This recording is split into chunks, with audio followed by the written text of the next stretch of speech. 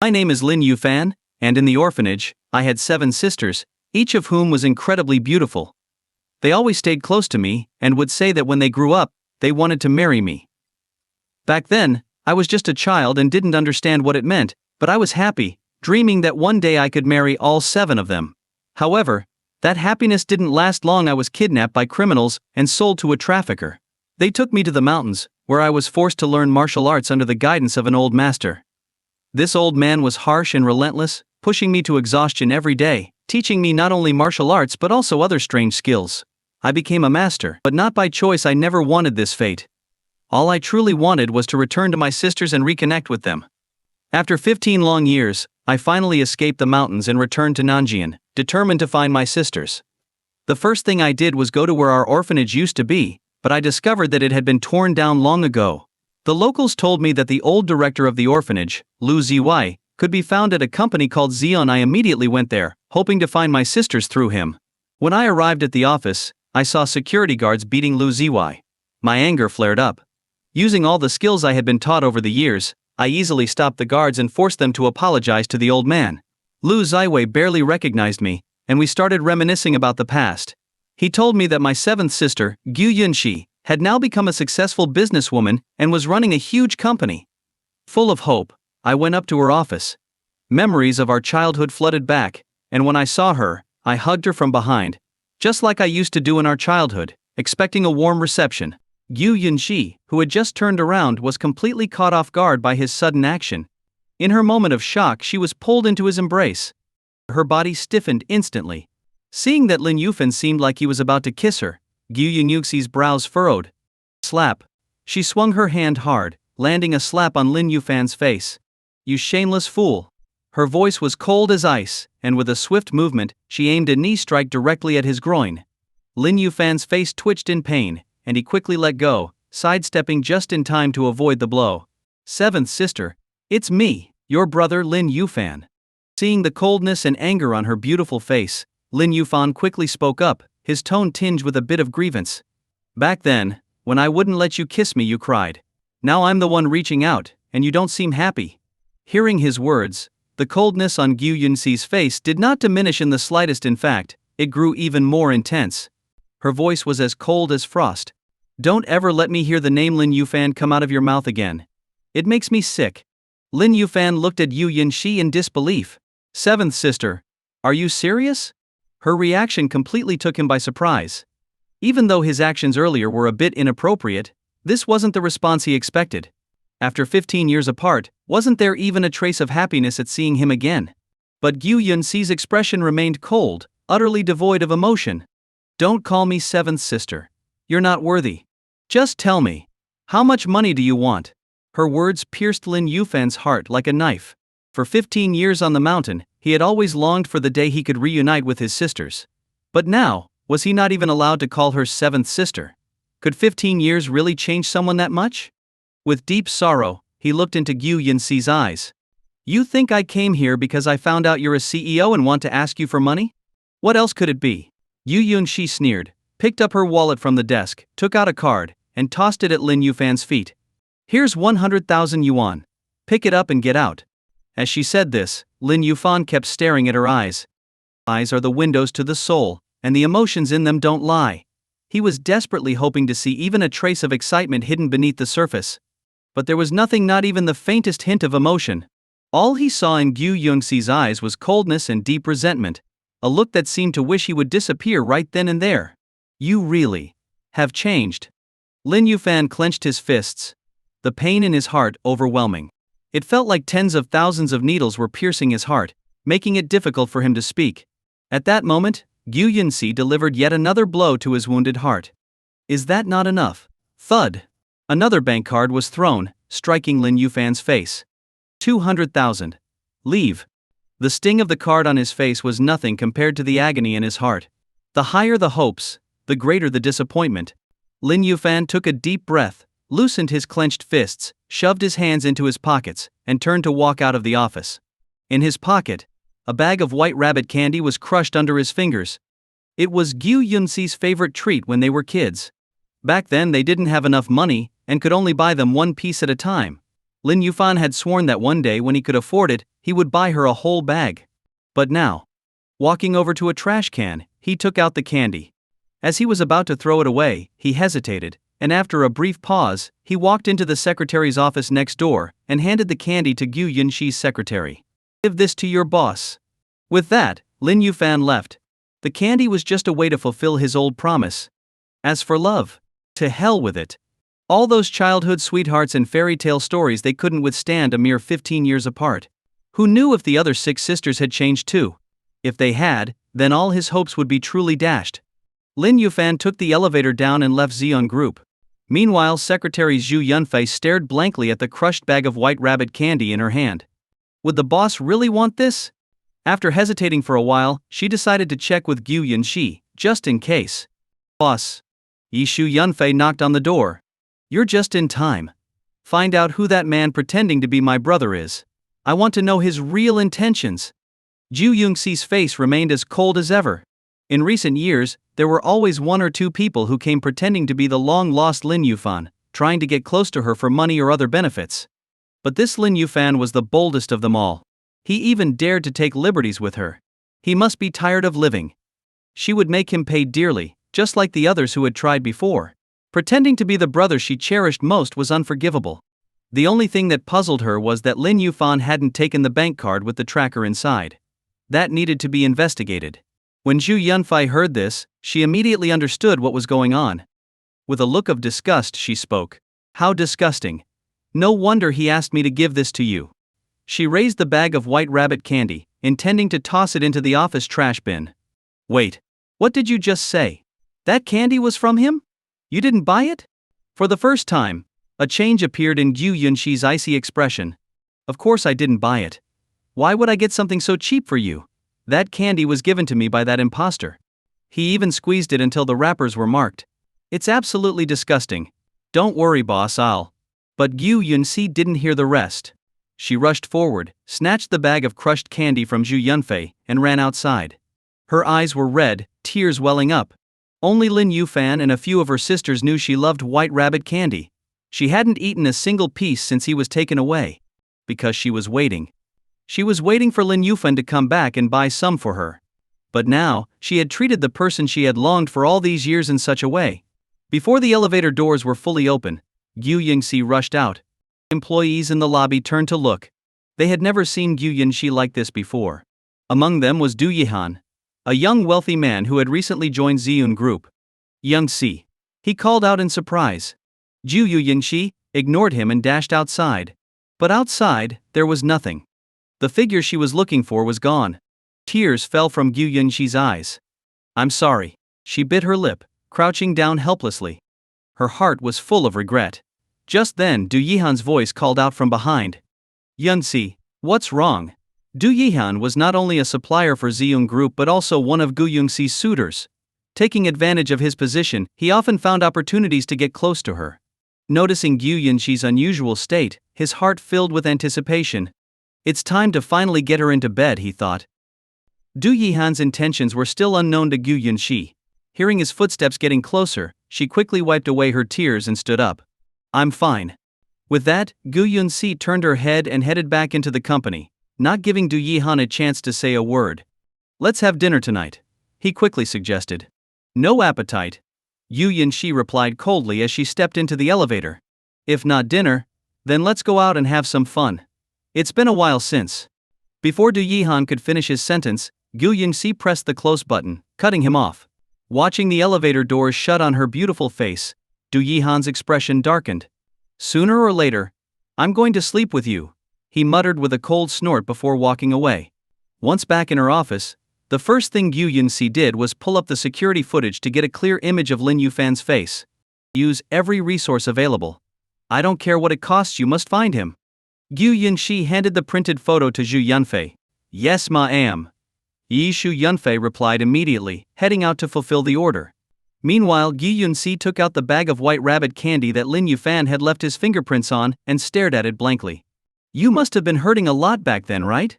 Thinking about Lin Yufan, Gu Yunxi slowly closed her eyes, and tears started to flow again.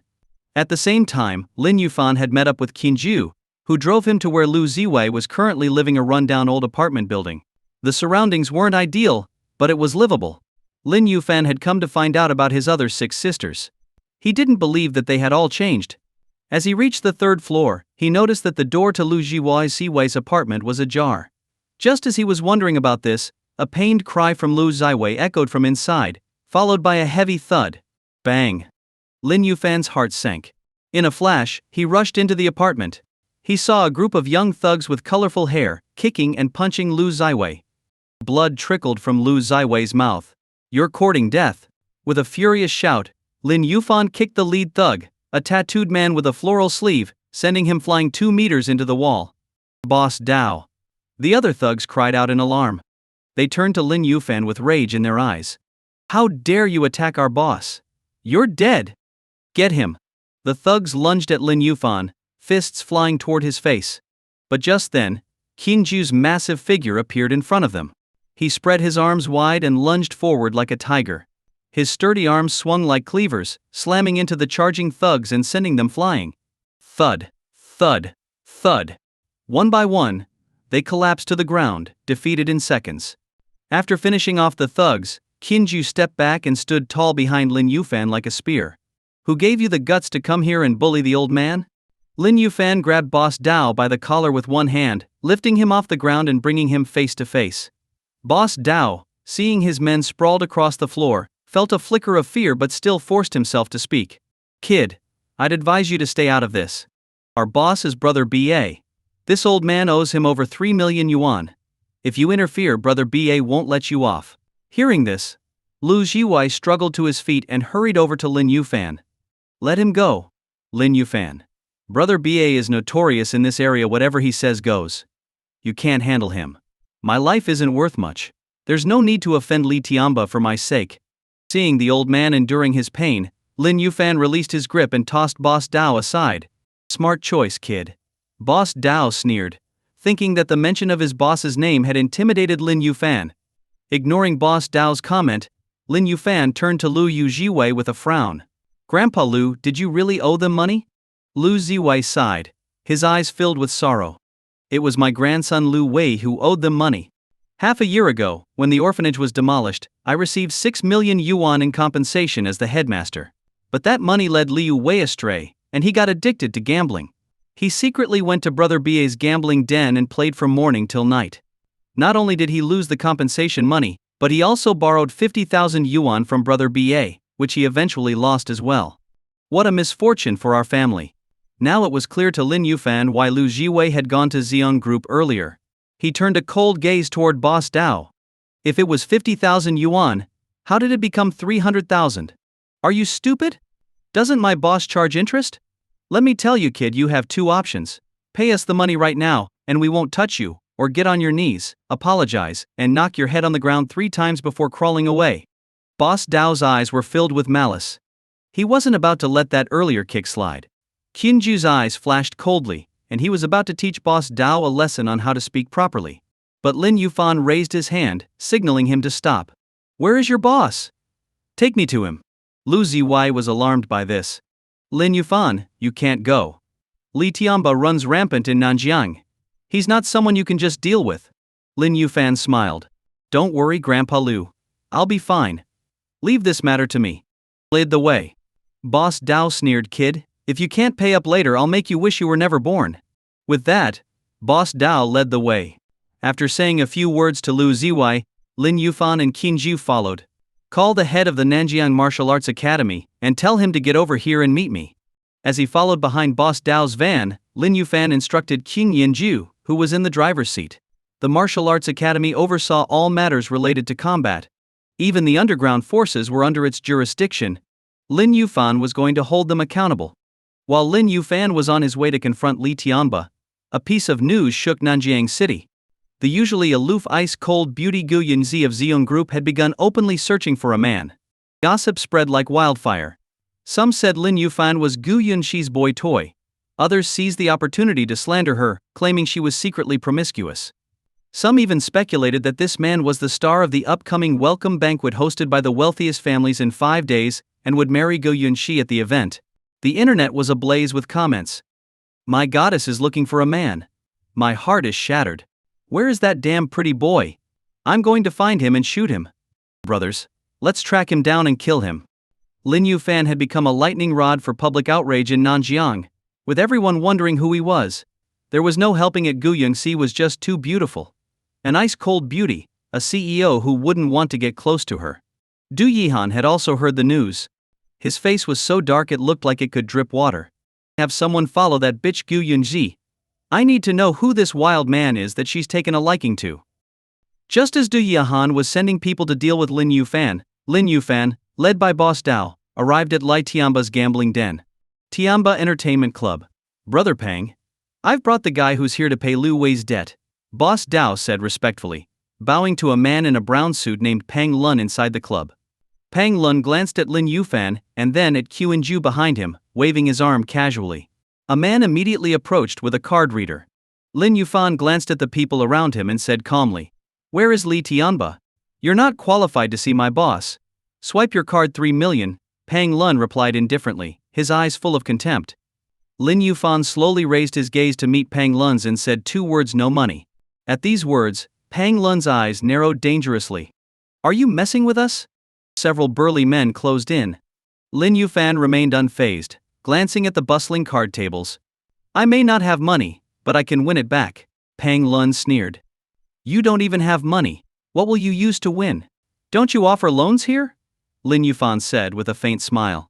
Pang Lun was about to refuse, but Boss Dao whispered in his ear about Lin Yufan and Qin Ju's fighting skills and the car they drove.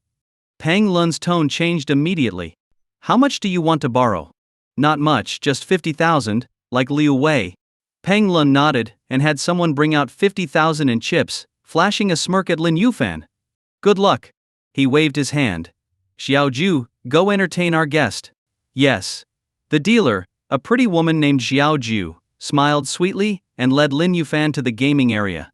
As the 3 of them walked away, Pang Lun's smirk deepened. The place was rigged to guarantee the house's profit. Winning back 3 million here? Dream on. Prepare 2 slave contracts. Yes, Brother Pang. Pang Lun had agreed to lend the money only because Boss Dao mentioned that Lin Yufan and Qin Ju had good combat skills, and he was thinking of recruiting them as unpaid muscle. But what Pang Lun didn't know was that Lin Yufan didn't just plan to win back the 3 million, he intended to make Li Tianba lose so much that he would be forced to come out and face him. Lin Yufan chose to play dice. Having trained in martial arts from a young age, his control over force was exceptionally precise. Shaking dice was child's play for him. To put it plainly, it was no different from playing a game with cheats enabled. After listening to a few rolls and confirming the sounds matched the numbers in his head, Lin Yufan smiled at Xiaoju. This is too small, not interesting enough. Let's make it more exciting. Pick someone, or you and I can go one-on-one, all in every round, just comparing totals. What do you say? Xiaoju's eyes lit up. She wouldn't have been sent by Pang Lun if she wasn't skilled. Lin Yufan's suggestion played right into her hands. Then I humbly accept your challenge. Bring another set of dice. Hearing this, the crowd buzzed with excitement. Gambling against the dealer? That was unheard of, and everyone crowded around to watch. After the second set of dice arrived, Lin Yufan sat down, crossed his legs, lit a cigarette, took a deep drag, and smiled. Let's begin. After you, Mr. Lin, Xiaoju said confidently. The 2 shook their dice cups simultaneously. Since every round was all in, Pang Lun's plan to force Lin Yufan and Qin Ju into signing the slave contracts required the stakes to reach tens of millions. In the first few rounds, Xiaoju deliberately let Lin Yufan win, which made the onlookers even more excited. Wow! He's even beating the dealer. 5 wins in a row. Amazing, crush her. The atmosphere reached a peak as the crowd cheered, but some experienced gamblers looked at Lin Yufan with pity. If he doesn't stop soon, he'll lose everything. Yeah, every win is just slightly bigger on his side. Xiaoju is obviously toying with him. Exactly. In the end, he'll lose even his underwear. Listening to the whispers mixed in with the cheers, Lin Yufan smirked. Toying with me? Let's see who's playing whom. As the stakes approached 9 million, Xiaoju smiled. Mr. Lin, now I'm going to get serious. Lin Yufan exhaled a smoke ring and said, Go ahead.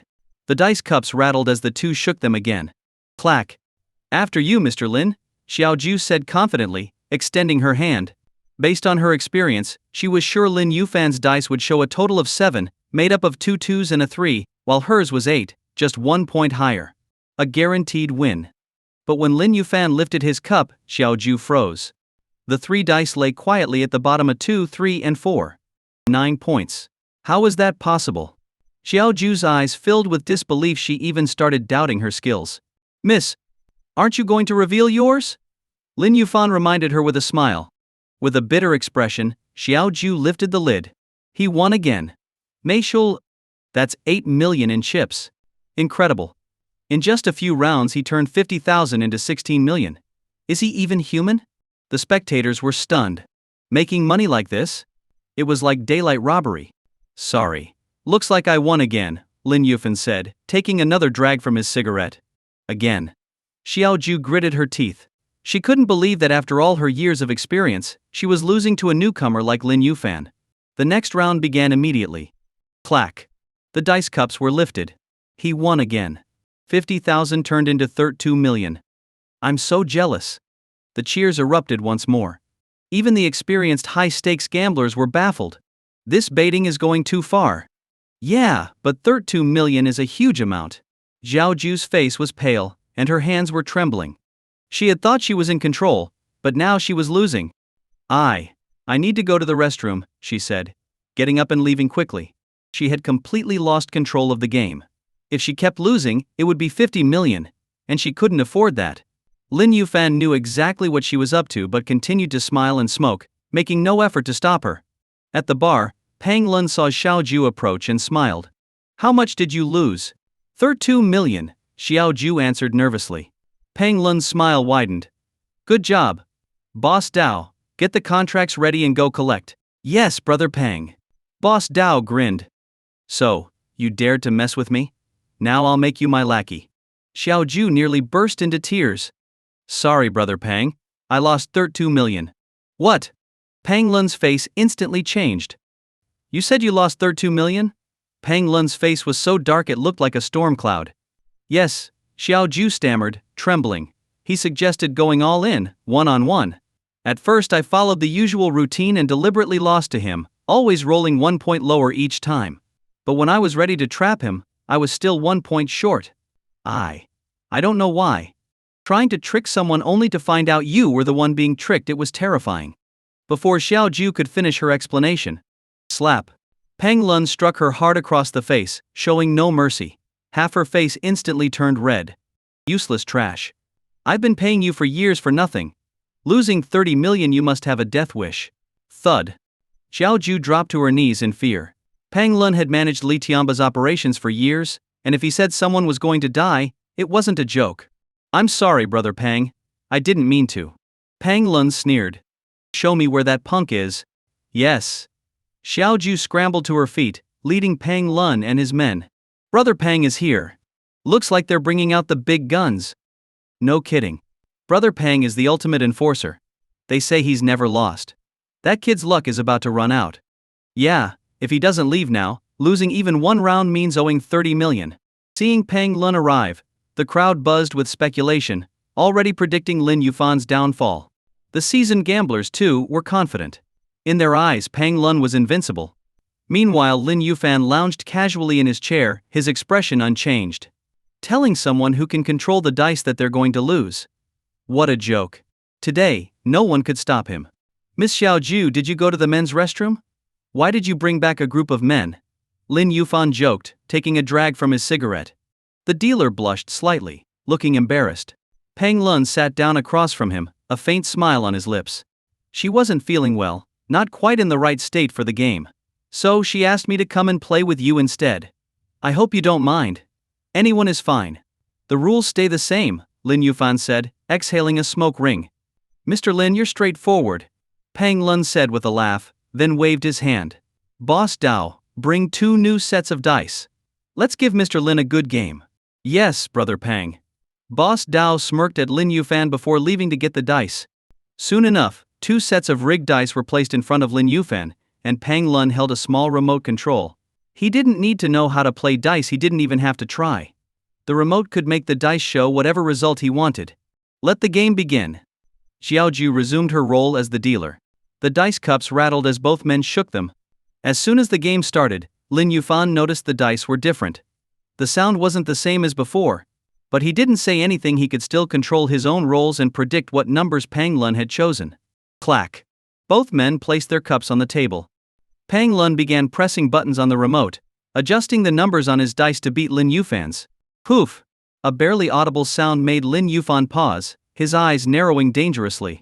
His dice had changed from a 3-3-4 to a 1-2-3, while Pang Lun's had shifted to 3-4-5, twice as high. And the cups were already down. It was a surefire win for Pang Lun. It was a good trick. Pang Lun smiled slyly. Why don't you open your cup, Mr. Lin? Lin Yufan chuckled, taking a deep drag from his cigarette. I started with 0 yuan and won over 30 million from your club. Going first would be a bit inconsiderate. How about we open them together? Pang Lun's smile widened. No problem, Mr. Lin. Let's do it your way. He confidently placed his hand on the cup. The numbers were already set. It didn't matter when he opened the cup. He had already won. He wasn't worried at all. Clack. Lin Yufan slammed his hand down on his dice cup too. The atmosphere grew tense, like two masters facing off, with life and death hanging in the balance. Everyone knew this was the decisive round. There was no way Pang Lun would let Lin Yufan continue winning. 30 million was enough bait to catch a shark. Open. With a loud shout, Lin Yufan and Pang Lun lifted their cups simultaneously. Everyone held their breath. They took a closer look. Everyone sucked in a breath of cold air. Seeing the 1-2-3 in Lin Yufan's cup, Pang Lun grinned. Sorry, Mr. Lin, but you lost this round. Lin Yufan smirked, blowing out a smoke ring. Is that so? Whoa! Why don't you check your own cup? With disdain, Pang Lun glanced down. A mocking thought crossed his mind. Check it? I rigged the remote myself. There's no way I could have lost. But the thought was cut short.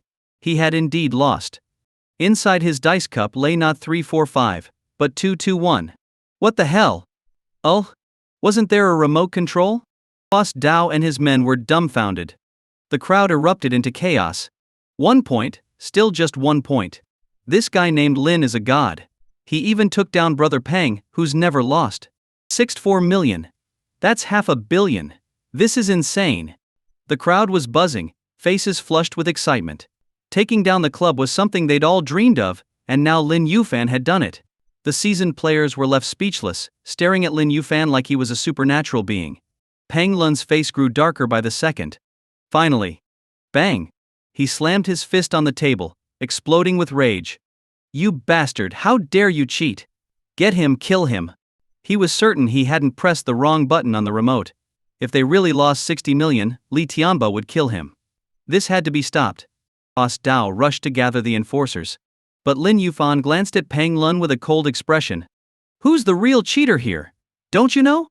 Other than the final slap on the dice cup that changed Pang Lun's numbers, Lin Yufan hadn't tampered with Xiaoju's rolls at all. Pang Lun's accusation was not only dishonest but also shameless. 10 rounds in a row. And you were always a little ahead. If that's not cheating, then what is? Pang Lun roared. If you don't give me an explanation, you're not leaving this place alive. Hearing this, the crowd suddenly understood. So, it was cheating all along. No wonder he was always winning. Shameless. They should break his hands and legs. Yeah, kill him. Though they admired someone challenging the club, cheating was something the crowd couldn't tolerate. Outside, the sound of footsteps grew louder as the enforcers approached. The atmosphere turned tense, ready to erupt at any moment. Lin Yufan's gaze turned icy. You want an explanation? He picked up a dice with 2 fingers and squeezed it. A layer of white powder drifted down like snowflakes. The solid dice crumbled in his fingers as if it were made of tofu. The crowd gasped. Slap. Lin Yufan slammed his palm down on the table. Is this explanation good enough for you? As he lifted his hand, a small black device lay amidst the white dust. The room burst into an uproar. There was a device in the dice. No wonder we kept losing. The club was rigging the games. Refund us. We want our money back. Yeah, accusing him of cheating when they were the real cheaters. What a disgrace. The crowd was furious, voices filled with outrage. Pang Lun's face went from blue to purple, then white. He hadn't expected his use of technology to be exposed by Lin Yufan. It was like a public execution. If word got out, the club's reputation would be ruined. Boss Dao and the enforcers froze in place, unsure of what to do. Just then, a voice boomed from the back of the crowd. What's everyone standing around for? Are you all waiting to die? The crowd parted like a massive hand had split them open, creating a wide path. At the end of the path stood a group of men, with none other than Li Tianba at the front. Brother B.A. Brother B.A. As Li Tianba strode forward, everyone bowed their heads in respect wherever he passed. Even Pang Lun, who was always arrogant and bossy with others, acted like a docile lapdog in front of Li Tianba, standing humbly behind him. Brother B.A., you're here? Li Tianba didn't even glance at him. He took out a cigar, placed it in his mouth, and someone immediately lit it for him. After taking a puff, Li Tianba spoke calmly. I heard your people lost over 30 million at the club. What happened? Pang Lun's face tightened, and he quickly pointed at Lin Yufan. Brother B.A. It was this guy who came to cause trouble. He then whispered the details about using a remote to manipulate the dice, yet still losing to Lin Yufan. Li Tianba glanced at the black device on the table, his eyes narrowing. So, you're the one who wants to mess up my place. Lin Yufan took a drag on his cigarette and tapped his finger on the table. Aren't you going to explain this? Explain? Li Tianba sneered, holding his cigar, and gave a subtle signal to one of his men. The subordinate understood immediately, strutting over to the table and, in full view of everyone, scooped up the black device and the rigged dice. After the items were cleared, he resumed his position behind Li Tianba, who leisurely took another puff and spread his hands toward the now empty table. What exactly do you want me to explain? With nothing left on the table, what was there to explain?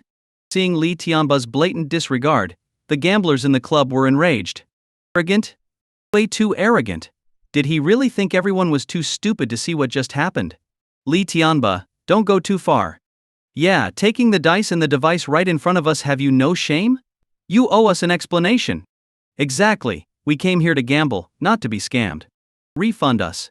Give us our money back. The crowd erupted in anger, shouting for their money to be returned. The Tianba Entertainment Club descended into chaos. Li Tianba's expression turned cold as his fierce eyes swept over the crowd. He pointed at the most vocal protester and beckoned him forward. You there, come over. Ho you, with eyes red from losing a substantial amount, approached. You want a refund? Li Tianba took a drag from his cigar, his tone icy. Ho Yu clenched his fists. Yes, I've lost over 2 million here over the past 2 months. You owe me a refund today. A refund? Sure. Li Tianba nodded with a cold smirk, a flash of cruelty in his eyes. I'll give you a refund right now. Without warning, he raised his large hand and slapped Hu Yu across the face. Smack. The slap was sharp and loud. As the secret owner of Tianba Entertainment, Li Tianba was ruthless. The frail Hu Yu collapsed to the ground. 5 bloody marks streaked across his face. But it didn't end there. With his cigar still in his mouth, Li Tianba grabbed a metal chair beside the table and swung it viciously at Hu Yu's legs. Amidst Hu Yu's agonized screams, Li Tianba continued to smash the chair down. Bang! Bang! 5 brutal hits in a row. Hu Yu's legs visibly twisted and deformed, and even the chair's legs nearly bent from the force. Seeing that Hu Yu's legs were now a bloody mess, Li Tianba tossed the broken chair aside, took a deep drag from his cigar, and exhaled a thick cloud of smoke. Anyone else want a refund? Come on, step forward. His cold, menacing gaze swept across the room like icy water, instantly silencing the once boiling crowd. No one dared to meet his gaze. Demand a refund? Who here had the guts to do that? The underground king remained untouchable, and the room fell into a deathly silence. Li Tianba sneered at the crowd. No one? Then shut up. Anyone else makes a peep, and I'll rip out their tongue. The crowd fell completely silent. Li Tianba turned back to Lin Yufan, his voice cold. No one has ever caused trouble in my club and walked away unscathed. I'm giving you one chance to live. Sign this. Pang Lun immediately tossed 2 slave contracts onto the table in front of Lin Yufan and Qin Jiu, his eyes filled with disdain. Lin Yufan chuckled. Lending at extortionate rates, rigging the games, breaking people's legs, and now shamelessly pushing slave contracts. You're so brazen. Who gave you the guts? Who gave me the guts? Li Tianba laughed. Tell this idiot who gave me the guts. Standing beside him, Pang Lun responded with a smug look. Don't even know who Brother BA is, and you still dare to make trouble here?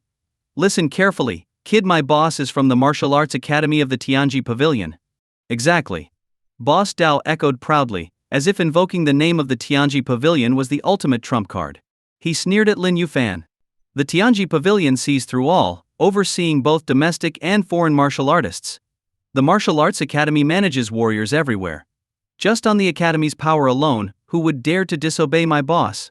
The coldness in Lin Yufan's eyes deepened. And do you know who I am? Hearing this, Pang Lun, Boss Dao, and the others were briefly taken aback. Who are you? Just some dumbass. Pang Lun burst out laughing. Boss Dao and the other lackeys joined in, their laughter mocking and dismissive, asking who he is. Does this idiot actually think he's someone important? What a joke. Mentioning the martial arts academy and then saying that. Does he think he's one of the academy's leaders? Yeah, maybe he imagines he's in charge of the martial arts academy. Ha ha ha ha. Their laughter was abruptly interrupted by a commotion from the back of the crowd. Two burly men forced their way through the masses, followed by a group of well-dressed men in suits. Leading the group was none other than Wei Guangqing, the head of the martial arts academy in Nanjian, whom Lin Yufan had summoned. Upon seeing Lin Yufan, Wei Guangqing hurried over, dropping to one knee in front of him with the utmost respect. Your subordinate has arrived late. Please punish me, young master. The other men in suits behind him also dropped to one knee. Please punish us, young master. The entire crowd was stunned by the sight. Could this kid actually be someone important? Li Tianba snorted.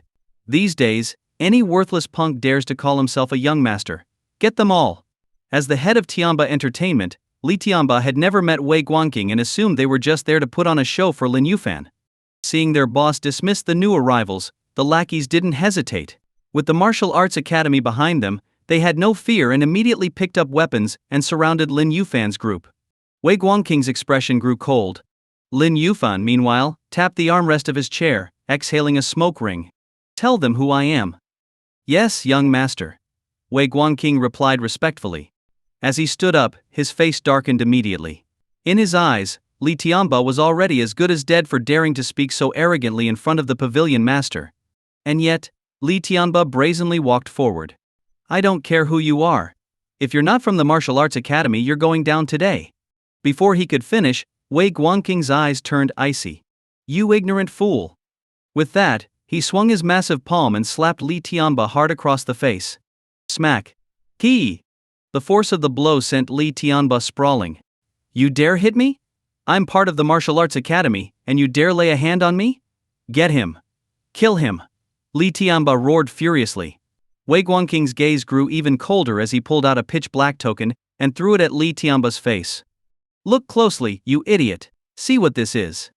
Li Tianba grabbed the token, and, upon recognizing it, his pupils shrank and his hands began to tremble. The Tianwu Order? You're Wei Guangqing, the head of the Nanjian Martial Arts Academy? His face went pale with fear. This was a person he could usually only dream of meeting.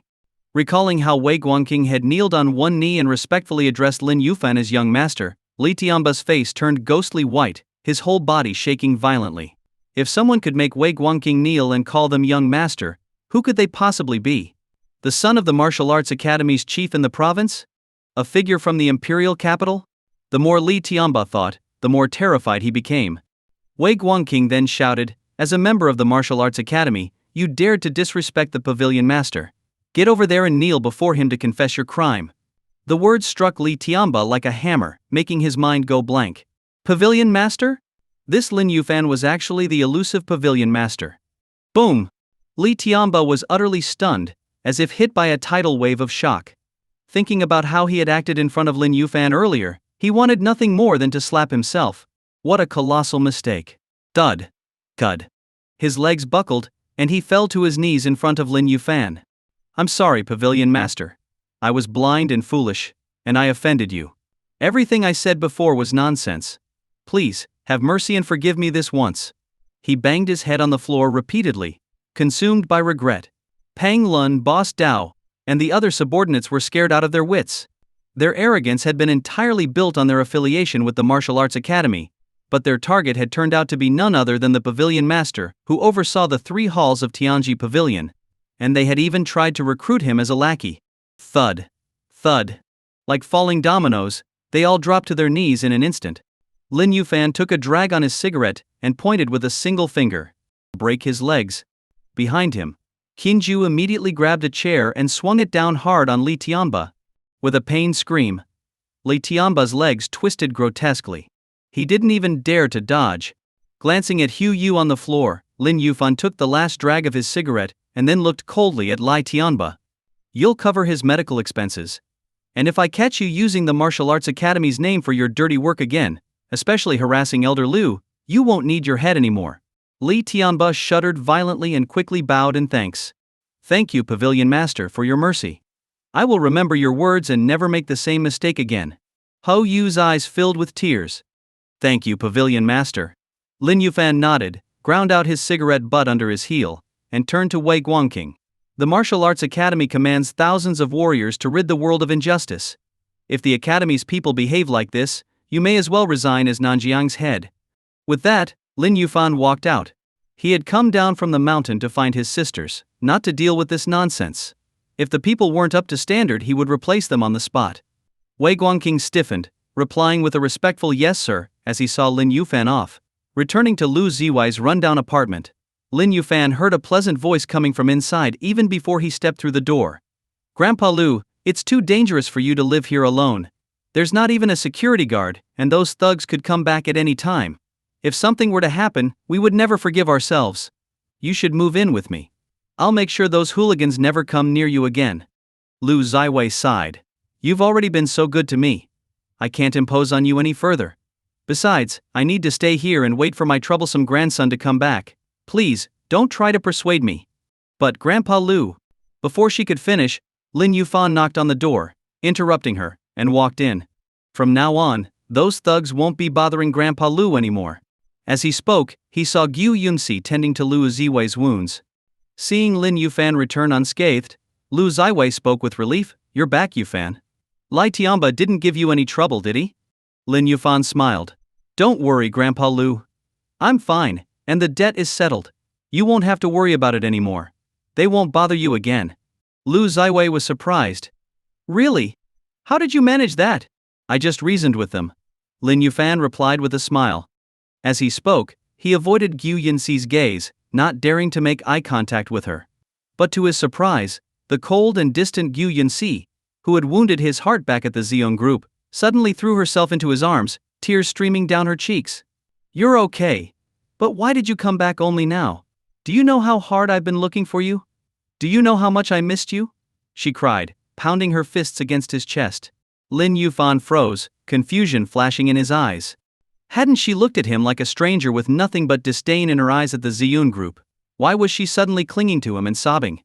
The beautiful secretary, Yishu Yunfei, stood nearby, her mouth agape, eyes wide with disbelief. The icy and proud Gu Yunxi was actually crying? And not just crying, but sobbing in the arms of a man.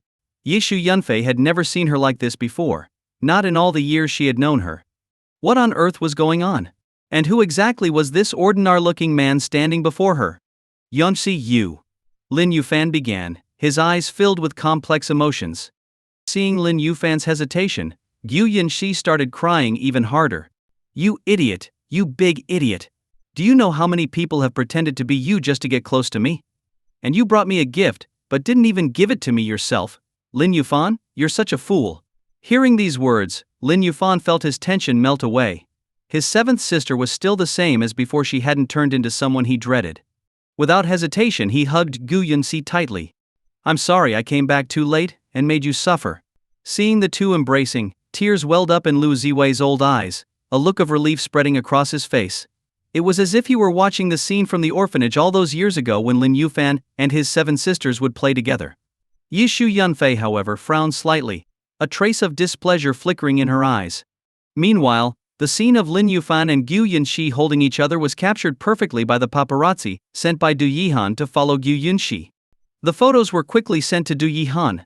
As he looked at the pictures in his villa, his expression twisted visibly. Crash. He kicked over the expensive coffee table, roaring in anger. You slut! Gu Yunxi, you bitch! I've chased you for 3 years and haven't even held your hand, yet now you're sneaking around with another man, hugging him? You shameless woman, I'll make you pay for this. After destroying everything in the living room, Du Yihan grabbed his phone and dialed a number. Investigate. Find out everything about that bastard hugging Gu Yunxi. I want to know who he is. While Du Yihan was plotting revenge, Lin Yufan remained blissfully unaware. All he could think about was how his sister felt so soft and smelled so good. She had grown up a lot since the last time he held her. But the moment was quickly interrupted. Gu Yunxi stepped forward, clearing her throat. Miss Gu, the door is still open. You should be mindful of the impression you're giving. Oh, then hurry up and close the door. Lin Yufan replied shamelessly. Gu Yunxi's cheeks flushed with embarrassment at his brazen words, and she quickly stepped back from his embrace, her face reddening. Although she didn't care much about others' opinions, it was different with Lu Zway, who had watched her grow up. It felt a bit awkward. Grandpa Lu, why didn't you tell me that brother Yufan was back? I thought he was just a conman before. Gu Yunxi said playfully as she clung to Lin Yufan's arm. I only found out myself just now, so you can't blame me. Lu Zway said with a chuckle, stroking his chin. Alright, you two siblings must have a lot to catch up on. Don't waste time with an old man like me, go on. Lin Yufan grinned. I'll come visit you again soon, old man. With the misunderstanding cleared up between him and his seventh sister, Lin Yufan was sure she knew about the other six sisters' whereabouts. With Li Tianba's issue resolved, he didn't linger any longer and headed out with Gu Yunxi. He got into Gu Yunxi's car, while Xu Yunfei drove, and he and Gu Yunxi sat in the back, heading toward the Xian group. On the way, Gu Yunxi clung to his arm, pulling out the bag of white rabbit candies that had been crushed out of shape, her voice filled with nostalgia and emotion. After all these years, I can't believe you still remember my favorite treat. Lin Yufan smiled. I made a promise to you back then, how could I forget? Go ahead, open one and see if it tastes the same. Gu Yunxi shook her head and handed the candy to Lin Yufan, shaking his arm playfully. I want you to feed me. She leaned closer, opening her mouth slightly and letting out a soft ah sound, completely unaware of how alluring her red lips looked under the light. Watching the icy CEO transform into a sweet and gentle girl, Lin Yufan chuckled. He playfully tapped her nose, then carefully unwrapped the candy and placed it in her mouth. As he did, his fingers accidentally brushed against her lips, and he felt a soft, melting sensation. Damn, I should have come down from that mountain a long time ago, he thought to himself. Gu Yunxi's eyes curved into a smile. It's so sweet. She clung even tighter to his arm, as if afraid he would disappear again. Brother Yufan, where have you been all these years? Why didn't you send any word? Did you even miss us? Of course I missed you all. You seven even promised to marry me, so how could I not think about you? I missed you all so much. Lin Yufan sighed dramatically, complaining about how the old man on the mountain forced him to train and wouldn't let him come back to find his sisters. Gu Yunxi listened, stunned. He had disappeared for so many years, and it turned out he had been taken to a mountain to train in martial arts. It sounded almost unbelievable. In the driver's seat, Xu Yunfei's lips curled into a scornful smile. She didn't believe Lin Yufan's story at all. To her, it was just a ridiculous excuse to get close to her boss, and she was already planning to expose him to Gu Yunxi at the first opportunity. Gu Yunxi, however, didn't dwell on it too much. No matter what had happened before, he was back now, and that was all that mattered. I wonder how the other sisters will react when they find out you're still alive, Gu Yunxi said with a bright smile. Lin Yufan grinned mischievously. Let's keep it a secret for now. I'll surprise them one by one. After chatting for a while, the car finally arrived at the Xian group. Gu Yunxi walked into the building with Lin Yufan on her arm, not bothering to hide their closeness from the rest of the staff. As soon as they entered, the company erupted. Their cold, aloof boss had never been this close to any man before. Crack. Countless hearts broke at once. Their goddess was no longer single. She had a man. At that moment, Du Yihan, who had come to confront Gu Yunxi, caught sight of them. He had planned to demand answers from her, but he hadn't expected to walk in on this scene. You really have the nerve to openly bring that man here. Do you think I'm invisible? Du Yihan's fury exploded as he stormed over, his face twisted with rage. Gu Yunxi, you have no shame bringing this stray dog back here. Have you lost all self-respect? He shouted, his voice shaking with anger. Gu Yunxi turned her head when she heard the voice, her smile fading as she regained her usual cold, distant demeanor. Seeing Du Yihan storming over, she frowned slightly. What are you doing here? She asked. When Du Yihan saw that Gu Yunxi was still holding onto Lin Yufan's arm, his anger flared up even more. What am I doing here? You should ask yourself what you're doing. Who gave you permission to hold onto this stray dog's arm? Let go right now. He had already looked into Lin Yufan's background and knew that he was just an ordinary young man without power or influence. He had come here specifically to confront Lin Yufan and Gu Yunxi. But when Gu Yunxi heard Du Yihan call Lin Yufan a stray dog, her expression grew even colder.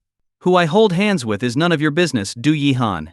And another thing, Lin Yufan is not some stray dog. Watch your mouth when you speak about him. Hearing this, Du Yihan's face darkened even further. He pointed a trembling finger at Gu Yunxi. You're actually defending this penniless pretty boy over me? Gu Yunxi, do you want Xian Group to go out of business? As soon as he said this, Yi Shu Yunfei's face paled. Miss Gu, please let go. Du Yihan is one of our major suppliers. We can't afford to offend him. It's not worth it to upset him over some conman. Other employees in the company also started to voice their concerns. Yes, Ms. Gu, young Master Du is from the Du family and has always admired you. You're breaking his heart by doing this. Miss Gu, please let go. This pretty boy isn't worthy of you. Hearing these comments only made Du Yihan's expression more smug. Gu Yunxi, you should know what I mean to your company. Don't push me to take action against you. Before Gu Yunxi could respond, Lin Yufan raised an eyebrow and spoke up. Oh? And what exactly do you mean to the company? Already eager to teach Lin Yufan a lesson, Du Yihan sneered at him. What do I mean? It means that without me Xian Group will go under, and this shameless woman clinging to you will end up on the streets. The moment those insulting words came out, Lin Yufan's expression turned icy. Do you think you can insult Yunxi like that? With those words he slapped Du Yihan hard across the face. Smack. The blow was forceful, and Du Yihan was knocked to the ground. His cheek instantly swelled up, 5 distinct finger marks burned into his skin, the pain searing. Everyone was stunned. No one had expected Lin Yufan to actually hit him. Du Yihan sat there in shock for a full 3 seconds, unable to process what had just happened. Who was he? He was the eldest young master of the Du family in Nanjian. When had he ever been treated like this? You dare hit me?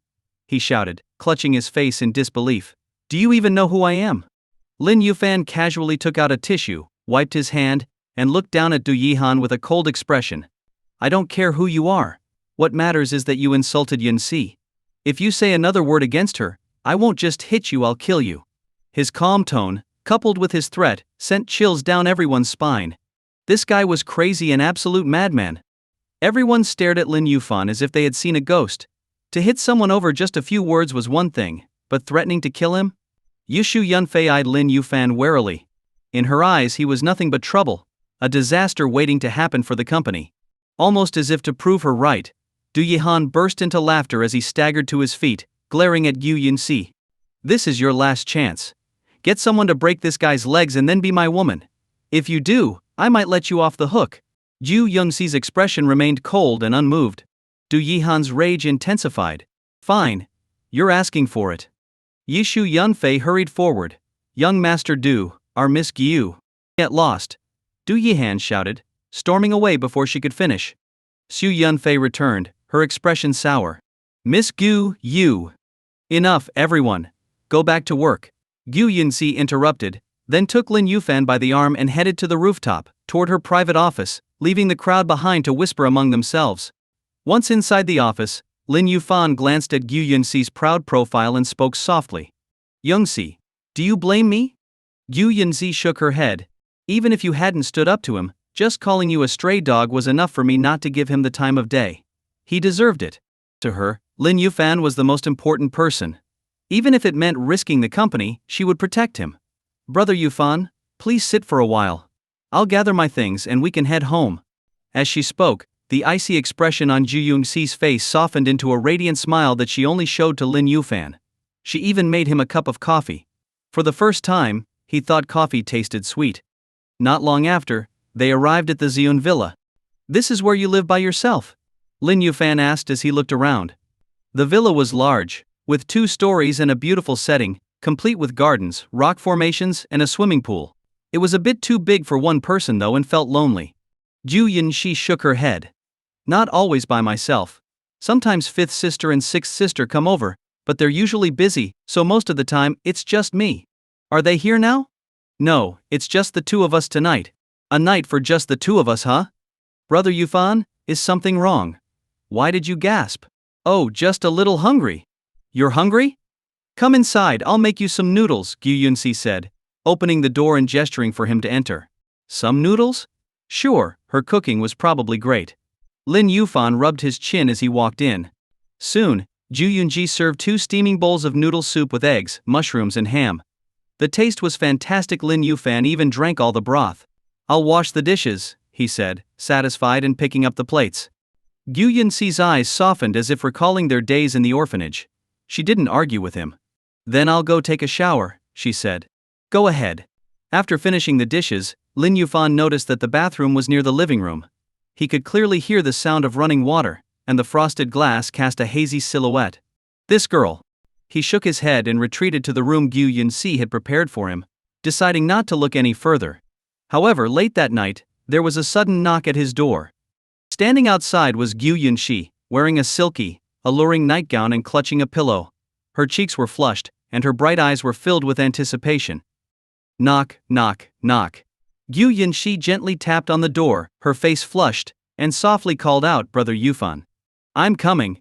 Lin Yufan, wearing nothing but his underwear, sleepily crawled out of bed and opened the door. Seeing Gu Yunxi standing there with a shy, blushing face, he rubbed his eyes and asked, "What's going on?"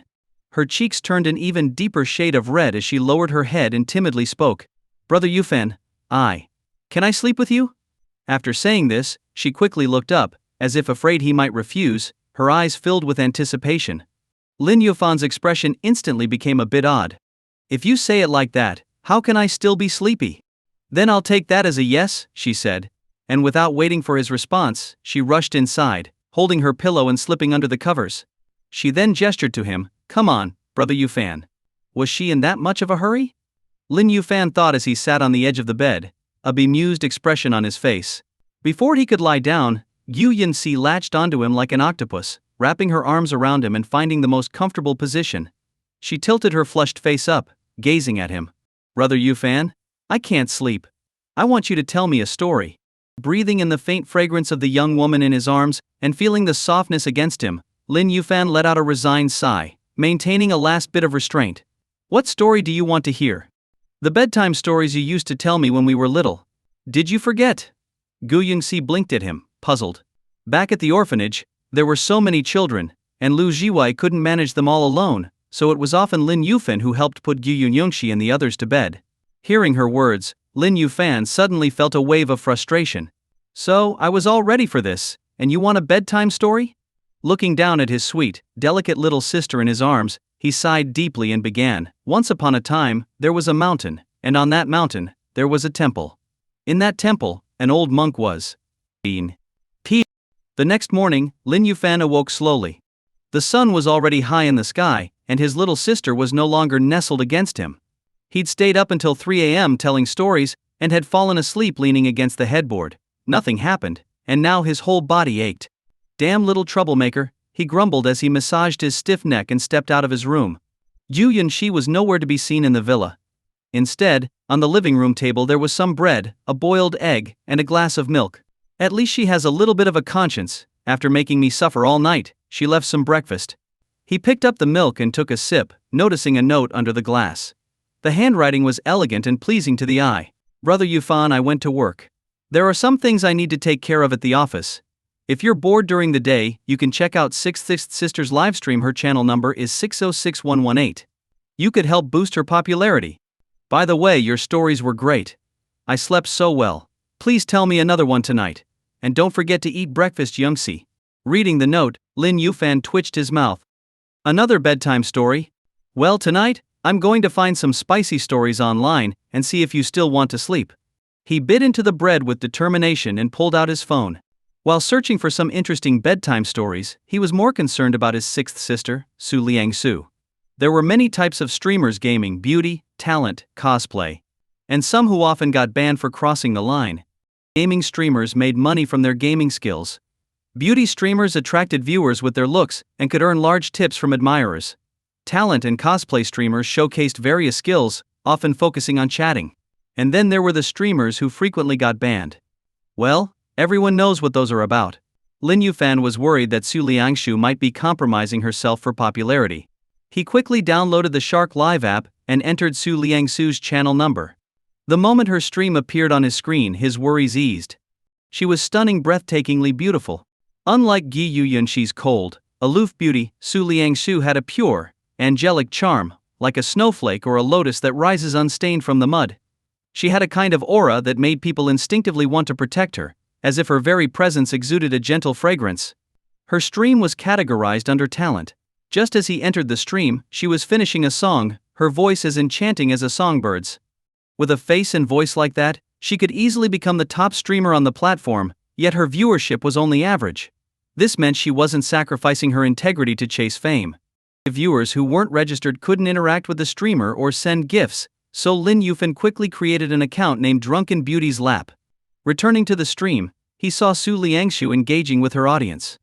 "If there's a song you'd like to hear, just type the name in the chat," she said. Lin Yufan quickly typed, "Liangshu, sing Love You."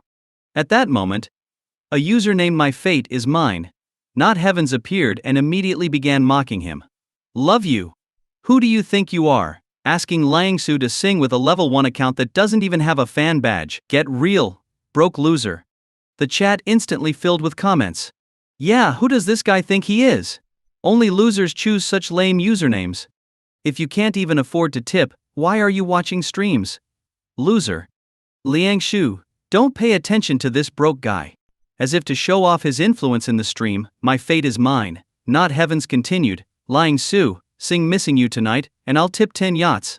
The chat erupted in admiration as the screen lit up with animations. My Fate Is Mine, Not Heavens sent 1 yacht. My Fate Is Mine, Not Heavens sent another yacht. 10 yachts in total, equaling $1,000. The other viewers praised him for his generosity. Su Liangshu smiled gratefully. "Thank you, My Fate Is Mine, Not Heavens, for the 10 yachts. I'll sing Missing You Tonight now. And everyone, please don't give Drunken Beauty's Lap a hard time." She didn't know that Drunken Beauty's Lap was Lin Yufan, but she still tried to defuse the situation. However, My Fate Is Mine, Not Heavens wasn't finished. "I'll stop if you lower your top a little while singing, or else I'll keep harassing him," he wrote. Others in the chat echoed, "Lower your top. Sing Missing You Tonight." Just as Su Liangshu was about to respond, Lin Yufan smirked and typed, $1,000, and you call that generous? Have you never seen real money before? Lin Yufan's single comment set off a storm in the chat room, with everyone jumping in to mock him. A broke nobody who can't even send a gift has the nerve to say we've never seen money. If you're so rich, then show it. Stop hiding behind your keyboard. Yeah. Let's see if you can even afford 1,000. Pathetic loser. My Fate Is Mine, Not Heavens joined in with a series of sneers. "A penniless fool like you has no right to speak to me. If you're so bold, let's settle it with gifts. Whoever sends more wins," and the loser calls the other grandpa. Lin Yufan took a bite of his egg and quickly typed back, "Get ready to call me grandpa." Then, the Tianji Pavilion, which oversaw the world's financial networks, never lacked money. If all the wealth in the world were divided into 10 parts, the Tianji Commercial Institute alone would hold 7. Competing with money? That was one area where Lin Yufan had no fear. My Fate Is Mine, Not Heaven scoffed with disdain. "The worst kind of trash is you losers who can't make money but run your mouths like pros. Did your parents die because you were too broke to support them? Pathetic orphan." Lin Yufan's eyes turned cold. "Don't compare yourself to orphans, you're insulting them. Quit wasting your breath. Either put your money where your mouth is or get lost, loser." Lin Yufan swallowed the last bit of his egg. Whoever backs down is the real loser. He had already planned to boost Su Liangshu's popularity with some big gifts, and now this fool had walked right into his trap. There was no way he'd miss the chance to crush him. Lin Yufan opened the app's payment system and began adding funds. Meanwhile, My Fate Is Mine, Not Heavens kept spamming the chat. "Alright, all 10,000 viewers here can bear witness. If this broke fool can't deliver, roast him off the platform." The chat exploded with hype. "Ha ha ha, show him who's boss, Heavens. Teach this orphan what the real world looks like. Crush him, Heavens. Make him regret challenging you." Just then, a bright red notification flashed across the screen. Drunken Beauty's Lap sent a luxury yacht. Immediately followed by, Drunken Beauty's Lap sent another luxury yacht. Drunken Beauty's Lap sent another luxury yacht. The chat fell silent for a moment. No one said a word. A single luxury yacht cost $1,000, and Lin Yufan had just sent 10 in a row, $10,000. 10 times what My Fate Is Mine, Not Heavens had just spent. Even Su Liangshu was visibly surprised. She smiled sweetly at the screen. "Thank you, Drunken Beauty's Lap, for the 10 luxury yachts." The chat room burst back to life. "Whoa, 10 grand just like that. Looks like war has been declared. I didn't expect this Drunken Beauty guy to actually have money. Thought he was just some broke lurker. My fate is mine, not heaven snorted. 10 grand? Did you just clean out your life savings? Without another word, he sent 20 luxury yachts, totaling $20,000. Then he typed in the chat, "Is that all you've got? Try harder." Lin Yufan didn't respond with words. Instead, he sent 10 fighter jets. Each jet cost $10,000. $100,000 in an instant. Holy crap, 100 grand? This guy's a freaking tycoon. Guess we better start calling him Boss Drunken. Boss Drunken. I'm sorry. Turns out I'm the real broke loser. The chat was full of gasps and exclamations. Even Su Liangshu was taken aback. Very few people ever sent such large sums all at once, let alone a newcomer without even a fan badge. My fate is mine, not heaven's. Hesitated for a moment. This wasn't the reaction he was expecting.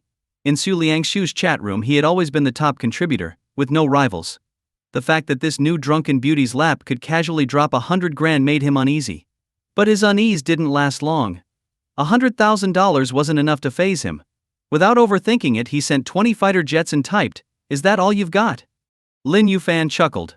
A giant rocket blasted across the screen, taking over the entire chat. Each rocket cost $100,000. Lin Yufan tapped the button 10 times, sending 10 rockets. $1 million. The entire chat exploded with excitement as the rockets soared through the virtual sky. The screen filled with the fiery trails of the rockets, as if a boiling pot of oil had just been poured over the chat room. On the Shark Live platform, every time someone sent a super rocket, it would be announced across the entire site.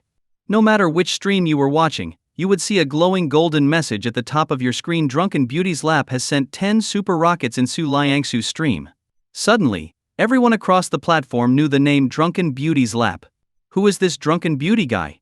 Sending 10 super rockets at once? That's insane. I've never heard of him before. $1 million just for a talent streamer? How gorgeous must she be? Well, what are we waiting for? Let's go check out this Boss Drunken and Su Liangsu. Viewers from countless other streams began pouring into Su Liangshu's chat room. 10,000, 20,000, 50,000. The number of viewers skyrocketed. Su Liangsu's eyes widened in shock, her slightly parted lips and delicate features making her look like an innocent first love come to life. She was completely stunned. 1,000, then 10,000, then 1 million, all from someone who had just entered her chat and wasn't even a registered fan. The influx of viewers included some of the platform's big-name streamers who had come to see what was going on. It felt like a dream. Before today, the most she had ever received in one stream was $100,000. But now, with the total skyrocketing to 1 million and the surge of new viewers, she felt dizzy from the sudden influx. Meanwhile, my fate is mine, not heaven's, had turned pale. Just moments ago, he had scoffed at Drunken Beauty's spending. And now, 10 super rockets had smashed his pride into the dirt. At that moment, Lin Yufan used his own words against him. What was that you were saying? I didn't quite catch it. Mind repeating yourself? The chat room erupted in laughter. Ha ha ha ha, Boss Drunken has some real attitude. I like it. The guy's got style. Love it. Seeing the mockery, my fate is mine. Not heavens could feel his face turning green with rage. Seeing comments like "looks like heaven bro is outmatched" made my fate is mine. Not heaven's expression turn as sour as if he had swallowed something foul. These people usually sang his praises, calling him heaven bro left and right. But now, just because some guy threw $1 million, they immediately switched sides. Fine, he'd show them what a real wealthy heir could do. He'd show them the true power of the top supporter. Grinding his teeth, he slammed down on 20 super rockets. The rockets soared into the sky, filling the screen with golden light. $2 million.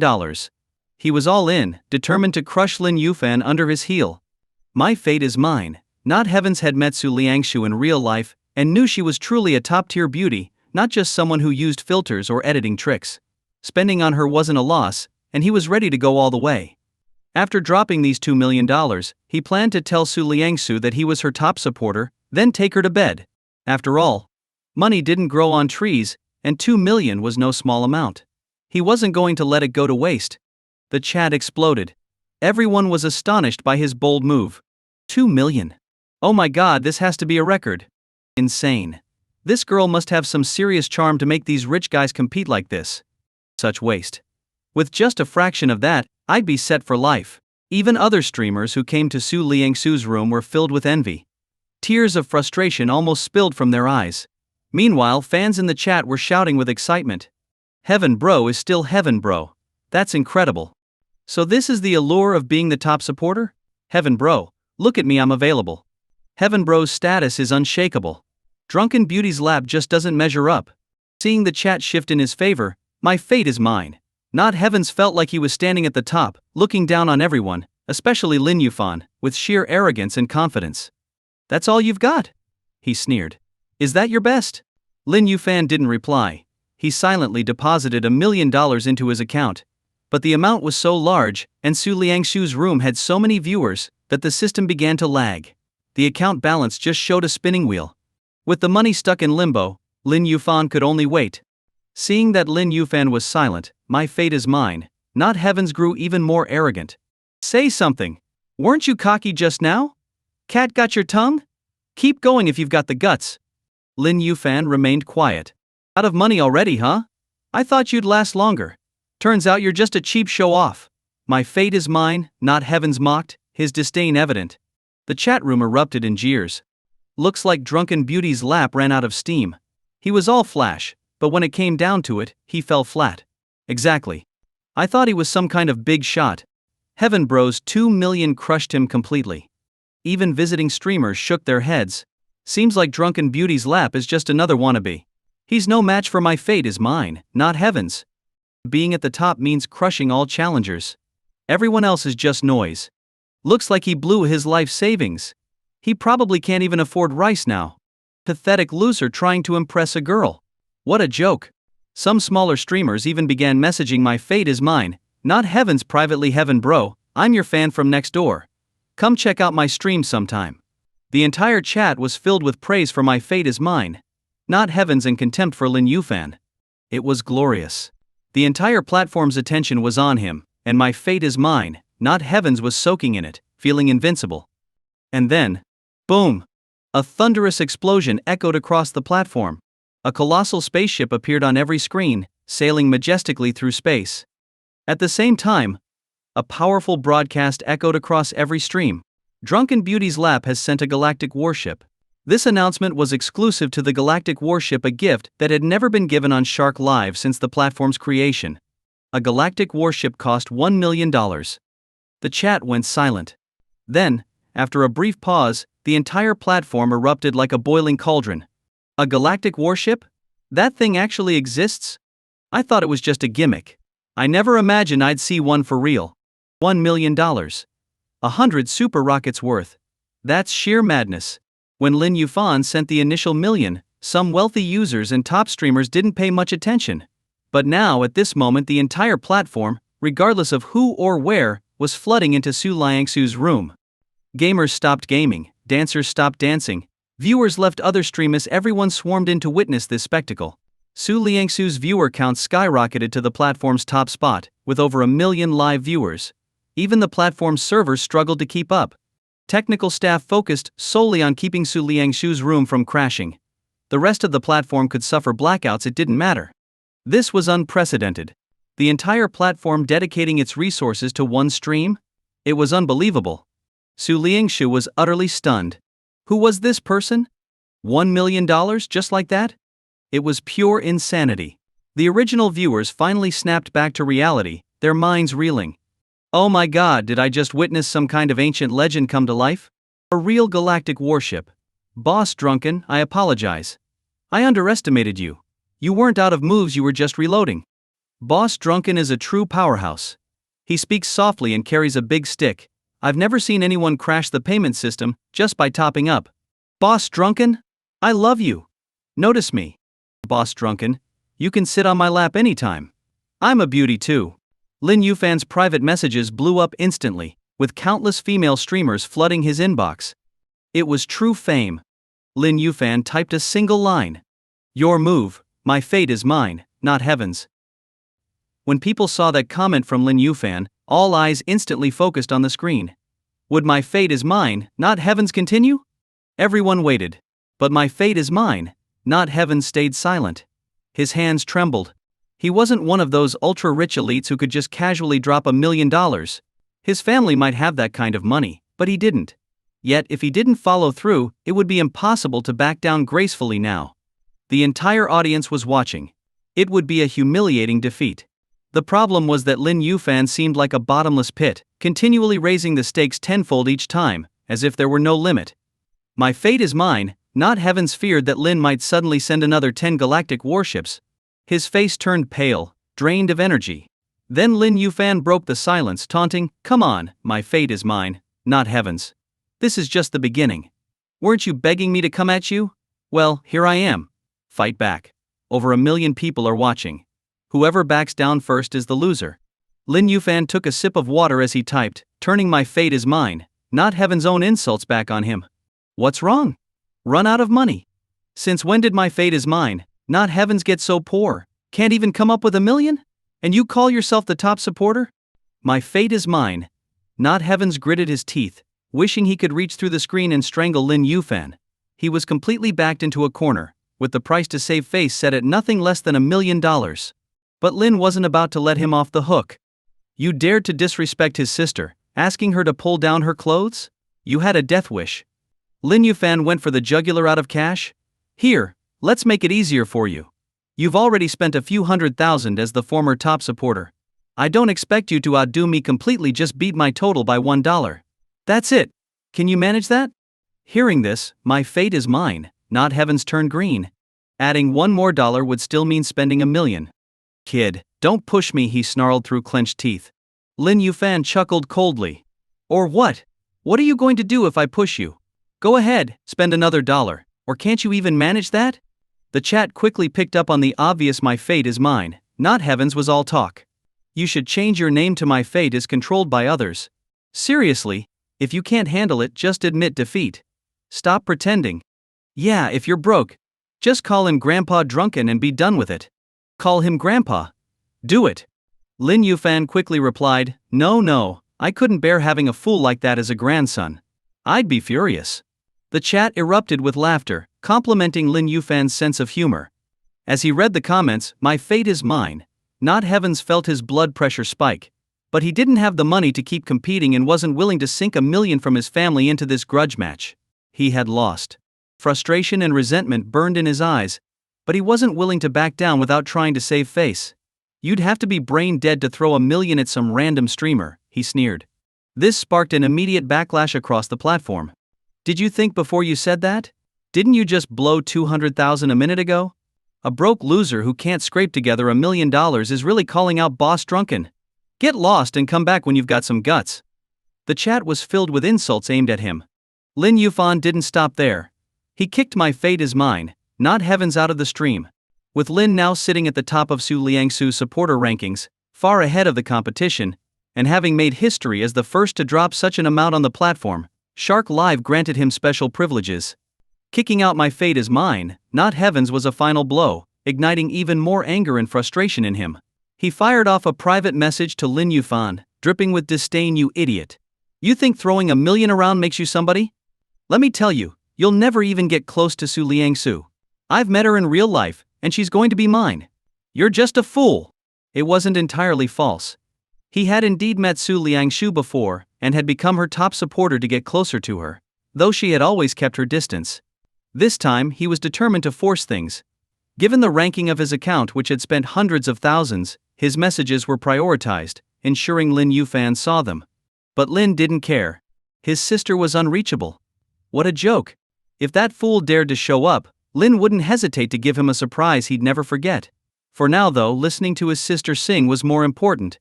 After a round of thanks, Su Liangsu began to sing. Just want to love you, love you, love you, always together. I love the scent of your coat, and your embrace. Let's button our clothes together, so we don't have to part. I love the beautiful love we share, and I want to be close to you. Because of you, I want to be the air you breathe. Her voice was angelic, captivating even with a cover that felt better than the original. When the song ended, Lin Yufan still wanted more. If only those lyrics could come true, he muttered, licking his lips. Last night had made it clear that Gu Yunxi's feelings for him were still stuck in a childhood-like brother-sister bond, far from true love. The same probably applied to his other sisters. If he wanted to fulfill the childhood promise of marrying all 7, there was still a long way to go. Talk about unfaithful, he grumbled, scrolling through some spicy stories. You never know. It might just work out right. Evening. Back at the Xion Villa, everything was ready for a quiet dinner and cozy night. But just then, Lin Yufan received a call. "Hello Yufan. Are you at home?" Gu Yunxi's voice sounded worried. "Yes, I'm home. Is something wrong?" he asked. "There's a business dinner tonight. I might not be able to join you for dinner. It'll be late by the time I get back, so don't wait up," she explained, sounding a bit apologetic. Lin Yufan frowned slightly. "Are you sure you'll be safe? It's just some company business, nothing to worry about." "Don't stress, I'll be fine," she assured him. There was some faint urging from the other end. "I've got to go now, Yufan. I'll see you later," she said before hanging up. Lin Yufan immediately called Qin Jiu. "Find out what's been going on with Xion Group lately," he ordered. "Yes, sir," came the reply. Moments later, his phone buzzed again. Qin Jiu's deep voice came through. "Sir, I've got the details. The Du Group has completely cut ties with Xion Group today, causing a supply crisis. There's already talk of a financial collapse, and it seems Du Yihan might be involved in tonight's business dinner." Hearing this, a dangerous glint flashed in Lin Yufan's eyes. Du Yihan. Lin Yufan instantly recalled what had happened yesterday. Was the decision to completely cancel the Du Group's cooperation with Xion Group also made by Du Yihan? He asked. Qin Jiu nodded. Exactly. Hearing this, Lin Yufan's eyes grew colder. "Send out my orders. Have the Commerce Division find suitable suppliers for Xion Group and contact a few investors to come see me. Also, find out where Yunxi is having her meeting and prepare a car for me. I'll go there myself." "Yes, master." Qin Jiu replied respectfully and immediately began carrying out the commands. After hanging up the phone, Lin Yufan looked out the window, his gaze softening. In truth, the trouble caused by Du Yihan's retaliation was his own fault. Yet, even though the company was facing such a significant crisis, Yunxi never blamed him, not even once. Instead, she still remembered to prepare breakfast for him, remind him to eat, and even called in the evening to tell him to rest early. Given her usually cold demeanor, being this thoughtful was truly remarkable. He knew that Yunxi must have spent the entire day trying to handle the crisis, yet she never mentioned a word about the company's difficulties, not wanting him to feel guilty. It was impossible not to feel touched. He had to do something for her. When Qin Jiu's car arrived, Lin Yufan got in and headed straight for the Nanjian Hotel, where Yunxi's meeting was scheduled. The Nanjian Hotel, a well-known 4-star establishment in the city, was the location for Yunxi's business negotiations that night. The potential new supplier was Qian Ziyuan, the president of Hongda Industrial, who was also a former university classmate of Yunxi's secretary, Yigshu Yunfei. Qian Shiyuan had arranged the dinner meeting. On the 3rd floor of the hotel, Qian Shiyuan held up his glass, his gaze fixed intently on Gu Yunxi. "Come, Miss Gu. Let's have a drink to celebrate our future cooperation," he said. Gu Yunxi frowned at the sight of the glass of liquor. Drinking could easily lead to trouble, and she never drank. She had come with Yigshu Yunfei and another male colleague tonight, but now that colleague had already been drunk under the table by Qian Shiyuan's 3 subordinates, leaving her without any backup.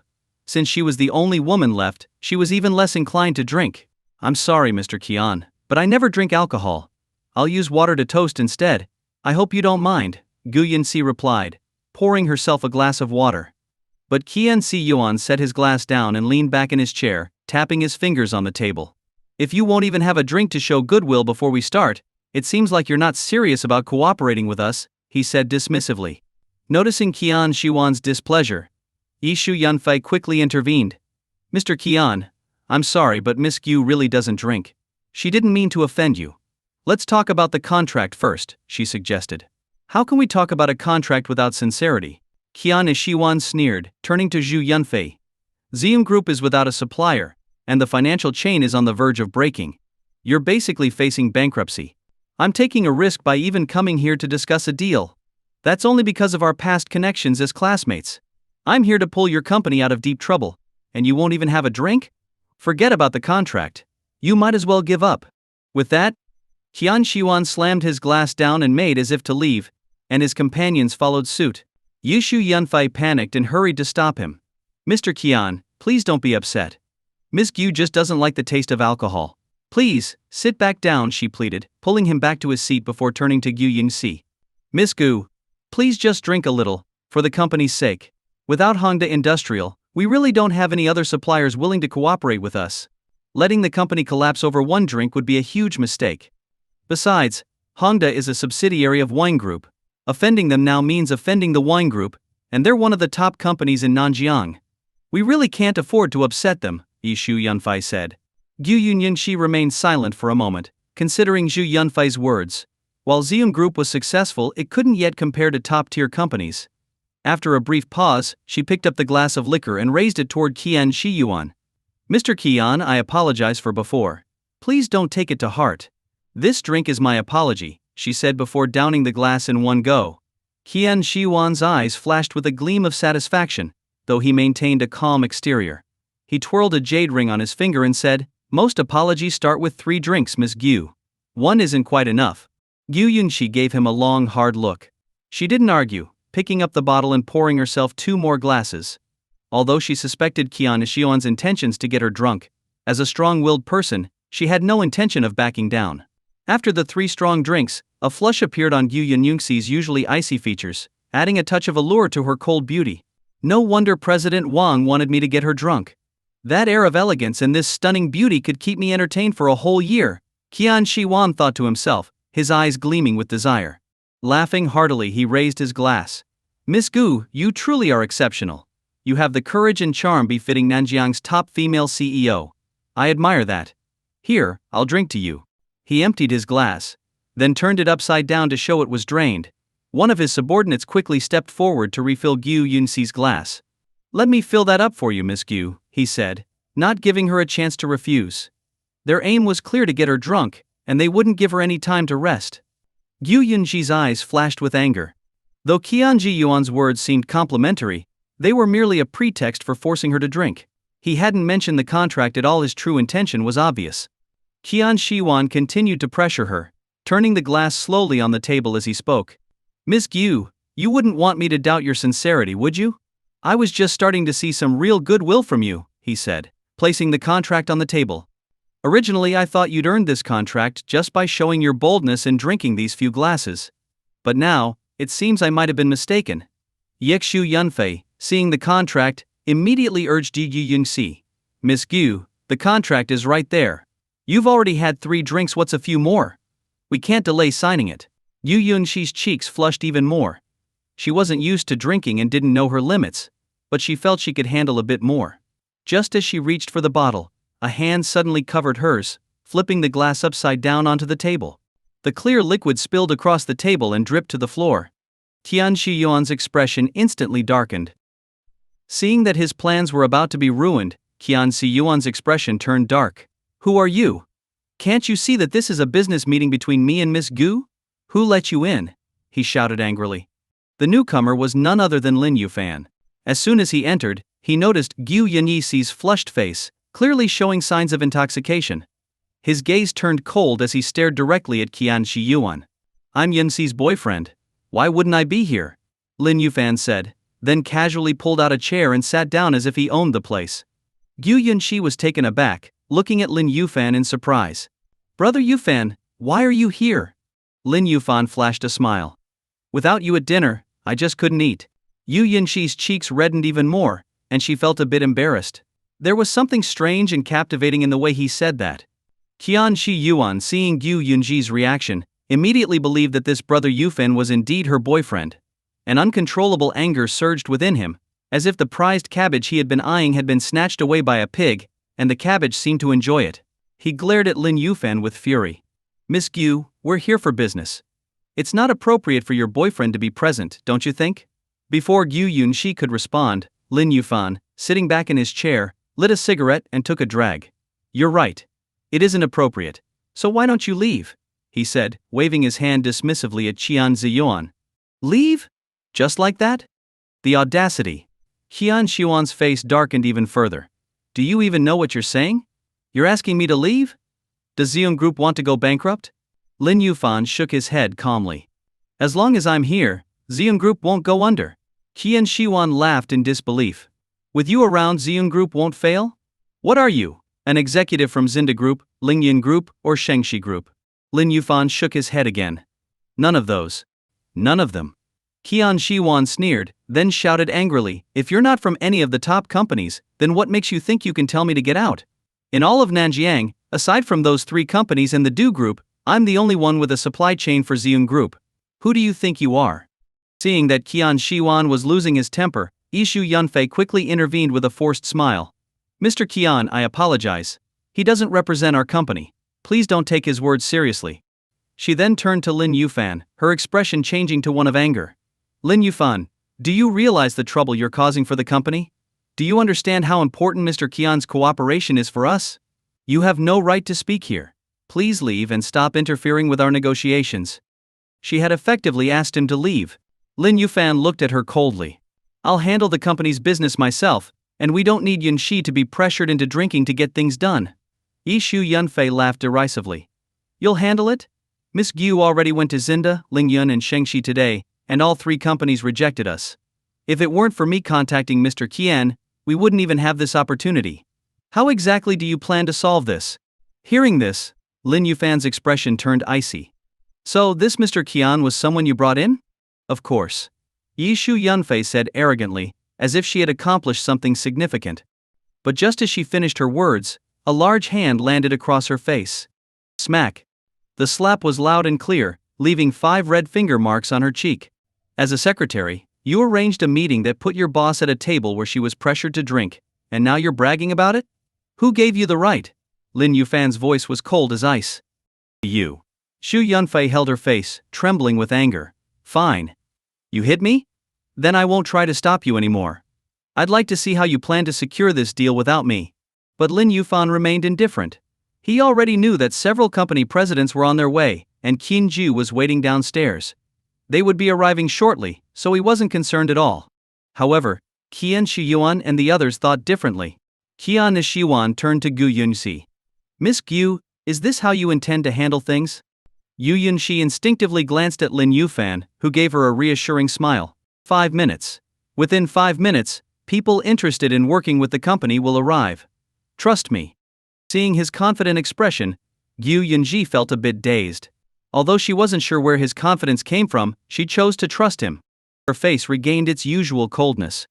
What Brother Yufan says is what I say. Qian Shiwan sneered. Fine, I'll wait.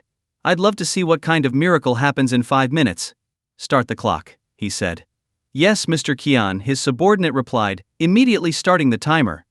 Yishu Yunfei watched the clock with a smirk, while time ticked by second. With each passing moment, Yu Yunxi's worry grew, and Qian Shiwan and Shu Yunfei's expressions became more disdainful. At the 4-minute mark, Qian Shiwan spoke dismissively. Miss Gu, if you ask me, you should just get rid of this foolish boyfriend of yours and drink the damn drink, he said, filling a glass to the brim with liquor and placing it in front of her. 4 minutes have passed, and your useless boyfriend hasn't brought any miracles. The only one who can save your company is me. Just as he finished speaking, there was a sudden flurry of footsteps outside. The private room's door was pushed open by a tall, burly man, followed by a group of well-dressed, imposing men. The man who opened the door was Qin Jiu. Seeing the people who entered, Yishu Yunfei's eyes widened in disbelief, and her jaw nearly dropped. President Zhu Ligo of Zinda Group, President Gao Zhenbo of Lingyun Group, President Wang Yuan Fan of Shengxi Group, President Liu Dongqiang of Tianrui Investment, and President Yu Tilong of Tilong Investment. How did they get here? 3 major suppliers and 5 investment companies, a total of 8 executives, all from top-tier companies in Nanjian. Xu Yunfei was utterly stunned. Gu Yunxi was equally shocked. But what surprised her even more was what happened next. The 8 company leaders, after glancing at Lin Yufan, walked straight toward her. Miss Gu, hello. I'm Zhu Liguo, the president of Zinda Group. I'm aware of your earlier visit to our company to discuss cooperation. We're willing to supply you with goods for free, Zhu Liguo said. And us too, Gao Zhenbo quickly added. Miss Gu, Lingyun Group is also ready to open our supply channels to you at no cost. We at Shengxi Group are the same, Wang Yuanfan chimed in. One after another, the presidents expressed their willingness to work with Gu Yunxi. The CEOs of 3 companies scrambled to speak up, all eager to offer cooperation to Gu Yunxi. Gu Yunxi was stunned. All of them were here to seek a partnership with her. And they were even willing to supply goods for free?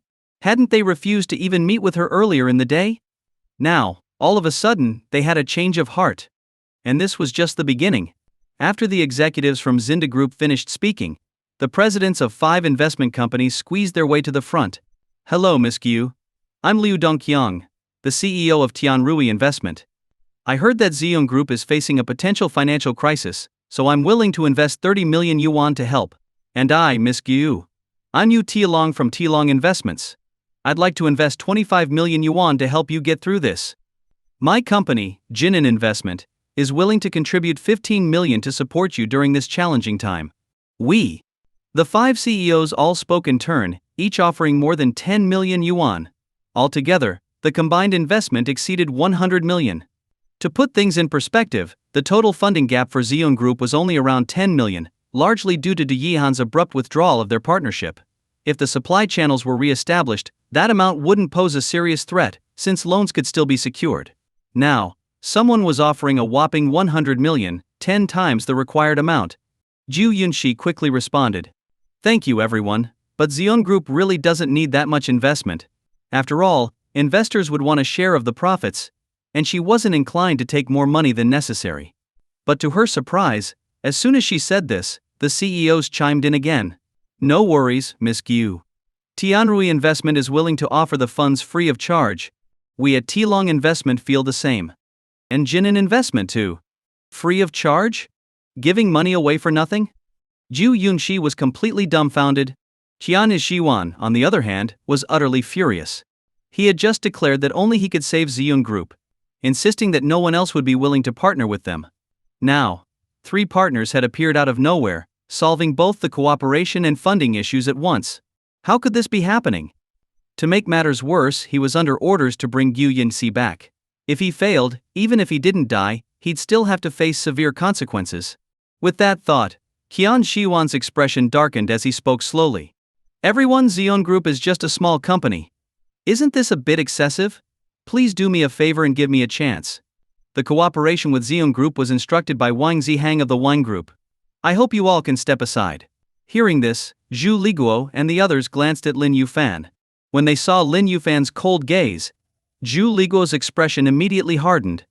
Do you think we owe you something? He snorted. Gao Zhenbo also scoffed. Our cooperation with Miss Gu is none of your business, you insect. The blatant disregard for his words made Qian Xiuan's face flush red and pale in turns.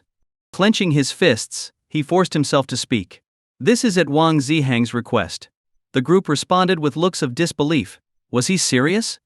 The head of the Tianji Pavilion was right here, and he dared to mention Wang Zihang. Who did he think was more powerful? They completely ignored Qian Xiuan and began discussing the cooperation details with Gu Yunxi under Lin Yufan's direction, finalizing the contracts right in front of him. Qian Xiuan felt utterly humiliated. Those looks, they were as if he was a fool. It stung. Seeing his plan unravel, he waved to his subordinates with a dark expression. Let's go. As they took their first step, Lin Yufan exhaled a smoke ring. Did I say you could leave?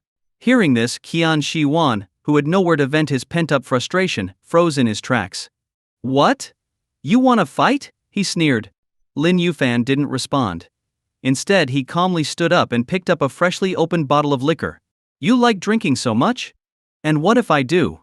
Qian Xiuan said defiantly. I'd like to offer you a few drinks. Lin Yufan walked towards him with the bottle in hand. Qian Xiuan curled his lips in disdain. You think I'll drink just because you're offering? Idiot. With that, he turned to walk away. But Qin Ju, who had been standing by the door, suddenly appeared behind him. Qian Xiuan turned around, only to crash into Qin Ju, who was built like a tank, forcing him back a couple of steps. Faced with Qin Ju's towering figure and steel-like muscles, Qian Xiuan hesitated. Just as he was about to sidestep, he felt a hand on his shoulder. Before he could react. Bang! Lin Yufan's fist struck his abdomen. Qian Xiuan doubled over like a shrimp, writhing in pain as though his insides were being twisted. Yet, at that very moment, Lin Yufan grabbed him by the hair and forced his head up, pouring the entire bottle of liquor down his throat. Qian Xiuan had chosen the strongest liquor for the night, hoping to knock Gu Yunxi out. The burning liquid surged down his throat, searing him from the inside as if his throat was ablaze, scorching all the way to his stomach. As the bottle emptied, Lin Yufan took a long drag from his cigarette. Tell your boss. If he dares mess with Gu Yunxi again, I'll end him. Then, he turned towards Gu Yunxi, who had just signed the contracts. Let's go. Tation. Gu Yunxi nodded, still a bit dazed. The alcohol had dulled her senses, and she followed Lin Yufan, clutching the contracts, her mind in a haze. Meanwhile, Qian Nishuan collapsed on the ground, choking violently. It felt as if he would cough out his lungs, yet even so, he pointed at Lin Yufan, his voice hoarse. Stop! Cough! Stop him! His subordinates prepared to move, but the CEOs glanced at one another and blocked their path. Don't leave, stay for a drink. Come on, Mr. Qian. Let me pour you a glass. Qian Shi Yuan and his men were swiftly dragged back to the table. Meanwhile, Gu Yunxi got into Lin Yufan's car, heading towards Xiun Villa. Throughout the drive, she couldn't stop staring at his profile. The way he had stood up for her, pouring that bottle of liquor into Qian Shi Yuan's stomach, was so commanding, it felt immensely satisfying. And perhaps due to the lingering effects of the alcohol, her gaze toward Lin Yufan grew softer and more dreamy. As they entered the villa, Gu Yunxi leaned heavily on him. Her breath, warm and fragrant, lingered near his neck, and the softness of her body wrapped around him, evoking a sense of being enveloped. Suppressing his emotions, Lin Yufan unlocked the door and helped her inside. Once he laid her on the sofa, Gu Yunxi wrapped her arms around his neck, bringing their faces dangerously close. He could see every flutter of her eyelashes. Worse, she closed her eyes and parted her lips, whispering a seductive murmur. Brother Yufan. Mesty. The sound echoed through his heart. Damn it, he couldn't hold back anymore. Gu Yunxi's alluring red lips drew closer and closer, her eyes growing increasingly hazy. Lin Yufan's heart raced with excitement. It seemed he had misunderstood during the day. Yunxi's feelings for him were far beyond mere sibling affection. Last night's hesitation was simply due to shyness. After all, they weren't related by blood, why would there be any barriers? Now, with alcohol loosening her inhibitions, her true feelings were finally emerging. Gu Yunxi moved in even closer, her quickened, heavy breaths brushing against his face. Brother Yufan, I'm feeling so uncomfortable, she murmured. Feeling unwell? It's okay, you'll feel better soon, Lin Yufan whispered soothingly. But just as he was about to get closer, Gu Yunxi's brows suddenly furrowed, her face showing a pained expression, and then she threw up, all over Lin Yufan. Her arms fell away from his neck as she collapsed onto the sofa, her expression now relaxed, drifting off into a peaceful sleep.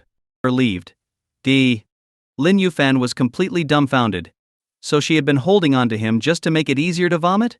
He felt as if a stampede of grass mud horses was charging through his mind. His intense excitement was extinguished on the spot. Silently, he walked to the bathroom. Meanwhile, at the Nanjing Grand Hotel. After Lin Yufan left, Zhu Liguo and the others, aware of the animosity between Qian Shi Yuan and him, blocked Qian Shi Yuan and his men, forcing them to drink excessively. These 8 men were accustomed to heavy drinking, and with their status, no one dared to refuse. As a result, Qian Shi Yuan's subordinates ended up vomiting. Qian Shi Yuan himself suffered even more. He threw up 3 times, and during the last bout, he even spat up blood, landing himself in the hospital. After receiving a quick treatment, he checked himself out and rushed to the villa where Wang Zihang was waiting. Despite the risk, he couldn't afford to keep Wang Zihang waiting all night. When he arrived, Wang Zihang was lounging on the sofa in a bathrobe, drinking with Du Yihan. Tonight's plan was set up after Du Yihan informed Wang Zihang about the situation. Wang Zihang then sent Qian Shi Yuan to arrange everything with the aim of bringing Gu Yunxi over for the night. Otherwise, considering Xian Group's small scale, he wouldn't have agreed to any partnership. Everything was prepared, he had even taken a shower, just waiting for the delivery. Seeing Qian Shi Yuan rush in with urgency, Wang Zihang stood up and smiled at Du Yihan. He's here. You did well this time. Once I'm satisfied, you can have a turn. Du Yihan grinned. Thank you, young Master Wang. Before the conversation could continue. Dud? Qian Shi Yuan dropped to his knees in front of them. Wang Zihang's face instantly darkened. Where is she? Apologies, young Master Wang. The plan was about to succeed, but then a man named Lin Yufan showed up. Qian Shi Yuan, still on his knees, gave a dramatized account of the night's events, blaming everything on Lin Yufan. So not only did you fail to bring her here, but you also let Xion Group finalize the cooperation. Wang Zihang's expression turned so dark it seemed he might explode. Qian Shi Yuan bowed his head deeply and pleaded, I'm sorry, young Master Wang. It's all because of that bastard Lin Yufan. You must teach him a lesson. Bang. An enraged Wang Zihang kicked Qian Shi Yuan squarely in the head. Useless trash. What's the point of having you? Blood appeared on Qian Shi Yuan's forehead, but he didn't dare to show any resentment. He remained kneeling, letting Wang Zihang kick him repeatedly. Investigate. Get out there and find out who this Lin Yufan is right now. With a final kick, Wang Zihang knocked him to the ground. At that moment, Du Yihan, who hadn't dared to speak, quickly interjected. Young Master Wang, I've looked into Lin Yufan and have his information. Speak. Yes, young master? Du Yihan's face showed a glint of malice. He's a kept man that Gu Yunxi took in. He has no money, no power, and apart from some brute strength, he's nothing. Everything he has is thanks to that woman. Hearing this, Wang Zihang's anger intensified, and he kicked Qian Zhiyuan again. You let a nobody ruin our plans. You're really something. Qian Zhiyuan bowed even lower, his hatred for Lin Yufan deepening. If it hadn't been for him, he wouldn't be in this mess. Finally tired of kicking, Wang Zihang sat back on the sofa, his expression dark. A nobody dares to cross me?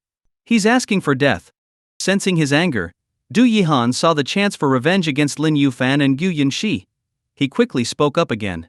Young Master Wang, I have a plan to take revenge on them. Let's hear it. Here's the plan. Du Yihan leaned in and whispered the details. Wang Zihang nodded approvingly. Good plan. Start preparing. Tomorrow, I'll personally invite Gu Yunxi over. If she dares refuse, we'll put the plan into action. Du Yihan grinned. Yu Yunxi, Lin Yufan, just wait for your doom. The next day arrived. A crimson sun rose over the horizon, climbing into the sky and casting a soft yet piercing light into Ziyun Villa. Gu Yunxi woke up with the sunlight. Rubbing her sleepy eyes, she stretched instinctively. But then she realized something wasn't right. Why? Am I sleeping on the sofa? She massaged her aching head, puzzled. She remembered Lin Yufan bringing her back. So why hadn't he put her in bed? Was it because she reeked of alcohol?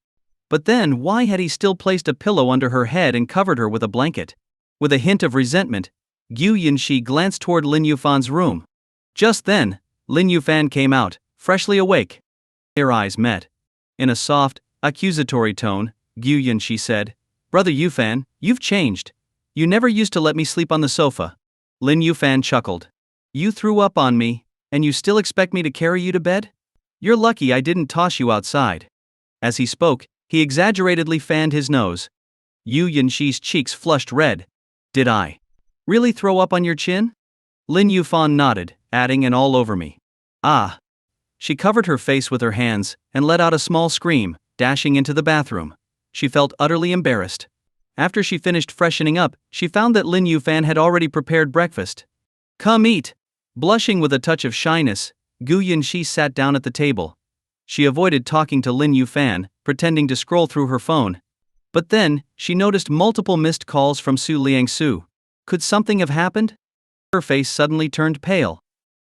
Worried that something might have happened to Su Liangsu, Gu Yunxi quickly called her back. Hey Liangsu, are you all right? She asked as soon as the call connected. Su Liangshu's voice came through, carrying a hint of reproach. Shouldn't I be the one asking you that?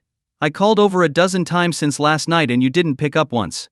I thought something happened to you and was about to head back. Recalling what Lin Yufan had said earlier, Gu Yunxi blushed slightly. She glanced at Lin Yufan before explaining, the business negotiations went late last night, so I fell asleep as soon as I got home and didn't check my phone. Did the negotiations go well? Su Liangsu asked. They did. The contracts signed, Gu Yunxi confirmed. Hearing this, Su Liangsu's tone brightened with a hint of joy.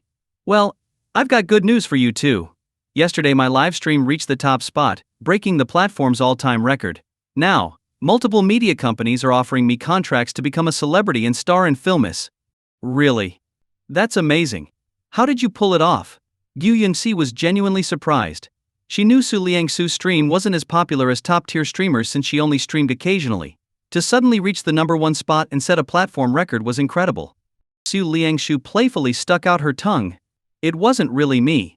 Yesterday during my stream, a new user with the ID Drunk at a Beauty's Lab showed up and sent a gift that's never been given in the platform's history. That's what made it happen. I don't even know who he is. Yesterday? A new account. Hearing this, Gu Yunxi instinctively glanced at Lin Yufan. She remembered giving him Su Liangsu's livestream info including the time. Could this mysterious wealthy person be her Yufan? But she quickly dismissed the thought. Last night, Lin Yufan had come over with 8 executives to help resolve the company's issues. He must have been busy negotiating partnerships with Zinda, Lingyun, and Shengxi during the day. He wouldn't have had time to watch a livestream. Lin Yufan just smiled silently, not saying a word. Putting the thought aside, Gu Yunxi remarked, for someone to give such an expensive gift on their first time watching your stream, their assets must be in the hundreds of millions. Lin Yufan kept smiling, still silent. Hundreds of millions? That's an understatement. Try thinking bigger, he thought to himself. Su Liangshu nodded in agreement. Now the ID drunk at a beauty's lap is famous in the streaming world. Female streamers especially have taken it upon themselves to remember that name. Even though he isn't a streamer himself, he already has hundreds of thousands of followers. Gu Yunxi was astonished. Then, with a sudden chuckle, she teased, Lu Ji, did you call just to talk about him? Don't tell me you've fallen for drunk at a beauty's lap? Su Liangshu scoffed lightly. What are you talking about? I just wanted to share my good news about getting offers to join a media company and start acting. No one can compare to my brother in my heart. Hearing this, Lin Yufan mentally gave Su Liangshu a thumbs up. She knew exactly what to say. Gu Yunxi glanced at Lin Yufan and blinked her pretty eyes playfully. Really? Of course. Su Liangshu replied without hesitation. But then her tone suddenly softened. It's been 15 years. I wonder how Fan is doing. I really miss him. The sadness in her voice was evident. Unable to hold back any longer, Lin Yufan spoke up. I've missed you too. The sound of something crashing came from the other end, followed by Su Liangshu's breath becoming rapid. Her voice trembled. You're really Fan? Yunxi, is Fan really back? Gu Yunxi could understand Su Liangshu's excitement, her eyes reddening as she nodded vigorously. Yes, Brother Yufan is back. He returned 2 days ago. He said he wanted to surprise each of you, so I didn't tell anyone. Tears of joy filled Su Liangshu's voice, and she stammered as she spoke. I'm coming back. Right now. There was another sound of frantic movement on the other end. Lin Yufan quickly took over the call, his voice soft. Where are you? I'll come to you. Hearing how unsettled Su Liangshu was, he worried she might get into trouble. I'm at Nanjing. No, I'm at the corner cafe near Nanjing University, she replied hurriedly. Okay, I'm on my way, Lin Yufan said with a reassuring smile. Su Liangshu agreed enthusiastically. After hanging up, Lin Yufan finished his last bite of breakfast, gave Gu Yunxi a few instructions, and headed out. Gu Yunxi didn't follow him. Firstly, she had just secured a partnership, and there were many company matters she needed to handle herself, making her schedule tight. Secondly, she feared that if she went along she'd end up crying while they reminisced about the past. Meanwhile, Su Liangshu changed her clothes as quickly as possible and rushed to the cafe. Although she knew it would take some time for Lin Yufan to arrive, she didn't want to waste a single minute. After all, she had been waiting for this person for 15 years. Even a second's delay would be unbearable. As she hurried out of the university gates, her mind focused solely on reaching the cafe. She failed to notice a pair of eyes watching her from the moment she stepped outside. The owner of those eyes was none other than my fate, not heaven's will, who had once topped her stream's leaderboard. His name was Feng Yankai, a member of the Feng family in Nanjing. With a tall and strong build, thanks to his taekwondo training, and a handsome appearance, he was quite striking. The Feng family was in the construction business and wealthy. The money he had used to shower Su Liangshu with gifts had come from his family. Ever since Lin Yufan had outspent him and booted him from the livestream, Feng Yankai had been looking for an opportunity to meet Su Liangshu again. After finding out she attended Nanjing University, he had come straight over. He wasn't going to let those 2 million go to waste, but he hadn't expected to run into her so soon after arriving. What luck, he thought, grinning as he watched her head toward the cafe. Taking out his phone, he made a call. I found her. Get everyone ready to move. Yes, sir. Upon hearing Feng Yankai's command, several men in suits headed straight for the corner cafe. Feng Yankai himself stepped out of a Mercedes. Standing at 1.8 meters tall, dressed in a sharp suit, polished shoes, and well-groomed hair, he immediately drew attention as he entered the cafe. He was pleased with the reaction from the onlookers, feeling even more confident that he could win over Su Liangshu. Meanwhile, Su Liangshu was seated by the window, waiting anxiously for Lin Yufan. Her serene beauty made her look like a picturesque painting. But inside she was restless, eagerly hoping to see Lin Yufan after 15 years. She paid little attention to the changing scene in the cafe. She was completely focused on the fact that Lin Yufan was on his way, and soon she would finally see her long-lost brother. As she nervously waited, a voice called out, Liangshu. Feng Yankai, looking dashing, walked over with a faint smile. Who are you? Su Liangshu frowned. Feng Yankai's voice was clearly different from Lin Yufan's, she could tell immediately. Smiling, Feng Yankai extended his hand. Liangsu, hello. My name is Feng Yankai. Her frown deepened, and she didn't take his hand. I don't think I know you. Feng Yankai's smile didn't falter. This may be the first time we're meeting in person, but we actually know each other quite well. Let me reintroduce myself. I'm your top supporter. My fate, not heaven's will. He pulled out his phone to show her the shark streaming account as proof. After confirming his identity, Su Liangshu asked politely, Oh, I see. Is there something you needed? She was only interested in seeing Lin Yufan and didn't want to engage with anyone else. But since Feng Yankai had gifted her millions and had always supported her streams, she felt it would be too harsh to dismiss him outright. Feng Yankai noticed her slight shift from ignoring him to asking questions. Even his posture seemed to straighten. His investment was paying off. It was time to make his move. With a snap of his fingers, the cafe's lighting switched to a warm hue. A white piano was wheeled to the center of the room, and soft music began to play. A band and drummers were already in position, and someone started arranging candles on the floor. The entire atmosphere transformed into a romantic setting, reminiscent of a proposal scene. The gentle music tugged at the hearts of the women in the cafe. This was all part of Feng Yankai's grand plan. He was going to confess his love to Su Liangsu and make her his. Aside from her stunning beauty and the urge to cherish her, he also wanted to restore his reputation, his honor, that had been tarnished in front of tens of thousands of viewers. If Su Liangshu became his wife, then the shame would turn into glory. He could simply share photos of them together and silence any doubts.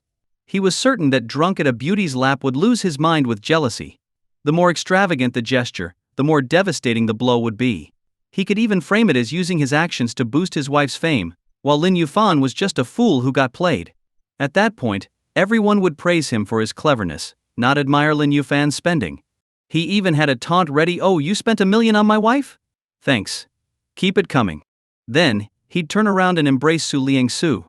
It was going to be perfect. With these thoughts, he gazed at Su Liangshu with deep affection. Liangshu, for 4 years, I've watched your streams and admired you from afar. Over these 4 years, I went from being just another anonymous viewer to your top supporter, quietly standing by your side. No matter what I was doing or how busy I was, whenever you started streaming, I would drop everything to watch because you are my one and only, the reason I keep going. Do you know why I kept asking you to sing The Night I Miss You? Because every night without you felt like that song, sleepless and full of longing. Marry me, Liangshu. I will protect you forever. As he finished his passionate confession, the music suddenly became more lively, with the band performing Let's Get Married energetically. Several men in red suits appeared, holding up large signs that read, Su Liangshu, marry me. Rose petals filled the air, creating an overwhelming romantic atmosphere. The other guests in the cafe stood up, many taking out their phones to record the scene. Some had tears in their eyes, enchanted by the spectacle. This is so moving. His confession brought me to tears. Yeah, how can there be such a wonderful man in the world? He supported her in silence for 4 years, making her famous. I'm so touched. She should say yes. Some elegantly dressed women in the crowd began shouting excitedly, say yes, say yes.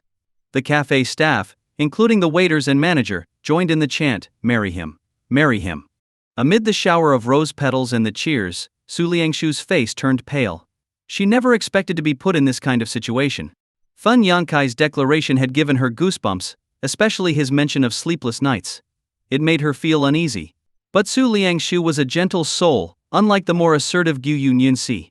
Her kind nature made it hard for her to reject others directly, especially knowing how much money Feng Yankai had spent on her. Refusing in front of everyone would seem too cruel. She struggled to find a way to politely decline. Seeing her hesitation, the crowd cheered even louder, sensing that someone like her would likely give in to the pressure and not embarrass Feng Yankai. At this moment, Feng Yankai made sure to flash his Rolex watch and a 24K gold lighter, along with the Armani and Gucci logos on his outfit, to show off his wealth. He was confident that no streamer would reject him. After all, streaming was all about making money, and he radiated luxury and romance. Using the gold lighter, he lit the candles on the floor, forming a heart shape. Roses were scattered everywhere. Kneeling on one knee in the middle of it all, he held out a diamond ring to Su Liangshu. Marry me, Liangshu. Her face turned even paler. But just then, a voice suddenly rang out from the entrance. Whoa, is there a fire? Someone, put it out. Everyone turned to see Lin Yufan, who had just walked in, grab a cup of coffee from a table and fling it straight at Feng Yankai's face. Everyone was stunned by what had just happened. But it was only the beginning. What the hell? Why isn't the fire out yet? Lin Yufan shouted dramatically as he rushed to a corner, grabbed a dry powder fire extinguisher, and aimed it straight at Feng Yankai, who was still kneeling on the floor. The extinguisher's spray was wide, and the hired extras playing the audience all screamed and scattered. Feng Yankai, in the center, was in a pitiful state covered in a mixture of coffee and white powder. His once handsome face was now caked in a crusty white layer, with patches of brown from the coffee, looking nothing like it used to. Hiss! As Lin Yufan extinguished the last flickering flame, the cafe fell into a deathly silence. You could hear a pin drop. The romantic scene had been completely obliterated. Candles lay toppled over, heart-shaped balloons had flown away, and the diamond ring was now just a white lump, unrecognizable. The would-be proposer was left in a daze. But just because no one else was talking didn't mean Lin Yufan would stay quiet. He hefted the fire extinguisher and smacked the back of Feng Yankai's head, scolding him righteously. You're a grown man. Don't you know you can't play with fire in public? What if someone got burned, or if you set the whole cafe on fire? Have some common sense. Everyone was completely dumbfounded. What kind of person was this guy? The slap jolted Feng Yankai back to reality. His face contorted with rage, and parts of the hardened powder even cracked and fell off. Play with fire, my ass. I was proposing. Do you even understand what a proposal is? He roared, fuming with anger. The scene had been straight out of a textbook: rose petals raining down, heart-shaped candles, a live band, and a beautiful diamond ring, and this idiot had ruined it all with a fire extinguisher, blabbering about fire safety. Ignoring Feng Yankai's outburst, Lin Yufan aimed the extinguisher again, and sprayed down the hand that was trying to relight the candles, extinguishing the flames with a righteous tone. Fire prevention is everyone's responsibility. The crowd was speechless. Feng Yankai was livid. Who the hell are you? He was convinced that Lin Yufan was doing this on purpose. The first time could be excused as stupidity, but interrupting a proposal twice after understanding the situation, that was just too much. Lin Yufan was indeed doing it on purpose.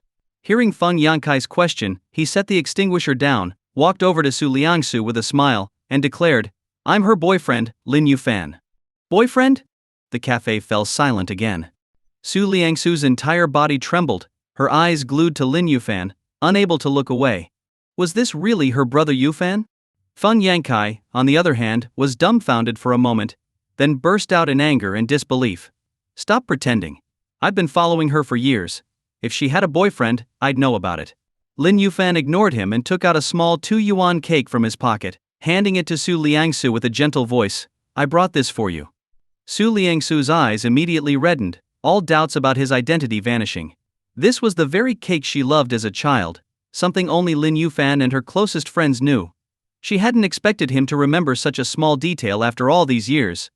Unable to hold back any longer, she threw herself into his arms, hugging him tightly. Brother Fan, I've missed you so much, she said, her voice trembling.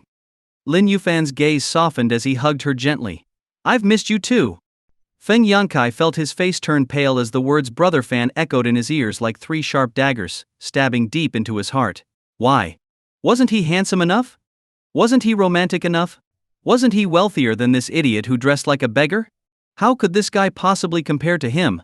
Could a 2-yuan cake really compete with a diamond ring worth tens of thousands? Why was she hugging him and not me? Feng Yankai was so furious he couldn't think straight. Meanwhile, Su Liangshu coughed twice in Lin Yufan's arms, prompting him to frown. Earlier, she had been standing too close to Feng Yankai, and although he had tried to avoid spraying her while using the fire extinguisher, the cafe's air was still filled with residual powder and debris. He spoke softly. Let's go outside. Su Liangshu nodded obediently, rubbing her eyes. But just as they were about to take a step forward, Feng Yankai's voice rang out. Stop right there. With his shout, a few of the men holding signs moved closer, trying to block their path. Seeing this, Lin Yufan's gaze turned cold. He whispered to Su Liangsu, wait outside for a moment. I'll have a word with him. Okay, she agreed, walking toward the exit. Feng Yankai didn't try to stop her. He needed to vent his anger. It was bad enough that drunk at a beauty's lap had outspent him last night, but now this Lin Yufan had ruined his cafe proposal. Did they really think he was just some pushover? As soon as Su Liangshu left, he stood up with a menacing expression. I don't care who you are or how you got close to Su Liangsu, but from now on stay away from her. She's mine. Lin Yufan chuckled coldly. Your woman? Did she agree to that? She will. Feng Yankai replied confidently, his tone laced with arrogance. I've supported her for 4 years, and I spent 2 million on her last night. She has no reason to refuse me. Raising an eyebrow, Lin Yufan realized who he was dealing with. So, this was my fate, not heaven's will. Originally intending to deal with Feng Yankai right away, he suddenly felt like playing with him a bit more. You think 2 million is enough to make someone marry you? Don't you think that's a bit low? Shouldn't it be at least 10 million? 10 million? Again with 10 million.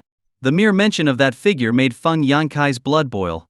Sizing up Lin Yufan, he confirmed that the man's entire outfit couldn't be worth more than 200 yuan. His lips curled into a disdainful sneer. These days, even stray dogs know how to boast. You, a worthless bum dressed in clothes worth 200, have the nerve to talk about millions? Could you even come up with 20,000, let alone 2 million? He slapped Lin Yufan's face roughly. But Lin Yufan remained calm, pulling out his phone and fiddling with it. You're right, I don't have 2 million. Feng Yankai sneered, feeling more triumphant. At least you know your place. Now, get lost. Before he could say another word, Lin Yufan held up his phone with a smirk. I prefer dealing in tens of millions. Isn't that right, kid? Displayed on Lin Yufan's phone was the shark streaming platform account. The words drunk at a beauty's lap were clearly visible on the screen.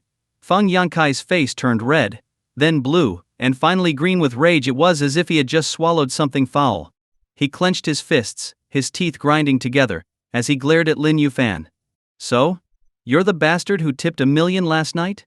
Lin Yufan casually tapped Feng Yankai's face with his phone, scolding, watch your mouth. Call me grandpa. Fuck. Feng Yankai spat, seething with rage. You ruined my reputation yesterday, and today you're here to wreck my plans again? I'll beat you to death.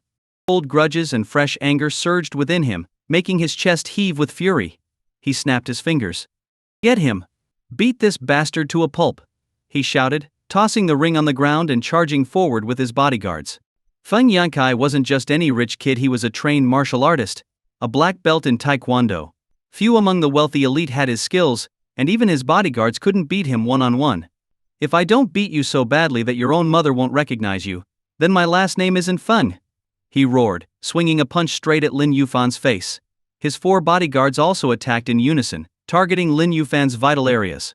But as these fierce attacks approached, Lin Yufan remained calm, even taking the time to put his phone back in his pocket.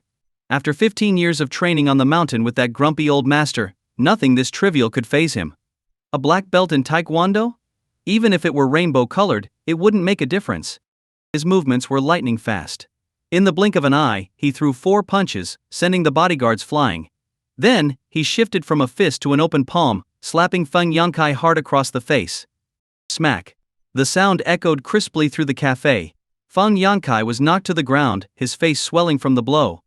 Lin Yufan grabbed the swollen side of his face, giving it a harsh tug as he scolded, "Show some respect when you speak to your elders, you ungrateful brat." With that, he dusted off his hands and left the cafe without looking back. A heavy silence filled the room, broken only after a long pause by a wailing cry and the sound of fists pounding the floor. "Aha!" Feng Yankai cried out, tears streaming down his face. He had lost in every possible way, couldn't outspend, couldn't win in a fight, and had somehow ended up as someone else's grandson. It was utterly humiliating. I'm a rich second-generation kid, he thought desperately. And a black belt in taekwondo. With all these advantages, how did I end up losing to this bastard?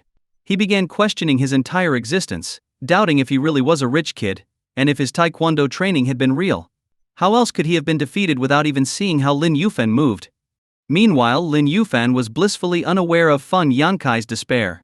At that moment he was strolling down the tree-lined paths of Nanjian University, with Su Liangsu clinging to his arm. He couldn't help but notice how lovely she smelled, not the artificial fragrance of perfume, but a natural, refreshing scent, like a delicate orchid blooming in a secluded valley. It was calming, like walking beside a pure flower. To others, however, the sight was quite different. All the male students who saw Lin Yufan were glaring at him with envy and resentment, as if they could eat him alive with their stares. "Are you always this popular on campus?" Lin Yufan asked with a chuckle. Since leaving the cafe, he had briefly shared stories of his past 15 years of monotonous mountain life and inquired about Su Liangsu's recent experiences. She was now a graduate student in performing arts at Nanjing University, using live streaming as a way to hone her acting skills and prepare for a future career in film or music.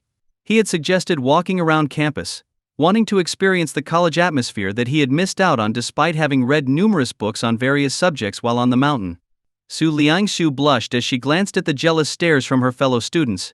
"Brother Fan, I didn't expect this," she said, feeling a bit embarrassed. Lin Yufan patted her on the head with a smile. "I'm not blaming you. Come on, let's visit the library first, then head to the cafeteria. It should be crowded there."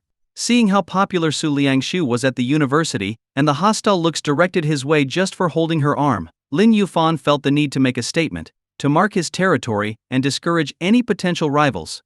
Guided by Lin Yufan, the two ventured wherever the crowds were thickest. Su Liangsu stayed close, chatting happily with him, her smile as bright as the sun. She didn't fully understand his intentions, but being able to explore the campus with her long-lost brother after 15 years made her feel genuinely happy. However, their happiness was soon interrupted in the cafeteria. At the entrance stood a girl in a bohemian dress, her fair arms exposed and her expression tinged with annoyance. She was glaring at Su Liangsu. "Liangsu, how can you walk around campus arm in arm with someone like this? What would Zhu Huangyang think if he saw this?" she demanded. The girl was Dong Qianqian, Su Liangsu's roommate and close friend. She had rushed over after hearing rumors that Su Liangsu had a boyfriend and was walking around campus with him. Hearing her words, Su Liangsu frowned.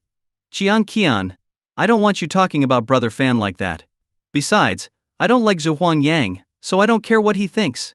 Zhu Huangyang was a persistent suitor of Su Liangsu, well known on campus, and many believed they were a couple. Dong Qianqian had introduced them, constantly trying to push them together. "Liangsu, how can you say that? Zhu Huangyang will be heartbroken," Dong Qianqian said reproachfully, her tone suggesting she was only looking out for her friend's best interests. Su Liangsu's frown deepened. She didn't want to argue about this and turned to Lin Yufan instead. "Brother Fan, let's go inside and eat." "Sure," Lin Yufan nodded. He was starving after all that walking. As for Dong Qianqian, he had initially thought she was attractive enough to glance at twice, but now he was ready to ignore her completely. Su Liangsu had clearly stated she didn't like Zhu Huangyang, yet this girl was still trying to impose her will on her friend. He couldn't stand people who were so self-righteous. However, before they could take more than a few steps, Dong Qianqian chased after them, her expression cold and scrutinizing as she addressed Lin Yufan. "You, come here. I need to have a word with you." Lin Yufan's eyes turned icy. "Oh, so she thought she could push him around? What do you want to talk about?" Lin Yufan asked coldly. "Over there," Dong Qianqian replied, pointing to a quieter corner of the cafeteria, her tone icy. Seeing Dong Qianqian's attitude toward Lin Yufan, a flicker of annoyance flashed in Su Liangsu's eyes. She stepped in front of him, frowning. "Qianqian, Brother Fan is one of the most important people in my life. I hope you'll show him some respect," she said. Dong Qianqian gave Su Liangsu a long look, surprised that she would speak to her like this for Lin Yufan's sake. It only deepened her dislike for him. "Nevertheless," she replied, "don't worry. I just need a word." Satisfied with her response, Su Liangsu turned to Lin Yufan, seeking his opinion. He glanced coldly at Dong Qianqian, then smiled at Su Liangsu. "You go ahead and get in line for food. I'll join you soon." He had already anticipated that coming to the university might involve dealing with issues related to Su Liangsu. He was curious to see what Dong Qianqian wanted. Seeing his response, Su Liangsu nodded. "I'll wait in line for you." "Okay." Lin Yufan walked over to the empty corner, with Dong Qianqian silently following behind. Once there, Dong Qianqian met his gaze directly and spoke without hesitation. "I don't know how you know Liangsu, or how you managed to gain her trust by taking advantage of her kindness, but I hope you'll stay away from her from now on. Liangsu is a good girl with dreams of becoming a star. She has a bright future. With her talent and looks, she's destined to be a top actress. But you're just a nobody who can't even afford decent clothes. You don't deserve her." Lin Yufan laughed coldly. "So you called me over just to warn me?" "Yes, I did," Dong Qianqian replied, not backing down. "Liangsu is pure-hearted and kind. But that doesn't give you the right to deceive her. She and you are worlds apart. The only person truly worthy of her is someone like Zhu Huangyang." Lin Yufan's sneer grew wider. Oh? And what exactly makes Zhuang Yang so amazing? Dong Qian lifted her chin with pride, looking down on Lin Yufan with disdain. Zhuang Yang is one of Nanjing University's brightest talents. He's won countless awards since he was a child and earned scholarships every year. His family background is 1,000 times better than yours. What's even more admirable is that despite his privileged upbringing, he holds himself to high standards. He runs the Taekwondo club and is just one rank away from a black belt. He has strength, looks, and a prestigious background. With him, Liangshu will only grow stronger. Even if she becomes a superstar, I'm confident he can still support her. Her speech was filled with self-righteous conviction. Lin Yufan couldn't help but laugh. A red belt in Taekwondo just one step below black? That was even worse than Feng Yankai, who was nothing to begin with. Was this supposed to be impressive? As for having a good family background, who could compete with someone who possessed the wealth of nations? Seeing his amused expression, Dong Qian's eyes flashed with displeasure. What's so funny? I'm laughing at your ignorance and arrogance. At how highly you think of yourself. You have no idea who you're talking to. In an instant, Lin Yufan's demeanor changed, exuding an intimidating aura like a sharp sword piercing the sky. 15 years on the mountain, studying countless books and enduring countless hardships. He didn't know much about the old master's accomplishments before he went up the mountain, but just the reputation of Tianji Pavilion mastering the secrets of heaven spoke volumes.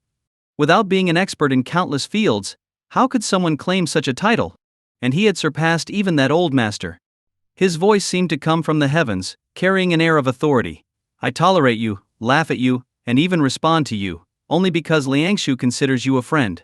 Without her, you're no different from an ant or a bug on the ground. As for what happens between Liangshu and me, it's none of your business.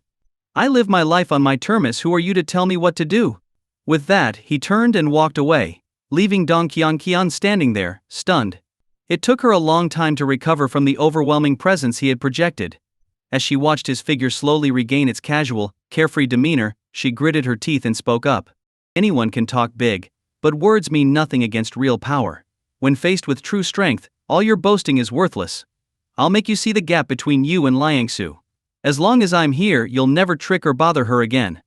With that, she pulled out her phone and called Zhuang Yang. Hey Zhuang Yang, come to the cafeteria quickly. Liangshu. Lin Yufan was unaware of Dong Qian's call to Zhuang Yang, nor would he waste his time caring about such matters. At that moment he was happily enjoying a meal with Su Liangshu, basking in the envious stares of others. Brother Fan, what did Qian want to talk to you about? She didn't say anything bad, did she? Su Liangshu asked, gently placing a piece of chicken on his plate. Oh, her? Lin Yufan replied casually. Nothing important. She thought I was too handsome and tried to steal you away from me, but I turned her down flat. He didn't want to spoil Su Liangshu's mood with Dong Qian's nonsense, so he made up a lighthearted excuse. Su Liangshu giggled. Brother Fan, who praises themselves like that? What's wrong with that? Am I not handsome? Lin Yufan joked, striking a few poses that made Su Liangshu laugh even harder. It felt like they had returned to their carefree childhood days. All worries swept away, leaving only joy and the warmth of their reunion. For Su Liangshu, this was the best meal she had had in a long time.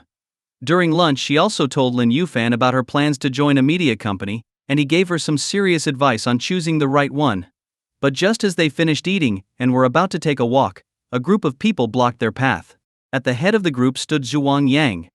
Seeing a group of boys in taekwondo uniforms, each with different colored belts, surround him, Lin Yufan frowned slightly. Meanwhile, the other students wore expressions of anticipation, eager to see a show. Su Liangshu was a campus goddess at Nanjing University, admired by many. Seeing her walk hand in hand with Lin Yufan had stirred up jealousy, and everyone was hoping Zhuang Yang would teach him a lesson.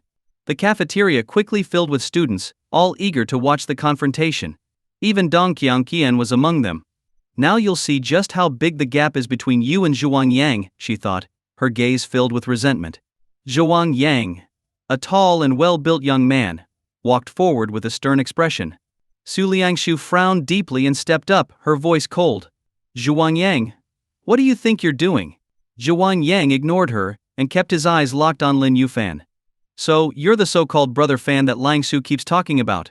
Lin Yufan glanced at him indifferently. Do I know you? Zhuang Yang's expression remained dark. You didn't know me before, but you do now. Stay away from Liangshu. She's not someone you can be around. Hearing this, Lin Yufan chuckled. The arrogance of these people was really getting on his nerves. His impression of Nanjing University sank even lower. Su Liangshu was visibly angry. Zhuang Yang, what gives you the right to tell Brother Fan to stay away from me? Zhuang Yang raised his chin proudly. Because you're my girlfriend. Su Liangshu's face turned livid. Since when did I agree to be your girlfriend? Stop making things up. Zhuang Yang's expression remained unchanged, full of confidence. Even if you haven't agreed yet, you will. Sooner or later, it's inevitable that you'll be my girlfriend. Su Liangshu was furious. She had never encountered someone so shameless and unreasonable, and her opinion of him dropped to rock bottom. Lin Yufan shook his head and looked at Su Liangshu. Liangshu, let's transfer to a different school. There are too many idiots here. His words were like poking a hornet's nest, inciting outrage among the students. Who are you calling an idiot? Yeah, Zhuang Yang, teach him a lesson. Show him what happens when you run your mouth. The crowd grew restless, and Zhuang Yang tightened a red belt around his waist, his expression full of menace. I'll give you one chance to rephrase what you just said, he said. The Taekwondo club members behind him all took a step forward, exuding a threatening aura. Lin Yufan's lips curved into a playful smile. So, you want to fight me? Before Zhuang Yang could respond, a boy with a blue belt stepped forward.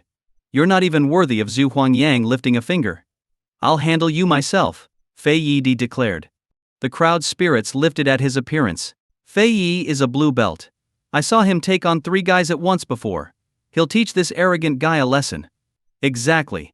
This guy needs to learn that not just anyone can get close to our campus queen. With his chin raised high, Fei Yi looked down on Lin Yufan with disdain. Now, who's the idiot? Lin Yufan's smile widened. Sorry, I wasn't referring to anyone in particular. I meant all of you are idiots. You're asking for it. Fei Yi shouted angrily, charging forward. His movements were sharp and quick for a non-professional, with speed and power well above average. If his kick landed, a normal person would likely be knocked out. But Lin Yufan was no ordinary person. He was the head of Tianji Pavilion, a martial arts genius who had trained on a mountain for 15 years and defeated the former master. To him, Fei Yi with his blue belt was nothing but a joke. Even Feng Yankai, who had a black belt, was just throwing around fancy moves. He hadn't wanted to bully someone weaker, but Dong Qian and Zhuang Yang had really pushed his patience. As Fei Yi launched a powerful spinning side kick, Lin Yufan's expression remained unchanged. He lifted his right leg and kicked out. Bang! His counterattack landed first. Fei Yi flew backward like a ragdoll, crashing into a group of students. Lin Yufan had held back otherwise. That kick could have killed him. Even so, Fei Yi lay on the ground clutching his stomach, unable to get up. The onlookers were stunned. Is that it? He lost just like that? Fei Yi is the vice president of the Taekwondo club. How did he lose to this guy in a single move? The students were in disbelief. Zhuang Yang, however, scoffed. So, you have some skill after all. No wonder you're so arrogant. But being close to a red belt is nothing to brag about.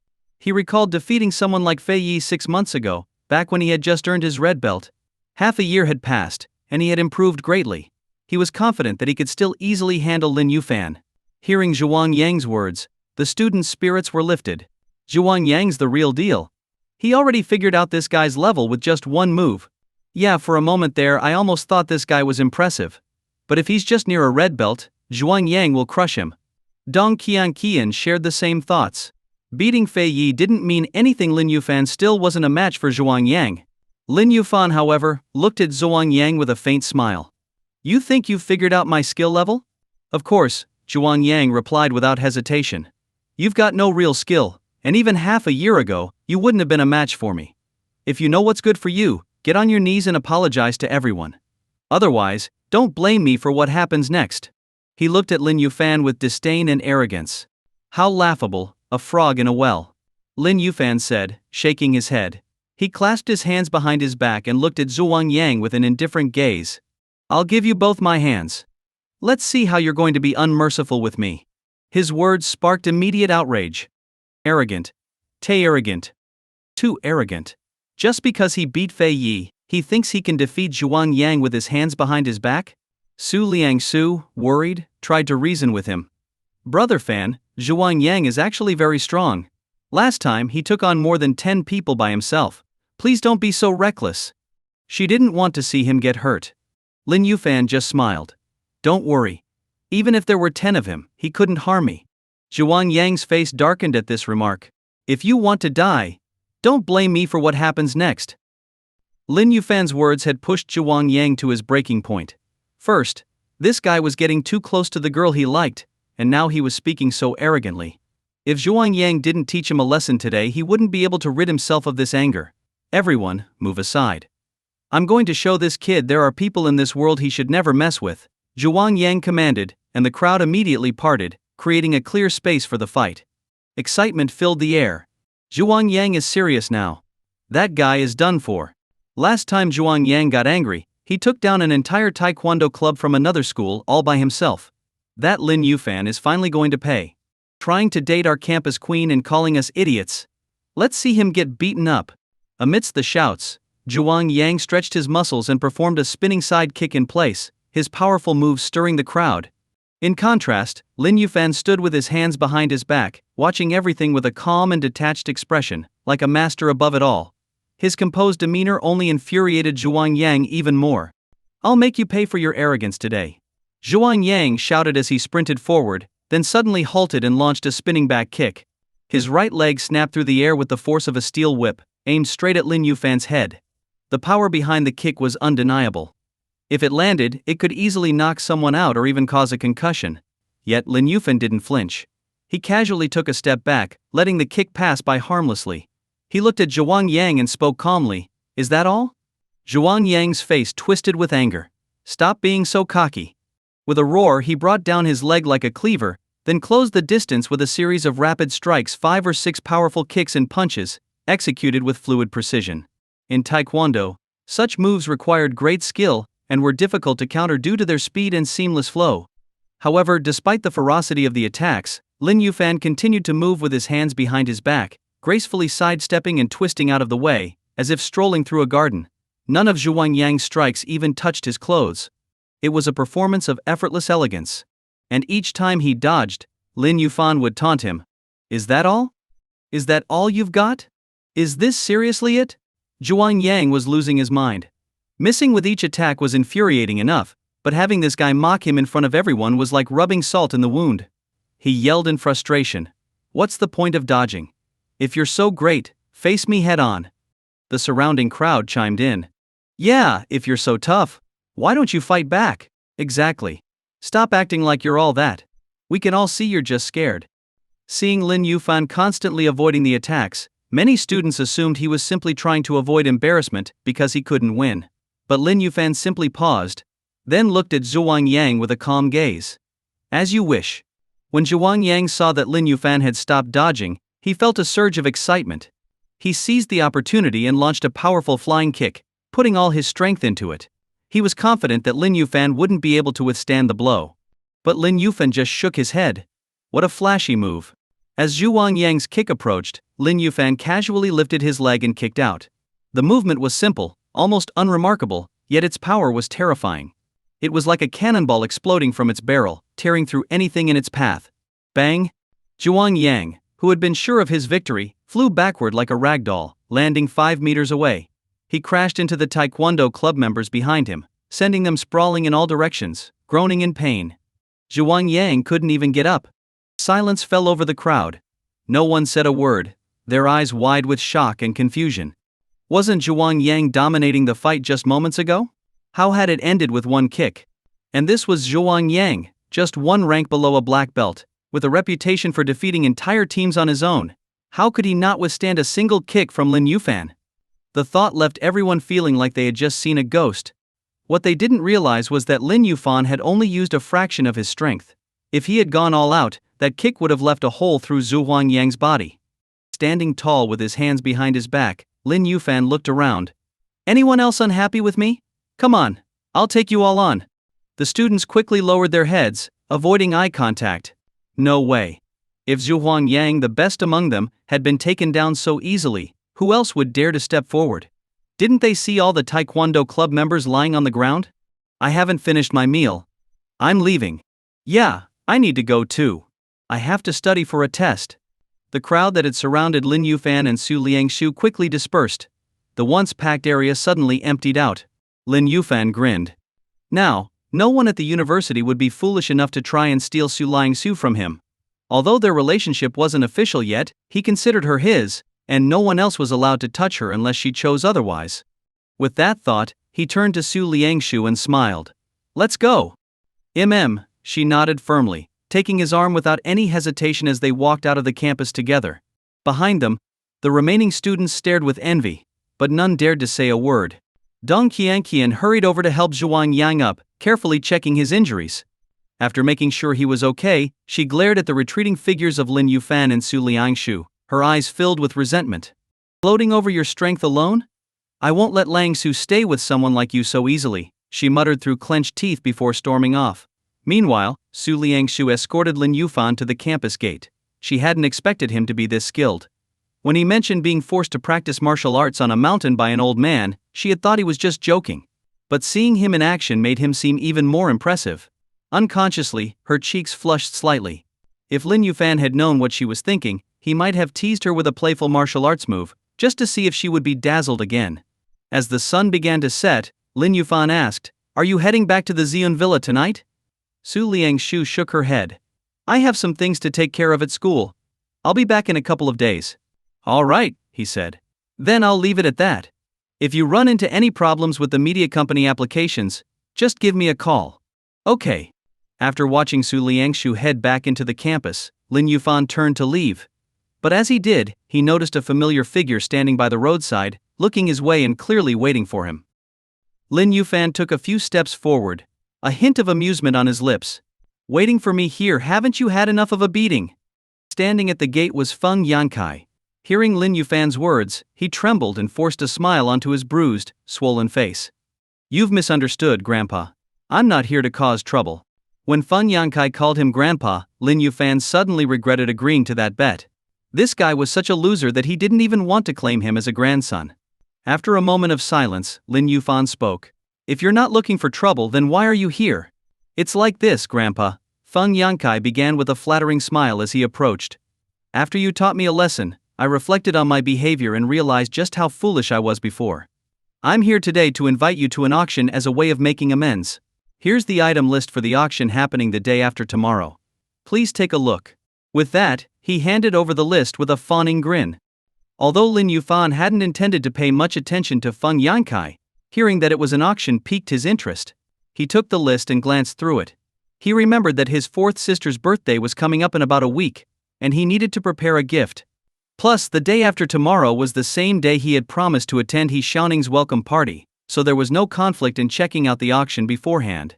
To make things easier for him, Feng Yankai began explaining. "This auction is being hosted by the Feng family. It's set up as a cocktail reception to encourage socializing. Besides some common antiques and curios, there will also be jewelry, real estate, and a few mysterious rare items." As he introduced the event, Lin Yufan skimmed through the list, noting a few things that might make suitable birthday gifts. Closing the list, he said calmly, "Got it. I'll attend the auction the day after tomorrow." A look of delight appeared on Feng Yankai's face. After being humiliated in the live stream and thoroughly beaten, he had completely submitted. But what impressed him the most was Lin Yufan's skill with women. Despite being Su Lingxu's top donor for so long and following her streams religiously, he had never managed to get a date, while Lin Yufan seemed to sweep in like a god, instantly winning her over and getting her to call him brother Fan and cling to him. This went beyond admiration, it was sheer jealousy. If he couldn't beat him, then he had to find a way to join him. He wanted to learn Lin Yufan's techniques firsthand and understand what made him so successful. But first, he needed to get on his good side. With a flattering expression he said, "Grandpa, I'll personally drive over to pick you up for the auction the day after tomorrow." Lin Yufan's mouth twitched slightly, and he waved his hand dismissively. "Forget it. I'll get there myself. And stop calling me Grandpa. I don't have a grandson as useless as you." Feng Yankai didn't let his expression falter. "All right, Grandpa, brother Fan then. Where are you headed? I can give you a lift." "No need, I have a car. I could be your driver." In the end, Feng Yankai insisted on driving Lin Yufan back to the Xian Villa. Seeing the stark difference in his attitude, Lin Yufan couldn't help but have a bit more appreciation for him. Feng Yankai could bend when necessary, unlike those arrogant fools like Du Yihan and Zhuang Yang. However, Lin Yufan wasn't interested in dealing with him any further. He already had enough to handle with his sisters, he had no time to babysit another man. Meanwhile, on the other side of town, Du Yihan and Wang Zihang were already in action. Wang Zihang had sent Gu Yunxi an invitation, supposedly to apologize for what happened the previous night, and had arranged a dinner meeting. As the young master of the prestigious Wang family, one of Nanjing's elite families, Wang Zihang's personal invitation wasn't something Gu Yunxi could simply ignore. Setting aside the family name, even just the Wang group was far larger than Ziyun group, and with the invitation being framed as an apology, Gu Yunxi had little choice but to accept. Refusing would essentially mean openly offending the Wang group, a situation she wanted to avoid. After weighing the pros and cons, Gu Yunxi decided to attend. However, as a precaution, she changed the emergency contact on her phone to Lin Yufan's number. That evening, at Junhao Hotel, inside a VIP suite on the third floor, Wang Zihang, Du Yihan, and Qian Xiyuan were waiting. When Gu Yunxi entered, dressed in a simple yet elegant business suit that couldn't hide her cool and captivating aura, Wang Zihang's eyes lit up with desire. His gaze grew even more intense as he took her in. "Miss Gu," he said, rising and extending his hand. Behind him, Du Yihan and Qian Xiyuan also stood up. Noticing Du Yihan's presence, Gu Yunxi's brows furrowed slightly, but she still extended her hand politely to shake Wang Zihang's and greeted him in a calm tone. Feeling the cold softness of her hand, Wang Zihang's desire burned hotter, and he grew even more determined to possess her. However, he maintained his gentlemanly facade as he pulled out a chair for her. Once they were all seated, Wang Zihang leaned back in his chair, crossed his legs and spoke slowly. "Miss Gu, there are 2 reasons I invited you here tonight. First, I've learned about what happened yesterday when Qian Xiyuan tried to negotiate a partnership with you. I had instructed him to discuss the matter properly and help solve your company's crisis. But he misunderstood my intentions and tried to use the situation to coerce you, even forcing you to drink. When I found out, I was furious. To show my sincerity, I made sure to teach him a lesson." Wang Zihang gestured, and Qian Xiyuan, with his head wrapped in bandages, came forward, bowing his head.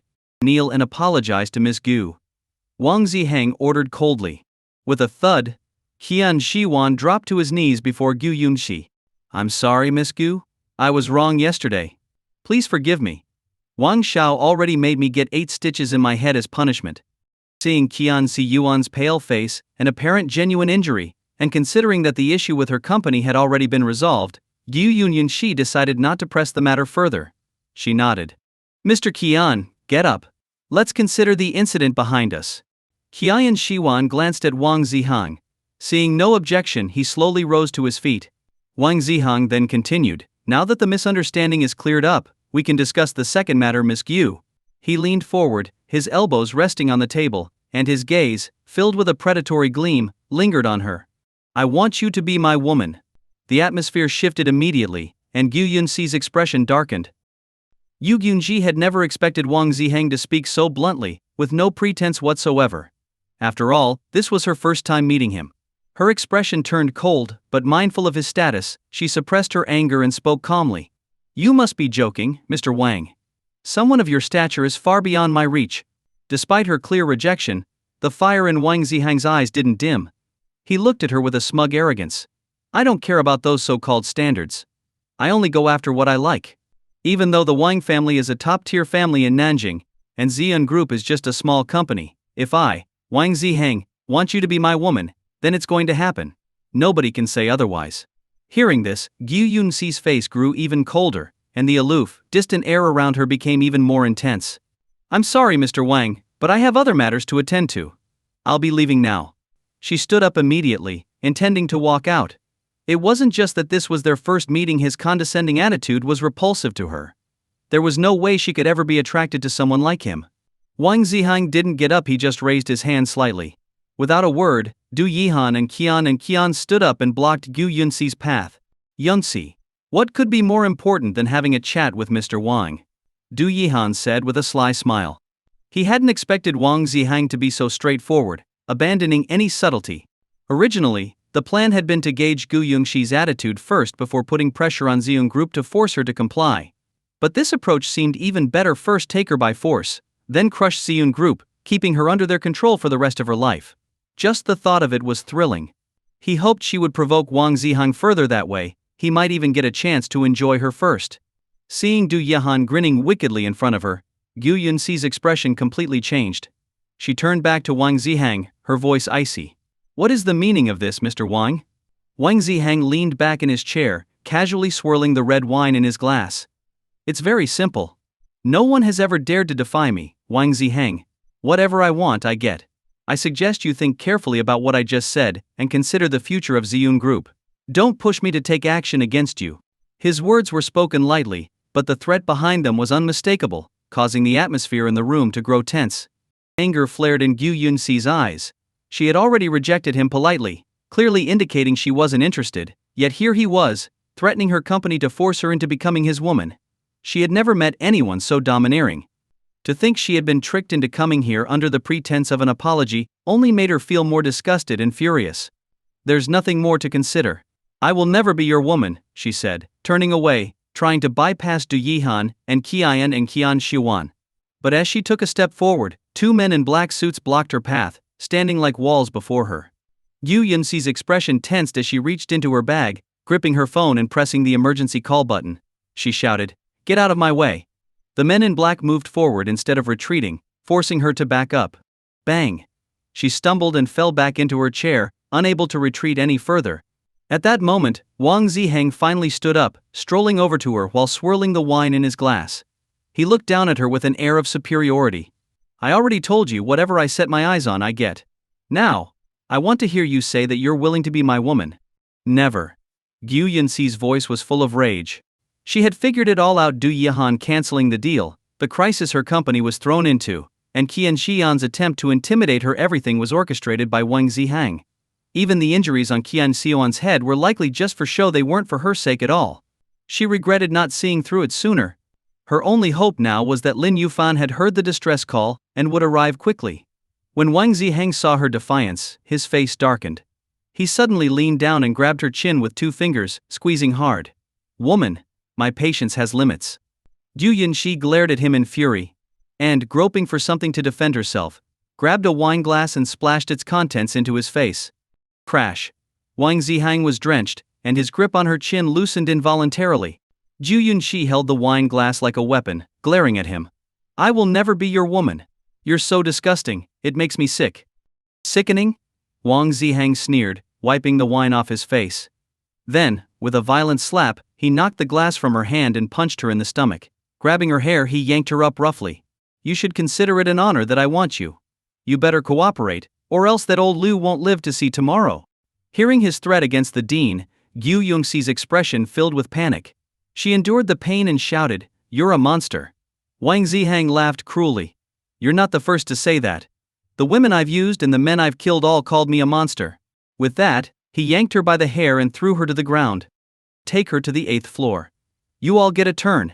She dared to defy me, so tonight, I'll make sure she begs for death. Du Yihan and the others were delighted, nodding eagerly. The bodyguard's eyes lit up with excitement as they approached Gu Yunxi to carry her upstairs. Despair and fury filled her heart as she struggled frantically, hitting the bodyguards with her fists. But it was no use, a swift shot to the neck rendered her unconscious. On the other end of the phone, Lin Yufan heard everything. A terrifying aura radiated from him, like a beast on the verge of a rampage. The rage emanating from him was like a bomb about to go off. The stainless steel cup in his hand had already been crushed into a ball of twisted metal, the indentations of his fingers clearly visible. He was on the brink of losing control. 3 days. It had only been 3 days since he reunited with his little sister, and already someone was trying to harm her, and not just one person, but several. A dragon's reverse scale, touch it, and you shall die. His 7 sisters were his most untouchable bottom line. Anyone who tried to harm them was courting death. Lin Yufan dialed King Ju's number, his voice icy and cold to the extreme. I need a helicopter. Now. Gu Yunxi had already been taken away, and it was impossible to reach her by car, but a helicopter could make it in time. In less than 5 minutes, a helicopter appeared above Ziyun Villa, its powerful rotors stirring up a storm. Inside the helicopter, Lin Yufan's eyes burned with a murderous rage. Get me the floor plan of the Junhao Hotel. Yes, sir. Qin Ju immediately handed over the prepared floor plan. The helicopter lifted off, heading straight for Junhao Hotel. On the 8th floor of the Junhao Hotel, inside a luxury suite, Du Yihan, Qian Shiwan, and several bodyguards were busy setting up cameras as instructed by Wang Zihang. All the cameras were aimed at the heart-shaped bed, where the unconscious Gu Yunxi lay. In the bathroom, Wang Zihang had just finished washing up.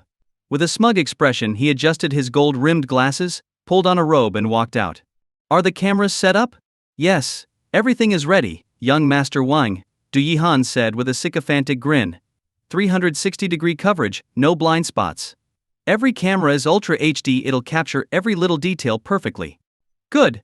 Wang Zihang patted Du Yihan on the shoulder and grinned wickedly at the unconscious Gu Yunxi. Thought you could reject me and stay untouchable. Tonight, you're going to see just how wrong you were. His eyes shone with malicious desire. Du Yihan and Qian Shiwan's eyes were also filled with a burning excitement. Gu Yunxi, the famous ice queen of Nanjing, was a conquest any man would desire. The thought of finally having a chance filled them with anticipation. Of course, Wang Zihang would go first, and the others knew to give him space. They discreetly left the room, closing the door behind them. Wang Zihang loosened his belt and approached the bed, his hands reaching for Gu Yunxi's clothes. Her pale skin began to show as he tugged at her clothing. At that moment, nets, boom, crash, crash. The massive floor-to-ceiling window behind Wang Zihang shattered with a loud crash. As he turned around in shock, he saw a figure burst through the window. It was Lin Yufan. Lin Yufan, like an avenging angel, charged toward Wang Zihang. Wang Zihang barely managed to speak before. Bang! Lin Yufan's kick sent him flying. Thud! Thud! The impact slammed Wang Zihang into the wall, where he fell to the floor, blood pooling beneath him. As he tried to get up, Lin Yufan grabbed him by the hair. Smack! Smack! A punch landed squarely on his face. Blood splattered everywhere. Wang Zihang's nose broke under the force of the blow, and his expensive glasses shattered, the shards embedding themselves in his flesh. Smack! The second punch caved in his cheekbone. Smack! After the third blow, Wang Zihang lay lifeless in a pool of blood. Lin Yufan had never been this furious before. A murderous aura radiated from him. His 7 sisters were his bottom line. Anyone who crossed that line died. At that moment, Qinju jumped down from the helicopter and entered the room. With great respect, he handed Lin Yufan a blanket. Lin Yufan took it, covered Gu Yunxi with the blanket, and lifted her into his arms, heading for the door. Qinju followed closely behind. Outside the door, Du Yihan and Qian Yiwan were standing around, chatting and grinning with anticipation. Brother Qian, don't say I never look out for you.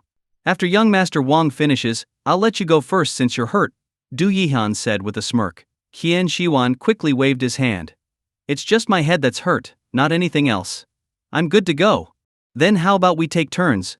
Sounds good. I'll go first, and you can take over, Qian Shiwan replied with a grin. Du Yihan chuckled. Why not both at once? Haha, let's make it 2 rounds each then. They laughed heartily, exchanging glances with the nearby bodyguards who also shared knowing smirks. Just then, creak. The door opened. Everyone froze, thinking is young Master Wang finished already? But then they saw Lin Yufan, covered in a cold, menacing aura, stepping out with Gu Yunxi in his armis. Everyone was stunned. This was the 8th floor. They had been guarding the door the whole time. How had Lin Yufan gotten in and how did he carry Gu Yunxi out? Du Yihan's face turned pale as he shouted, How did you get in here? Put her down now. Qian Shiwan glanced into the room and saw Wang Zihang lying in a pool of blood, his face unrecognizable. Boom! It felt like a bomb went off in his head. His mind went blank. Young Master Wang was dead? You killed him! Qian Shiwan screamed. What? Everyone was horrified. Du Yihan, both angry and scared, pointed at Lin Yufan and yelled, You killed young Master Wang? Do you even know who he is? Do you know what the Wang family represents in Nanjing? Stop right there and surrender yourself to the Wang family. As he spoke, Du Yihan lunged at Lin Yufan. Just as his hand was about to make contact, swish! A flash of white sliced through the air. Du Yihan's arm was severed in an instant. Qinju, who had drawn a dagger, stood behind Lin Yufan, the blade glistening with fresh blood. Ah! Du Yihan screamed in agony, clutching his severed arm as he slumped against the wall, his face deathly pale, sweat pouring down like rain. You're done. The Wang family will never let you go, he howled. Lin Yufan continued walking without a pause, his voice cold and indifferent. Kill them. Swish. Without hesitation, Qin Zhu's dagger flashed, and Du Yihan's head rolled to the floor. Qian Xuan pointed at Lin Yufan in disbelief. You? Before he could finish, another flash of light appeared across his throat, and blood gushed out like a fountain. Not a single drop touched Lin Yufan. The bodyguards' legs trembled with fear. But they had no choice. If they let Lin Yufan escape after killing Wang Zihang, there would be nowhere to run. Ah! The bodyguards shouted as they charged forward. Lin Yufan didn't even flinch, continuing his stride. Anyone who came within arm's reach lost a limb or their life.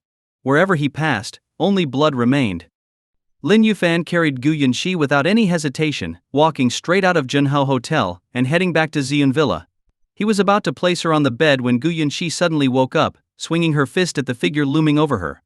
But when she saw that it was Lin Yufan, her fist lost its strength, and her tense body relaxed. It was as if all her defenses crumbled at once, revealing her most vulnerable side. She threw her arms around Lin Yufan's neck and burst into tears. Brother Yufan.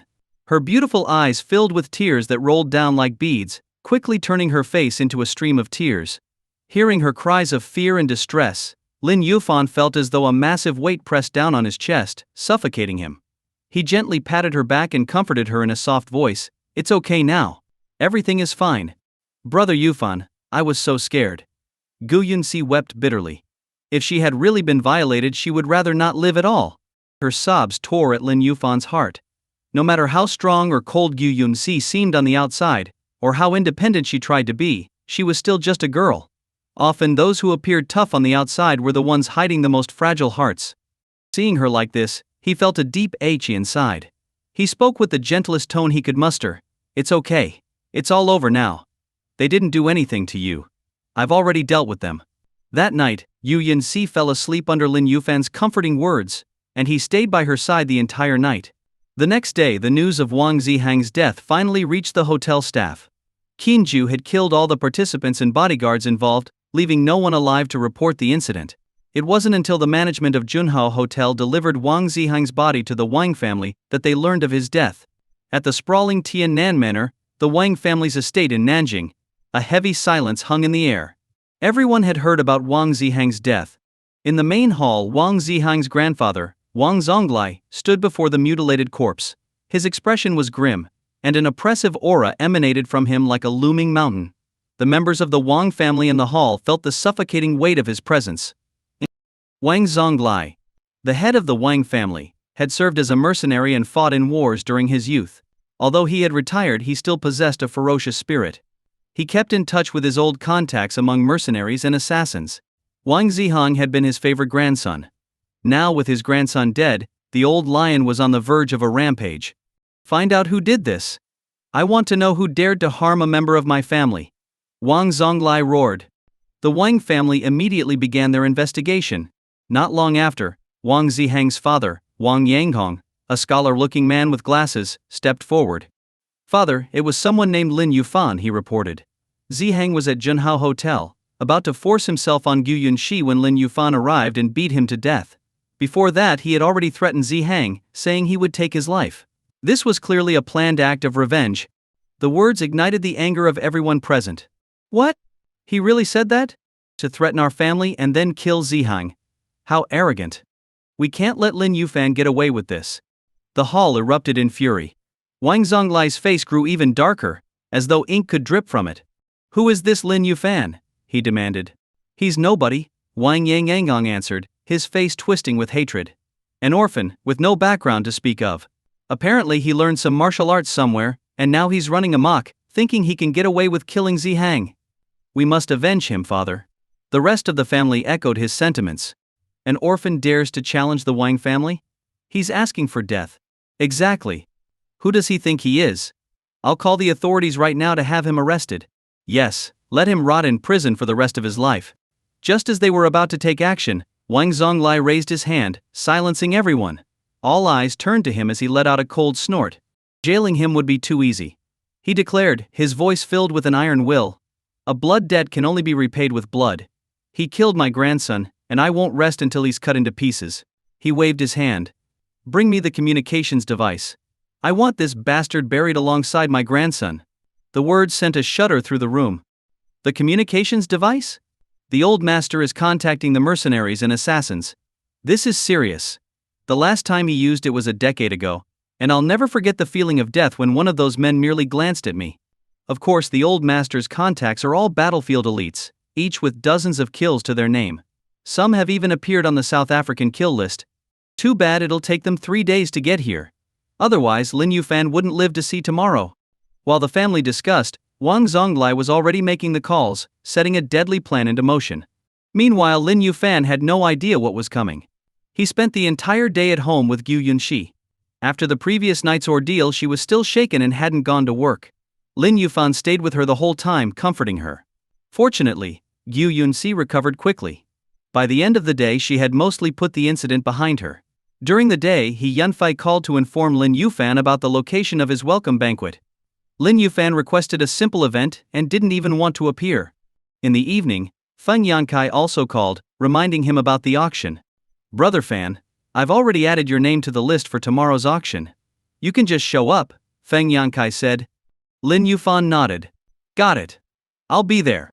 Are you sure you don't need me to pick you up?" Feng Yankai asked cautiously. "No need. Goodbye," Lin Yufan replied curtly, ending the call. Elsewhere, Dong Qian was on the phone with Su Liangshu. "Liangshu, are you going to the auction at Tianyun Manor tomorrow?" she asked. Dong Qian glanced at Su Liangshu, who was lying on the opposite bed, and waved her phone. "I've got a few tickets to the auction." Su Liangshu looked at her, then shook her head. "I need to prepare for my interview at the media company. You go ahead with your friends." Seeing that Su Liangshu was genuinely occupied, Dong Qian didn't press further. Instead, she turned and sent a message to her other friends, inviting them to join her at the auction. The event was set up as a high-end cocktail party, and many prominent figures in Nanjing would be attending. It was a great opportunity to network, one she certainly wouldn't miss. After sending out the invitations and confirming the attendees, Dong Qian glanced at Su Liangshu, who was getting ready for bed. She couldn't help but recall the scene at the cafeteria entrance, where Lin Yufan had faced down the crowd with an air of defiance. She shook her head. "A brute will always be a brute. Someone like you, who only has physical strength but no status, probably doesn't even have the qualifications to attend an event like this. What could you possibly do to fit in with our circle, let alone pursue Liangsu? A toad will always be a toad." With a disdainful smirk on her lips, Dong Qian slowly closed her eyes. The next day arrived quickly, and the auction began. Lin Yufan made his way to Tianyun Manor.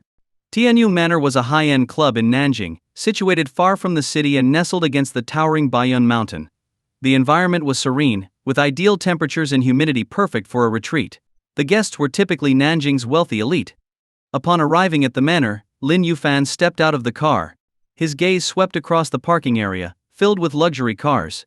BMWs and Audis were considered entry-level here, even Mercedes-Benz vehicles were merely mid-tier. There was no shortage of Lamborghinis and Porsches, and he even spotted a striking Rolls-Royce Phantom. But none of this made any impression on him. The reason was simple: he was wealthier than anyone there. In his pocket was a black card connected to the limitless funds of Tianji Pavilion. As long as Tianji Pavilion didn't collapse, he was the wealthiest man in the world. With that thought, Lin Yufan made his way toward the entrance. The people around him noticed his unfamiliar face and cheap attire, and many cast disdainful glances his way. Dressed like a beggar and dares to attend an auction? Almost instinctively, the crowd kept their distance, as if afraid his poverty might rub off on them. Just then, Feng Yankai, who had been waiting at the entrance, spotted Lin Yufan and rushed over. "Brother Fan, you're here," he greeted him with a big smile. Lin Yufan glanced at him, somewhat surprised that Feng Yankai had been waiting. "How long have you been here?" "Not long, I just got here too," Feng Yankai replied with a smile. He sure knew how to play his cards right. Lin Yufan gave him an approving nod. "Let's go inside." Of course. Without hesitation, Feng Yankai took the lead, glaring at the guards and hostesses at the entrance. "Well, what are you waiting for? Hurry up and welcome Brother Fan." The hostesses, dressed in cheongsams, quickly lined up to greet him. "Welcome, Mr. Lin." Seeing this kind of reception, the people outside who had looked down on Lin Yufan were stunned. They realized they had misjudged him and were relieved they hadn't caused him any trouble. As the onlookers at the entrance saw how even a plainly dressed Lin Yufan was treated with such respect, they couldn't help but wonder who he really was. Noticing the attention he was drawing, Lin Yufan frowned slightly. "Enough. No need to make a big deal out of it. Feng Yankai immediately caught his meaning and waved his hand. Didn't you hear what Brother Fan said? Get back to your positions. Shaking his head, Lin Yufan walked into the venue, with Feng Yankai quickly following behind. Though the staff stopped treating Lin Yufan with special attention, Feng Yankai's presence was still noticeable. As a member of the Feng family, the organizers of the auction, his movements naturally drew attention. Realizing this, Feng Yankai quickly found an excuse to slip away, not wanting to make Lin Yufan uncomfortable. However, he didn't go far, maintaining a distance where he could hear Lin Yufan if needed without drawing too much attention. Seeing Feng Yankai's careful consideration, Lin Yufan felt a hint of appreciation. If problems arise in the future, he could be useful, he thought as he glanced around at the drinks and food on display. The cocktail party had a refined atmosphere, with a variety of exquisite dishes like lobster and king crab. Just as Lin Yufan was about to grab a piece of crab to try, a voice called out from behind. Lin Yufan? Pine Yufan? Turning around, he saw Dong Qian, dressed in an elegant fringe gown and light makeup, approaching with a group of people. Upon confirming it was indeed him, her brows furrowed deeply. How did you sneak in? To her, someone like Lin Yufan had no place in such a venue. Lin Yufan looked at her indifferently. And what does that have to do with you? Seeing his casual attitude and cheap clothing, someone from the group asked, Qian, who is this? They had arrived not long ago and hadn't witnessed the scene at the entrance. Dong Qian frowned and explained, he's Liangshu's boyfriend, just some guy with nothing but muscle. He tricked Liangshu. Her words immediately darkened the expression of a young man nearby. His name was Jing Tao, a former admirer of Su Liangzhu. After being rejected by her, he had shifted his attention to Dong Qian, who was also quite attractive. Now hearing that Lin Yufan was Liangshu's boyfriend, he felt like a prized possession had been snatched from him, filling him with jealousy and frustration. He stepped forward with a hostile look. Hey you! The way you talked to Qian just now really pissed me off. Go over there and apologize to her. Lin Yufan gave him a dismissive glance. Why should I care if you're pissed off? Jing Tao's expression darkened. You're just a lowlife who somehow snuck in here, and you dare talk to me like that? Do you even know who I am? If you don't apologize right now, I'll have you thrown out. At these words, several people exchanged bewildered glances. They had seen how respectfully Feng Yankai had treated Lin Yufan. Moreover, Feng Yankai was nearby threatening to throw Lin Yufan out was nothing short of reckless. Without paying much attention, Lin Yufan casually took a sip of the wine he had just picked up and said calmly, Go ahead, try it. Jing Tao was about to call for security, but Dong Qian stopped him. Let it go, Jing Tao. There's no need to make a scene over something this trivial, she said, then turned to Lin Yufan. For Liangshu's sake, I won't expose you for sneaking in. I know you're trying to take this opportunity to get close to some influential people, but it's pointless. People like you will always remain at the bottom, no matter how hard you try. You'll never fit into our circle. She continued, Consider this auction as a chance for you to broaden your horizons and see the vast gap between us and someone like you. Once the auction is over, I don't want to see you hanging around Liangshu anymore. Can you manage that? Hearing that Dong Qian's intention was to drive Lin Yufan away from Su Liangshu for good, Jing Tao swallowed his words. He also didn't want to see Lin Yufan staying near her. Lin Yufan, however, just laughed. You want me to broaden my horizons and understand the difference between you and me? You think you're up to the task? That's right. We are more than enough to show you, Jing Tao said proudly, without hesitation. Dong Qian looked at Lin Yufan with a calm expression, her eyes filled with an air of superiority, as though everything she said was self-evident, even tinged with a bit of condescension. It's not that I want to put you down, Lin Yufan. But you need to face reality. The money you have wouldn't be enough to buy that king crab in front of you, let alone participate in the auction. For us, that's just an ordinary meal. She added, to put it bluntly, you can't afford any of the auction items. We're simply here to pick things we like.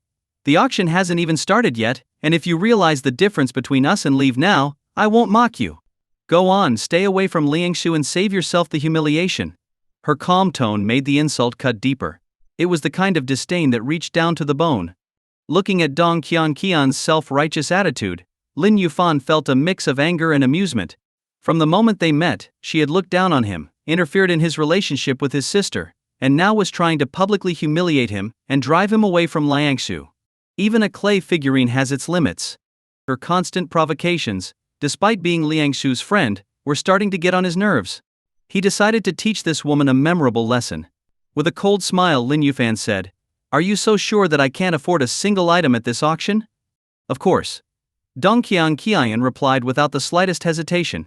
"Then what if I told you that I'm planning to bid on the Heart of the Ocean necklace?" he asked. Everyone froze for a moment. The Heart of the Ocean? The highlight of the auction? A necklace featuring a noble heart-shaped blue diamond surrounded by smaller white diamonds? As they processed what he'd just said, everyone burst into laughter. "You, dressed like you're worth less than 200 yuan, are planning to bid on the Heart of the Ocean? Are you trying to make us die of laughter?" Zhang Tao mocked, laughing out loud. The others joined in with sneers. "Do you even know how expensive the Heart of the Ocean is? The starting bid is 400,000 yuan. You wouldn't be worth that much if we sold you." "Yeah, 400,000 is just the starting price. It'll probably end up selling for at least 1 million. You, a penniless nobody, think you can afford that? What a joke." Dong Qian's gaze became even colder. "Do you really think that saying you want to bid on the Heart of the Ocean will make us respect you? Let me tell you, Lin Yufan, it won't.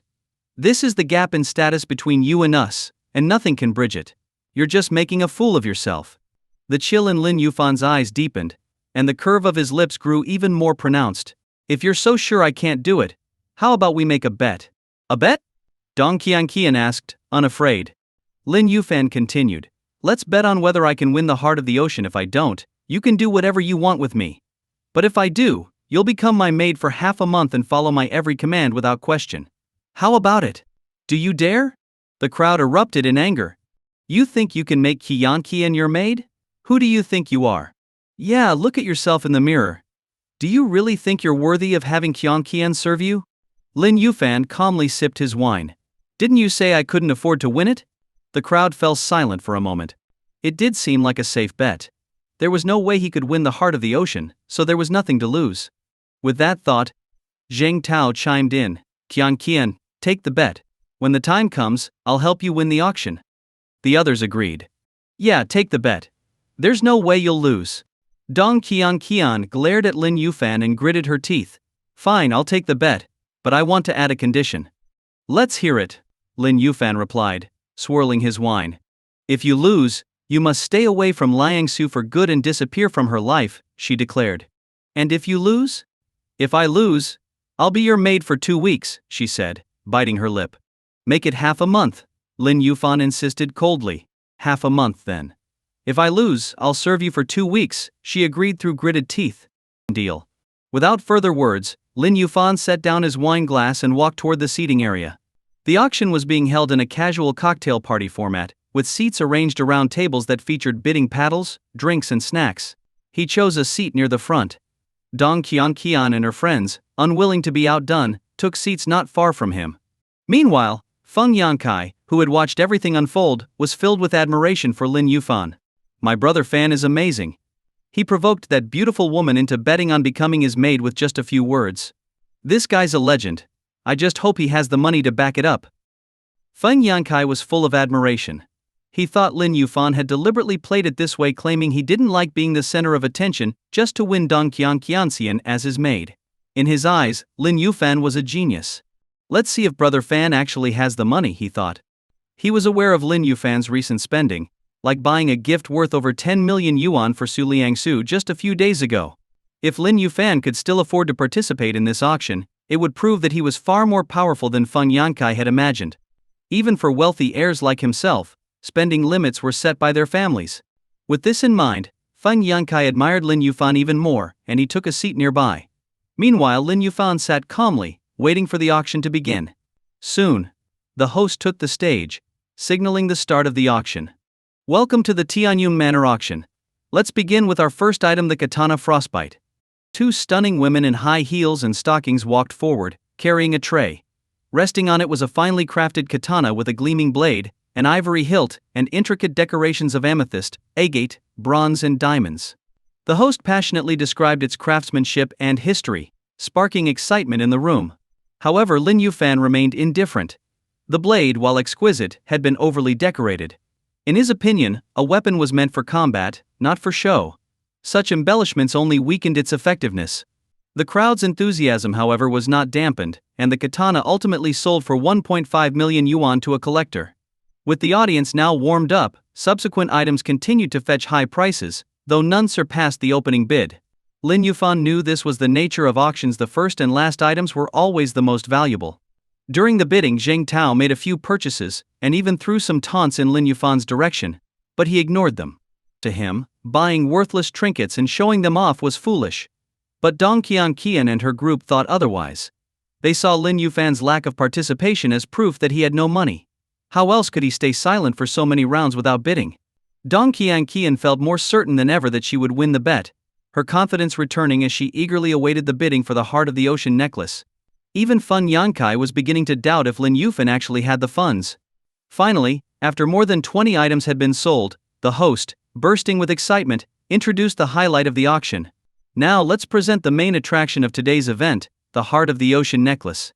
Two glamorous women came forward, carrying a tray draped in red cloth.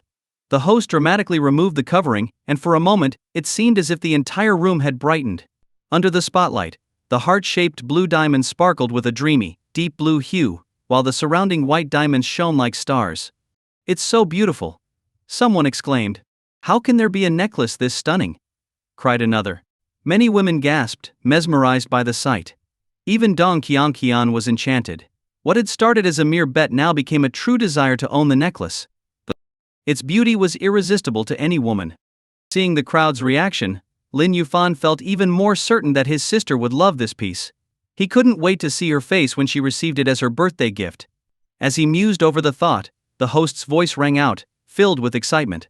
The bidding for the Heart of the Ocean starts at 400,000 yuan, with minimum increments of 10,000 yuan. Ladies, fight for beauty. The crowd buzzed with anticipation as bids began flying. 410,000. 420,000. I'll take it. I offer 440,000. Amidst the bidding, Dong Qian raised her paddle. 600,000. The sudden increase caused a brief lull. But soon after, Lin Yufan's calm voice echoed through the hall. 800,000. Dong Qian shot him a hateful look. She believed Lin Yufan was only trying to drive up the price because he knew she wanted the necklace. "Petty scoundrel," she muttered, gritting her teeth. 850,000. 1 million. Lin Yufan's voice was steady and resolute. Dong Qian's anger intensified. 1.05 million. 5 million. Lin Yufan replied casually, without batting an eye. The dramatic jump in the bid stunned everyone in the room. In auctions, displaying overwhelming confidence could crush the competition's resolve. A sudden leap in price could create a psychological burden that discouraged others from competing. Lin Yufan's strategy was flawless, wielding the power of a single, colossal bid to overwhelm his opponents. Within 3 bids he had driven the price up from 400,000 to 5 million, a staggering tenfold increase. The crowd stared in disbelief. They thought he was insane. No matter how beautiful the Heart of the Ocean was, it was still just a necklace. Was it really worth 5 million?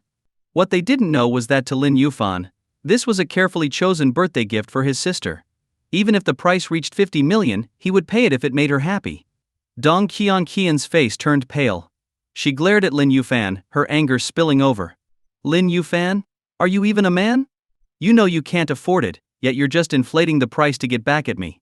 Before she could finish, Lin Yufan interrupted her, raising his hand and calmly announcing, 10 million. 10 million. The words crashed down like a heavy drumbeat, sending shockwaves through everyone in the room.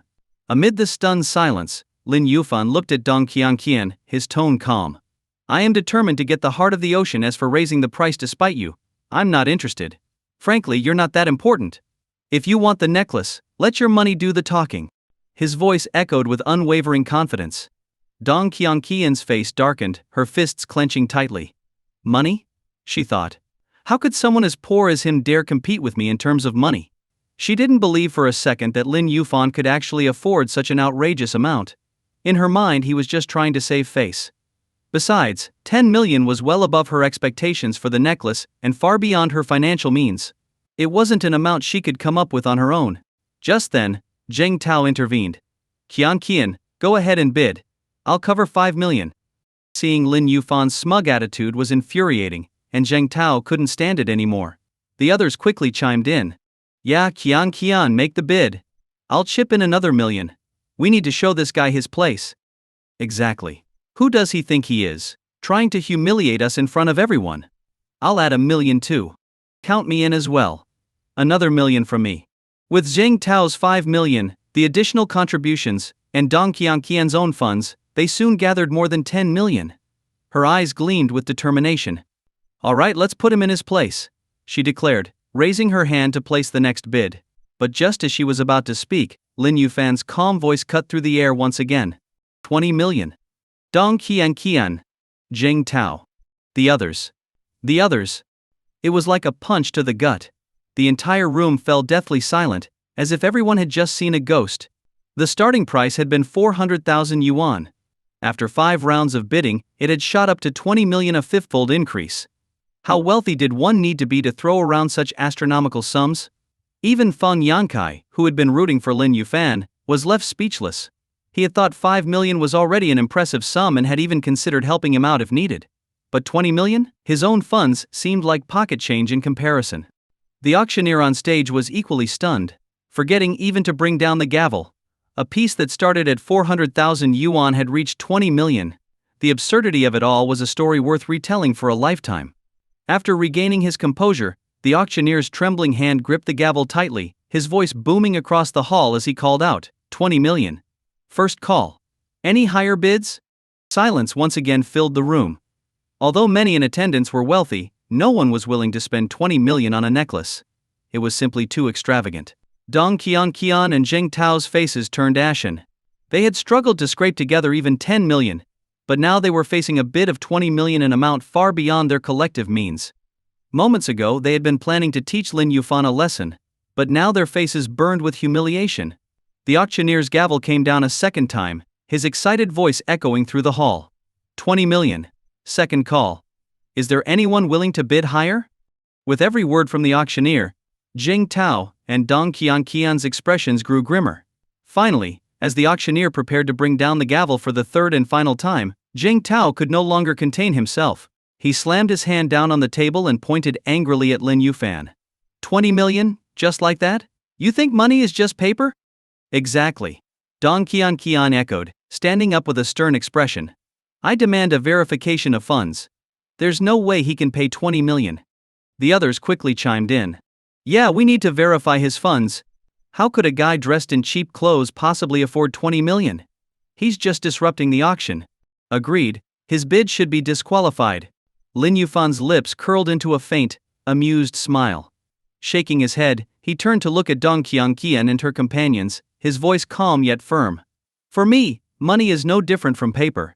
He reached into his pocket and pulled out a black card, pressing it lightly against the table before sliding it forward. This is an International 36 Nations card. Swipe it. His composed demeanor sent chills through the room.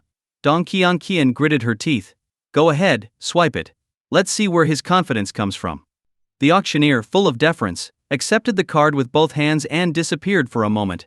When he returned, his face was flushed with excitement as he held the card aloft, before respectfully handing it back to Lin Yufan. Then, he walked back to the stage and banged the gavel down hard. I hereby announce the final buyer of the Heart of the Ocean necklace is Mr. Lin Yufan. A thunderous gasp filled the room. He actually paid successfully? He really spent 20 million on the Heart of the Ocean. My God, how rich is this guy? Voices of disbelief echoed throughout the hall. Dong Qianqian slumped into her chair, her eyes wide with shock. How is this possible? How could he possibly have 20 million? She murmured, looking utterly defeated. For someone who had always looked down on Lin Yufan, this outcome was hard to swallow. In her eyes he was nothing but a lowly nobody who didn't deserve Su Liangsu. Yet here he was, buying a necklace worth more than any of them could afford right in front of her. The same disbelief filled Zheng Tao and the others, who sat frozen in their seats, unable to accept the outcome. Without sparing them another glance, Lin Yufan turned his gaze to Dong Qianqian and spoke in a calm voice, Say it. Call me master. As Lin Yufan's words hung in the air, all eyes turned toward Dong Qianqian. It seemed everyone had almost forgotten that the auction for the Heart of the Ocean necklace wasn't just about winning the jewelry, there was a bet on the line as well. If Lin Yufan won, Dong Qianqian would have to serve as his maid for 2 weeks. Dong Qianqian's face drained of all color, turning as pale as paper. The thought of becoming a maid for someone she had always looked down upon was unbearable for her pride. She hesitated, her lips trembling as she finally spoke to Lin Yufan, her tone lacking its usual arrogance. Could we change the terms? But Lin Yufan was in no mood to compromise. His intention had always been to give her a lesson she wouldn't forget. No, he replied bluntly, taking a sip of his red wine. Hearing his refusal, Dong Qian clenched her hands tightly, almost biting her lip until it bled. The pressure of everyone's gaze felt suffocating, as if she was being judged by the entire room. Reluctantly, she forced herself to utter the humiliating words master. Satisfied, Lin Yufan nodded. At that moment, two young attendants approached with the necklace on a tray, ready to present it to him. But Lin Yufan turned to Dong Qian and ordered, "Go get it for me." She instinctively resisted, but couldn't find the words to argue. The attendants, sensing the situation, stopped nearby and watched her expectantly. But her face flushed bright red as if set ablaze. After a brief struggle, she stepped forward, took the tray with the heart of the ocean, and with trembling steps, handed it over to Lin Yufan. "Master, here's the necklace," she said, her voice filled with shame. Seeing her compliance, Lin Yufan decided not to push further, for now. The future held plenty of time for lessons. Tapping his finger on the table, he said, "Leave it here. I have things to attend to tonight. Starting tomorrow, come see me dressed as a maid. I'll let you know where. You may go." Dong Qian's face turned crimson again, burning with embarrassment. She, a pampered young lady, had never served anyone in her life, let alone worn a maid outfit. The mere thought made her skin crawl. She placed the necklace on the table, stammering, "Yes, master," before hurriedly fleeing the scene, overcome with shame. Jing Tao and the others quickly followed her out, keeping their heads down, too embarrassed to even look at her. As the auction concluded, and the guests began to leave, Feng Yankai could no longer contain his excitement. He rushed to Lin Yufan's side, gripping his hand with reverence, as if meeting a god. "Brother Fan, no, Grandpa Fan. From now on, you're my real grandfather. Here, let me kneel and bow to you as a sign of respect." Seeing Feng Yankai's exaggerated display, Lin Yufan raised an eyebrow. "Have you taken your medicine today?" "No, I just wanted to show my admiration for you, Brother Fan. You're truly amazing. I'm in awe," Feng Yankai said earnestly, giving Lin Yufan a thumbs up. "Thank you for opening my eyes. I never knew courting women could be done this way. Making the daughter of a prominent family serve as a maid with just a few words? You're a genius. From now on, I'll even ditch my Rolex and walk everywhere like you." He threw his expensive watch aside, muttering curses. Lin Yufan couldn't help but look at him like he was a fool. He had only worn simple clothes because he'd grown used to them after living on a mountain for 15 years, preferring their comfort and ease of care over high-maintenance designer brands. As for taking Dong Qian as a maid, that was just to give a self-important woman a reality check. He cleared his throat, pushing away his stray thoughts. "There's a hospital 5 kilometers from here. You should pay it a visit sometime." Feng Yankai's eyes lit up. "Are the nurses there pretty?" Lin Yufan sighed, rising from his seat. "There's no hope for you." With the necklace in hand, he left for the location of his welcome banquet. Feng Yankai followed him out, only to slap his forehead as a realization hit him. "I was so busy admiring Brother Fan that I forgot to ask him which department had the prettiest girls. Should I search the whole hospital?" Leaving the mountain estate, Lin Yufan took a cab to the venue for the welcome event, the Imperial Hotel. By now, luxury cars had already filled the parking area. If the auction at Tianyun Manor was attended mostly by the younger generation of Nanjing's elite, then the Imperial Hotel gathered the elders and heads of the city's top families. This welcome banquet, arranged for Lin Yufan as the master of Tianji Pavilion, commanded their full attention. Although Lin Yufan himself thought the event unnecessary, to these families, a figure of his stature was to be revered. Tonight's attendees were all from the highest echelons of Nanjing society, including members of the Wang family, to which Wang Zihang belonged.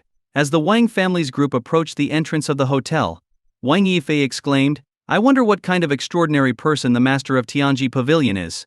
Wang Saitong, her eyes filled with admiration, added, "I imagine he's a legendary figure wearing a black suit, standing atop a skyscraper, looking down on the world with a cold, unyielding gaze. So handsome, even the heavens would pale before him." Wang Shulai patted Wang Saitong's head with a chuckle. "Then you'd better make a good impression tonight. Our family's future could rest on you." Wang Saitong blushed, while Wang Yanghong sighed. "It's a shame that Zihang won't be able to meet such a remarkable person." Wang Changlin, the family's eldest, comforted him. "Zihang's death was an accident. Don't be too sad. After tonight's meeting, tomorrow we'll make sure Lin Yufan pays for what he did. His head will be an offering to Zihang's memory." Wang Yanghong nodded in agreement. "Let's head inside." But just as they were about to enter the hotel, A figure appeared before them, someone who made Wang Yanggong's blood boil with rage. Lin Yufan. He growled, his voice dripping with hatred. Hearing someone call his name, Lin Yufan stopped and turned to see who it was. He saw Wang Yangkong, Wang Changlin, and several other members of the Wang family staring at him with hostile expressions. Lin Yufan frowned but remained silent, not recognizing them. The faces of the Wang family members contorted with anger when they confirmed it was indeed Lin Yufan. Wang Yanghyang in particular was seething. Gritting his teeth, he spat out, "Lin Yufan, how dare you show up here? Who gave you the courage?" Lin Yufan's eyes grew cold. "Why shouldn't I be here?" Seeing Lin Yufan's defiant attitude, Wang Shulai shouted, "You're arrogant. You killed Zihang, and now you dare to act so brazenly in front of the Wang family? Do you think we can't deal with you?" Wang Yangkong's face darkened even more. Glaring at Lin Yufan, he ordered, "Right now, go to Zihang's grave and kneel to apologize." Hearing this, Lin Yufan finally understood who these people were. His gaze turned icy as he looked at Wang Yanghong. A father's failure to teach his son properly is the father's fault. Your son deserved what happened to him. Why should I apologize? If anyone needs to kneel before his grave, it's you. Those words made Wang Yanggong explode with rage. You sharp-tongued brat. Today I'll send you to join my son in the afterlife. With that, he clenched his fist and charged forward, aiming to punch Lin Yufan square in the face. However, before he could reach him, Wang Changlin grabbed him and held him back. "Second brother," he barked, speaking softly in Wang Yanggong's ear. "The Tianji Pavilion Master's welcome banquet is about to start, and the master himself could be watching us at any moment. The old man is already handling Zihang's matter. Tomorrow, Lin Yufan will meet his end. Don't lose your composure." At the mention of the Tianji Pavilion Master, Wang Yanghong calmed down slightly, but the hatred in his eyes remained. "I can't stand seeing that boy swaggering around in front of me," he muttered. Wang Changlin glanced coldly at Lin Yufan. Then said, "How could we allow someone who killed a member of the Wang family to roam freely right under our noses?" He then looked toward the entrance of the Imperial Hotel and continued, "He's only here because he heard about the banquet and wants to latch onto the Tianji Pavilion Master. I'll make sure he doesn't even get past the front door." The Wang family members immediately agreed with him. "Uncle is right, we can't let this trash defile the master's eyes," Wang Saitong declared. Wang Shulai nodded in agreement. "Exactly. This scum doesn't deserve to be in the same place as the Wang family." Without another word, Wang Yanggong walked over to the guards at the entrance and spoke to them in a low, stern voice, pointing at Lin Yufan. Lin Yufan stood by, watching coldly. He didn't want to bother with false niceties in front of a crowd, so if the guards followed the Wang family's orders and refused him entry, he would leave without hesitation. He wouldn't care how many people inside were waiting for him, he'd show them no courtesy. After listening to Wang Yanghong, the guards walked over to Lin Yufan, their expressions stern.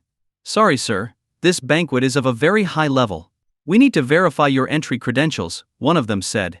Lin Yufan replied calmly, "How do you plan to verify them?" "Please show us your invitation," one of the guards responded. Lin Yufan shook his head. "I don't have an invitation. This banquet was organized for him, after all, and he wasn't just a guest, he was the guest of honor. Naturally, he didn't carry an invitation." Hearing this, the Wang family members sneered openly. "You don't even have an invitation and you think you can attend this event? What an idiot," Wang Saitong scoffed. "They get lost already. Stop wasting our time," Wang Yifei added with disdain. The guards moved to block Lin Yufan's path, their expressions growing more guarded. "Without an invitation, no one is allowed to enter. Please leave immediately," they stated. Lin Yufan glanced at the Wang family members and asked the guards again, "Are you really going to follow their orders and not let me in?" The guards stood firm, blocking his way. "Without an invitation, no one may enter," they repeated. "Get out of here, you fool!" Wang Yifei shouted. Lin Yufan shot the Wang family a cold look before turning away without a second thought. No matter how many people inside were waiting to see him, he wasn't going to give them the time of day. Leaving the Imperial Hotel, he stood by the roadside and dialed the number for Nanjing's richest man, He Xiaoning. As soon as the call connected, He Xiaoning's eager voice came through. "Master, have you arrived? I'll come down to greet you right away." "No need," Lin Yufan replied bluntly. "You can continue the banquet with the Wang family. I'm not coming." With that, he hung up and walked away. The disconnected line left He Xiaoning dumbfounded. He had just been on his way, so why had things changed so suddenly? Recalling that Lin Yufan mentioned the Wang family, He Xiaoning's expression darkened as he marched downstairs and headed straight for the hotel entrance. Meanwhile, the Wang family watched Lin Yufan leave, laughing loudly. Did that idiot actually think he could show off in front of a first-rate family like ours? What a joke! Wang Yifei sneered. He walked off like he was on an important phone call, pretending as if he left because he got some big news. It's laughable how he tries to fool everyone into thinking we didn't kick him out, Wang Saitong added with a smirk. Only a fool would do something so pathetic, Wang Shulei chimed in, his face full of scorn. Wang Changlin waved dismissively. Enough about that waste. There will be someone to deal with him tomorrow. Let's go inside and prepare to welcome the master. As they prepared to enter, handing over their invitations to the guards, He Xiaoning appeared at the entrance, his expression cold and grim, flanked by a few attendants. Seeing him, the Wang family quickly approached with polite smiles. Mr. He, why have you come out? Wang Changlin and Wang Shulei asked with grins on their faces. Wang Yanghong forced a smile and greeted He Xiaoning as well, while Wang Yifei and Wang Saitong bowed in deference. Good evening, Uncle He. As the richest man in Nanjing, He Xiaoning commanded respect even from the Wang family. However, he didn't even glance at them. Instead, he turned directly to the guards and asked in a frosty tone, "Tell me, what just happened here?" Seeing He Xiaoning's expression darken, the guards tensed up. They dared not hide anything and quickly reported everything that had happened just moments ago. As he listened, He Xiaoning's face turned as dark as coal. He had waited 5 whole days just to finally meet Lin Yufan and strengthen their relationship, only to see this perfect opportunity slip away because of the foolishness of the Wang family. His anger surged. At that very moment, Wang Yifei approached him with a cheerful expression, saying, "Uncle He, is the master about to arrive? Did you come down here to greet him?" This only fueled He Xiaoning's fury. Slap. He raised his hand and delivered a stinging slap across Wang Yifei's face. "Greet your mother. Get lost," he shouted. He then kicked the 2 guards who had just turned Lin Yufan away, knocking them to the ground. "You useless fools. Go upstairs and announce that the welcome banquet is cancelled. The master is not coming," he ordered. The guards scrambled up and ran inside, terrified, while He Xiaoning stormed off, his face still filled with rage. Watching He Xiaoning walk away in anger, Wang Yifei slowly got up, holding his face with a look of grievance. "So what if the master isn't coming? Why did he have to hit me? It's not like I told him not to come." Wang Yifei felt deeply wronged. Meanwhile, Wang Saitong was even angrier that her plans to meet the master had fallen through, and she blamed Lin Yufan for it all. It must be that jinx, Lin Yufan. He brought bad luck. The master must have felt insulted by that pauper's appearance, thinking it was a sign of disrespect, and that's why he left. Damn that Lin Yufan. Wang Yanghong, already furious, roared, "You little bastard, you won't die a good death." The Wang family members were convinced that Lin Yufan had ruined their big opportunity. Today, the event was attended by all the major families of Nanjing, important people with real status. But not Lin Yufan. He was the only one who didn't belong, a nobody without even an invitation who had come just to freeload. Unable to think of any other reason why the Tianji Pavilion master would suddenly leave, they put all the blame on Lin Yufan, feeling as if he had cost them their chance to rise to the top. "Let's go back and inform the old man. Have him make sure the people from South Africa tomorrow cut that little brat into 8 pieces. Wang Changlin spat. Wang Yanghong and the others all nodded in agreement. The one coming is rumored to be a ruthless figure on the South African kill list. This time, we must take Lin Yufan's head to avenge Yihang. Blood for blood, they shouted as they stormed off. Meanwhile, Lin Yufan had already returned to the Ziyun villa. He received a call from He Xiaoning shortly after the latter had left the Imperial Hotel. He Xiaoning wanted to meet and apologize, but Lin Yufan declined. It wasn't his fault, so there was no need to apologize. The next day arrived in the blink of an eye. Gu Yunxi went to work as usual, while Lin Yufan stayed home, waiting for Dong Qianqian to come pick him up for breakfast. Now that he had a maid, he intended to enjoy a bit of pampering, unlike the days spent with Qinju, constantly discussing the affairs of the Tianji Pavilion or world events. What did the state of the world matter to an orphan like him? To that end, he even sent Qinju away, instructing him to stay hidden and not show himself unless absolutely necessary. Finally, after Lin Yufan idly ate 2 apples, the long-awaited knock came at the door. "Coming," Lin Yufan said, walking leisurely to the door and opening it. Standing outside, bathed in the soft sunlight, was Dong Qianqian. She was dressed in a black and white maid outfit with lace trim, a white apron, a frilly headdress, and even cat ears. Her outfit accentuated her curves, and the white stockings clung to her legs. Her cheeks were slightly flushed, her expression a blend of shyness and embarrassment, which added just the right amount of allure. Lin Yufan was momentarily taken aback. Dong Qian clasped her hands together in front of her and nervously shifted her feet, keeping her head lowered as she spoke softly. Master, I've come to pick you up." Hearing the tremor in her voice, a mix of shame and something else, Lin Yufan raised an eyebrow. Well, this is interesting, he thought. He looked her up and down, taking in the meticulous details of her outfit. "I have to say, you seem to be enjoying that outfit quite a bit," he remarked, clicking his tongue in amusement. Dong Qian's embarrassment turned to annoyance as she glared at him. "I'm just used to doing things properly. It doesn't mean I enjoy serving you." Lin Yufan clicked his tongue again. "I never said you did." She started to retort, but before she could finish, Lin Yufan had already closed the door and was walking towards a pink Porsche parked next to the villa. "Aren't you going to come over and open the door?" he asked, raising an eyebrow. Dong Qian's frustration was evident as she stomped her foot on the grass before reluctantly going over to open the car door for him. Once inside, Dong Qian, still fuming, asked, "Where to?" Lin Yufan gave her a curious look. "As my maid, shouldn't you have already found a place for breakfast? Why are you asking me?"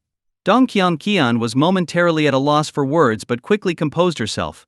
As the daughter of a wealthy family, finding a nice place for breakfast was no challenge for her. With her skilled driving, they soon arrived at a refined tea house by the river, where one could listen to soothing music indoors or enjoy the breeze and river view from the outdoor terrace. Even Lin Yufan had to admit that these rich kids really knew how to enjoy life. He would never have found such a nice spot on his own. But now that he had a wealthy maid, he didn't need to. After they entered, Lin Yufan immediately took a seat on the terrace, propping up his feet and unfolding a newspaper on the table. Dong Qian shot him an annoyed glance before heading off to order.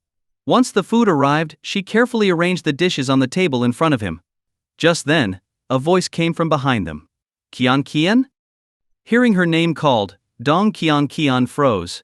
Dressed in a maid outfit and serving Lin Yufan, the last thing she wanted was to run into someone she knew. She turned around stiffly and was somewhat relieved to see that it was Jing Tao, who knew the story behind her situation. Still, her cheeks flushed with embarrassment. It was her first time wearing a maid outfit to serve someone, and it felt awkward. "Qian, is that really you? Why are you dressed like this? Did that bastard Lin Yufan force you?" Jing Tao asked angrily as he approached. Although he knew Dong Qian had agreed to be Lin Yufan's maid for half a month because of a bet, seeing it with his own eyes was a different story. He felt a surge of jealousy, as if he had been humiliated, especially since he was pursuing her. Dong Qian remained silent. There was no point in discussing it now. She remembered that Jing Tao had even encouraged her to accept the bet during the auction. After placing the last dish on the table, she said, "Everything is ready." Lin Yufan casually set aside the newspaper, prepared to start eating. Dong Qian glanced at the slightly crumpled edges of the paper, her fingers itching to smooth it out. Jing Tao glared at Lin Yufan. "Qian is my girlfriend. I won't allow you to make her do these things." Lin Yufan glanced at him as if he were a fool, then ignored him and reached for the tea. Refusing to be dismissed, Jing Tao stepped forward and slammed his hand on the table. "Lin, did you hear me?" Lin Yufan's expression showed a hint of impatience. "So what if I did? She's my maid, and it's none of your business." Jing Tao clenched his fists in frustration but found himself at a loss for words. He turned to Dong Qian. "Let's go, Qian. Don't waste your time on this guy." Dong Qian hesitated, glancing at the crumpled newspaper before looking back at Jing Tao without saying a word. At that moment, Lin Yufan leaned back in his chair and said, "Qian, my arm feels a bit sore. Come and massage it." Annoyed, Dong Qian glared at him, but remembering the terms of the bet, she had no choice but to nod reluctantly. "Yes, master." She moved to his side and began massaging his arm, occasionally glancing at the creased newspaper with a frown. Relaxing in his chair, Lin Yufan let out a long, satisfied ah-h. "That feels good. A little harder." Jing Tao's anger boiled over. "Lin Yufan, don't push your luck." Lin Yufan shot him a cold glance and lifted his feet onto another chair. "Now massage my legs too." Dong Qian was even more irritated, and she gave his arm a hard pinch. "Yes, master," she said through gritted teeth. Seeing her kneel down to massage Lin Yufan's legs, Jing Tao was filled with rage. "Arg!" he shouted, kicking over a nearby chair. "What are you doing?" Dong Qian snapped. She stood up and calmly set the chair upright, then picked up the crumpled newspaper and carefully smoothed it out. Her tense expression visibly relaxed after she finished. Jing Tao's frustration only grew. She hadn't said a word while massaging Lin Yufan, but she scolded him for kicking a chair. It was unbearable. In a fury he turned to leave, but as he spun around he collided with a tall man. Angrily, Zheng Tao shouted, "Get out of my way, you idiot." He shoved the man, but to his shock, it felt like pushing a marble statue rock solid and immovable. The man was none other than Blood Wolf, the assassin hired by the Wang family to kill Lin Yufan. Blood Wolf looked down at Zheng Tao with a menacing glare. "Did you just call me a dog?" Still blinded by rage, Zheng Tao failed to recognize the danger. "Yeah, and what are you going to do about it? Get out of my face before I make you." Smack. Without warning, Blood Wolf slapped Zheng Tao hard across the face, sending him sprawling to the ground, blood spraying from his split lip as he rolled twice. Blood Wolf stepped forward, grabbed Zheng Tao by the throat, and lifted him off the ground with one hand. His eyes gleamed with a bloodthirsty light as he spoke. "Insulting me? How do you want to die?" Zheng Tao struggled to breathe, his face turning red, then purple, as Blood Wolf's grip tightened around his neck. He felt the life being squeezed out of him and gasped, "You can't kill me. I'm from the Zheng family. If you kill me, my family won't let you get away with it."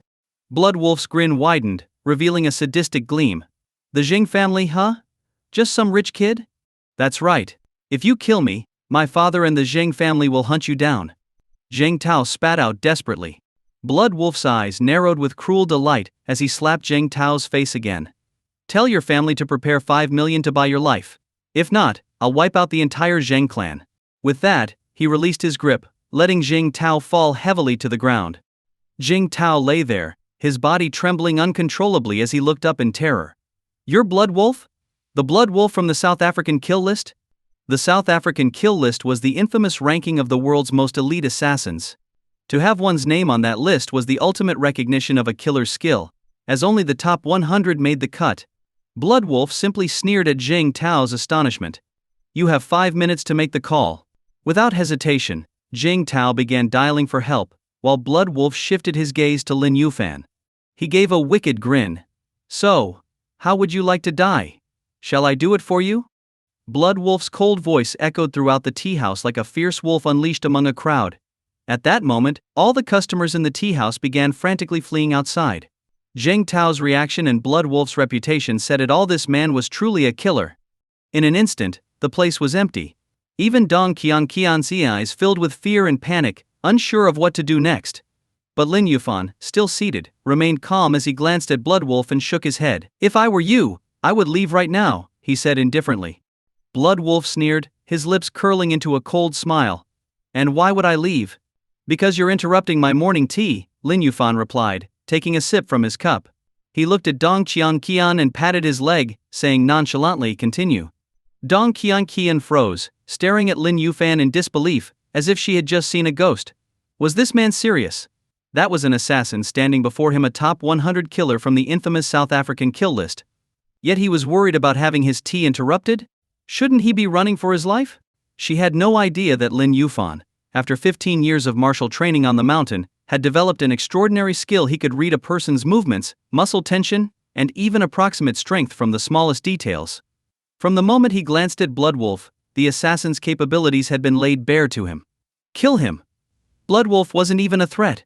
Zheng Tao, oblivious to all this, yelled in rage, "Lin, if you want to get yourself killed, don't drag Yanqian down with you." Ignoring the outburst, Lin Yufan tapped his leg again and frowned. "Hurry up." Dong Qianqian glanced at Zheng Tao lying on the floor, bloodied, then back at the eerily composed Lin Yufan. Surprisingly, she felt safer near him. With a nervous nod, she knelt beside him and started massaging his leg. Her trembling hands, and the fear flickering in her eyes, showed just how scared she was. Blood Wolf's anger flared as he saw Lin Yufan's calm demeanor. The coldness in his eyes was like a deadly winter wind. He looked like a raging beast, emanating a dangerous aura that filled the entire room. "Do you know what happened to the last person who underestimated me like this?" Blood Wolf said as he stepped forward. Without waiting for a response, he roared, "I cut him into 8 pieces and fed him to the dogs. There wasn't even a grave for him." With those words, he unleashed a surge of murderous energy, making the air seem heavy and suffocating. Boom! He stepped forward, and his powerful legs cracked the floor beneath him like a spiderweb as he launched himself at Lin Yufan. He moved like a cannonball, tearing through the air with overwhelming force, ready to smash everything in his path. "Die!" he bellowed, his fist aimed at Lin Yufan's head. Ah! Dong Qianqian screamed, the terror finally overwhelming her. She recoiled like a frightened cat, covering her ears and squeezing her eyes shut. Lin Yufan frowned slightly, but his hands never stopped moving as he held the teacup, using the lid to gently brush away the tea leaves and blow on the hot steam. It was as if Blood Wolf charging at him didn't exist. Even as the ground cracked around him, and the wind from Blood Wolf's punch swept across his face, Lin Yufan remained unmoved. Idiot. He deserves to die. Zheng Tao cursed. But just as Blood Wolf's fist was about to strike Lin Yufan's head, a tall, muscular figure burst forward at a speed 10 times faster than the assassin. If Blood Wolf was a cannonball, then King Ju was a missile.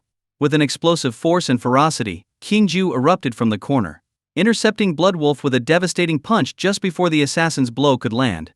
Boom! It was like being hit by a high-speed train. Blood Wolf felt his entire skeleton shatter as though every bone in his body had been crushed. The searing pain in his abdomen made him wonder if his stomach had been punctured. He spat out a mouthful of blood as his body flew backward, crashing through tables and chairs, leaving a trail of chaos behind. Zheng Tao was left in shock, barely able to comprehend what had just happened. One moment, Blood Wolf had been charging forward, and the next, he was flying across the room, felled by a single punch from a figure that had seemingly appeared out of nowhere. Thud. Zheng Tao swallowed hard, his eyes wide with terror. That was Blood Wolf, a killer from the South African kill list. Men of his caliber were reputed to be capable of taking on 10 or even 100 foes. Yet, this mysterious figure had sent him flying with one blow. It was beyond terrifying. Cold sweat poured down Zheng Tao's back, soaking his clothes in an instant. This was the stuff of nightmares. But what shook him even more was what happened next. The man who had effortlessly taken down Blood Wolf, as if he were a mere insect, quietly stepped back and stood behind Lin Yufan, standing like a guardian. Zheng Tao's jaw dropped as he stared at Qinjiu. A person with such godlike strength was standing behind Lin Yufan as if he were a mere servant. How could this be? That was Lin Yufan, a nobody, not some legendary figure. Zheng Tao's mind struggled to process the scene unfolding before him. In Zheng Tao's stunned gaze, Lin Yufan's expression remained unchanged, as if the dangerous and intense scene just now was nothing more than a gentle spring breeze, unable to stir any emotion. The tea had cooled to just the right temperature from the gust of wind. Lin Yufan picked up his cup and took a sip, savoring the flavor. Good tea, he remarked calmly. Hearing his voice, Dong Qianqian, who had been trembling and clutching her earlobes in fear, fluttered her eyelashes. Filled with both fear and curiosity, she slowly opened her eyes to take a peek. Her tears glistened, showing that she had been scared to the point of crying.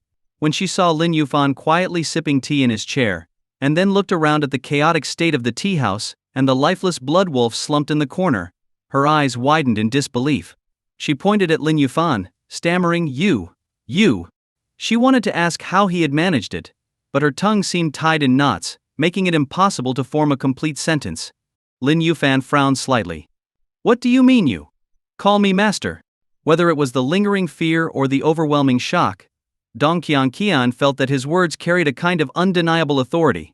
Her tears, which had just stopped, began to well up again. Lowering her head, she muttered with a sense of grievance, Master. Lin Yufan set the teacup down, propped his legs up, and leaned back in the chair. Today's performance as a maid gets a failing grade. You argued with your master, didn't open the car door, didn't check the location, and kept startling me. When you get home, copy the British Royal Maid Etiquette Guide 10 times, and recite it for me tomorrow. Also, I want congee with preserved egg and pork for breakfast.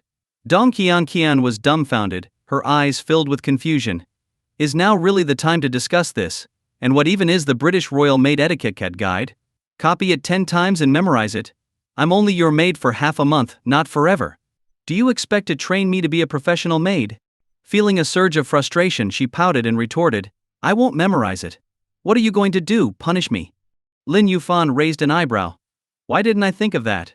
All right then, bring a small whip tomorrow. If you can't recite it, you'll get your behind whipped. Dong Qianqian felt tears prick her eyes, overwhelmed by both shame and anger. Before she could finish, Lin Yufan waved his hand dismissively. You can leave. Qianju immediately made a gesture indicating for her to go. Feeling wronged, Dong Qianqian left in frustration. After she had gone, Lin Yufan raised his hand and ordered coldly, Drag him over here. Yes, sir.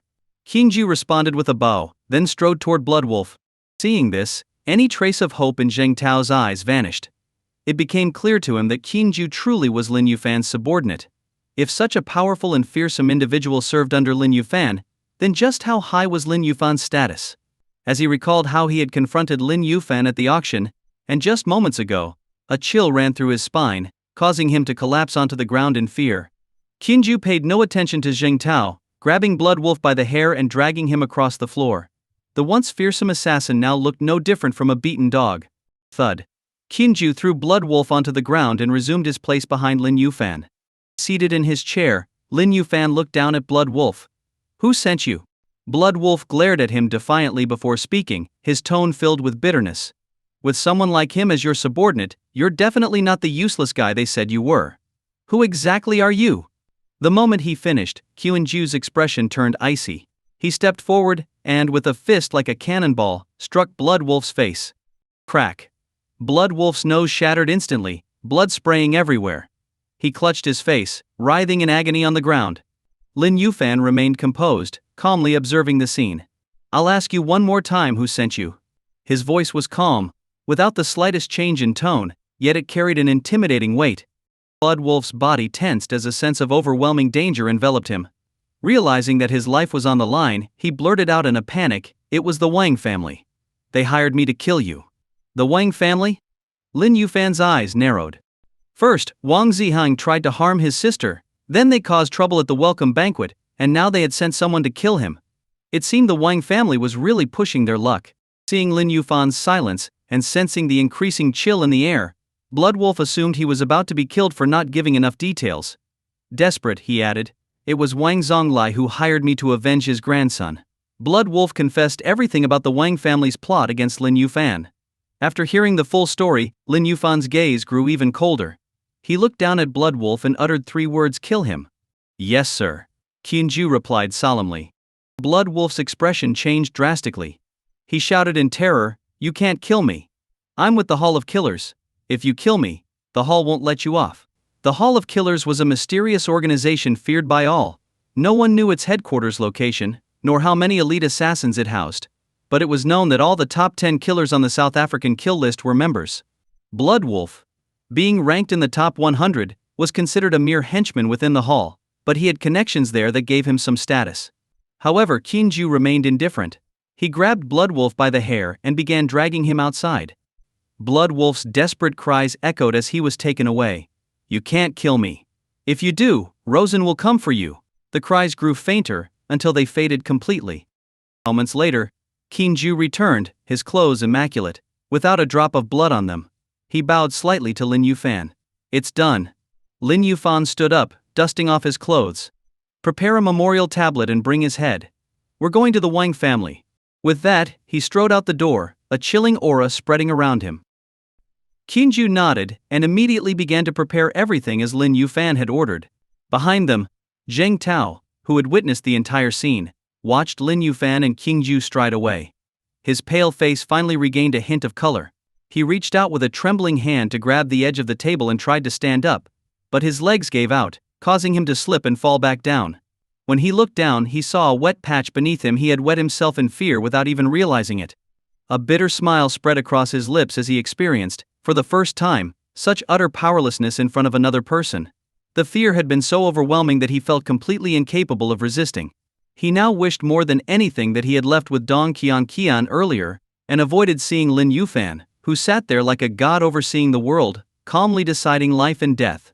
To see such ruthlessness and decisiveness in a person who could casually kill a top-ranked assassin from the South African kill list, it was unfathomable. Who else could possess such resolve? Who would dare to?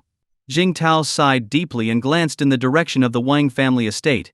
He knew that trouble was coming for them, and it was going to be severe. Meanwhile, at the Wang family villa, the members were gathered in the main hall, all waiting expectantly. They had already received word that Blood Wolf was sent to kill Lin Yufan, and were eagerly awaiting his return with Lin's head. With Blood Wolf taking action, that bastard Lin Yufan is definitely done for. Brother Zihang's revenge will be complete. Wang Yifei said with a smile. Wang Saitong scoffed. That bastard deserves it after disrupting our meeting with the master last night. Wang Shuilei, with a confident expression, added, Blood Wolf is ranked among the top 100 on the South African kill list, and is a member of the Hall of Killers. Taking down a nobody like him is like using a sledgehammer to crack a nut. When he returns, we should give him a proper banquet. The old master Wang Zonglai nodded in agreement. Zhulai is right. We must properly reward Blood Wolf when he comes back. His brother Rosen has considerable influence in the Hall of Killers, and building a good relationship with him will benefit our family in every way. Hearing this, the Wang family members grew even more excited. If this leads to an introduction to Rosen, it'll be a major win for us. As the family discussed their plans with enthusiasm, a commotion suddenly erupted outside. Hearing the noise, they all laughed. It seems Blood Wolf is back already. That's the efficiency of a top 100 assassin from the South African kill list, someone added. Wang Yanghong's eyes gleamed with vengeful hatred. I'll use that bastard Lin's head to honor my son Zihang. As he finished speaking, the front door slowly opened, and Lin Yufan walked in, dressed in black. Qianju followed closely behind. The Wang family members froze in shock. How was Lin Yufan still alive and walking into their home? Wasn't Blood Wolf sent to kill him? Had he somehow managed to arrive here before Blood Wolf? Convinced that Lin Yufan must have missed encountering Blood Wolf, they felt they had figured out the situation. The idea that Blood Wolf could have been killed by Lin Yufan never even crossed their minds. How could a top assassin from the Hall of Killers fail against someone they considered a worthless nobody? The thought was simply absurd.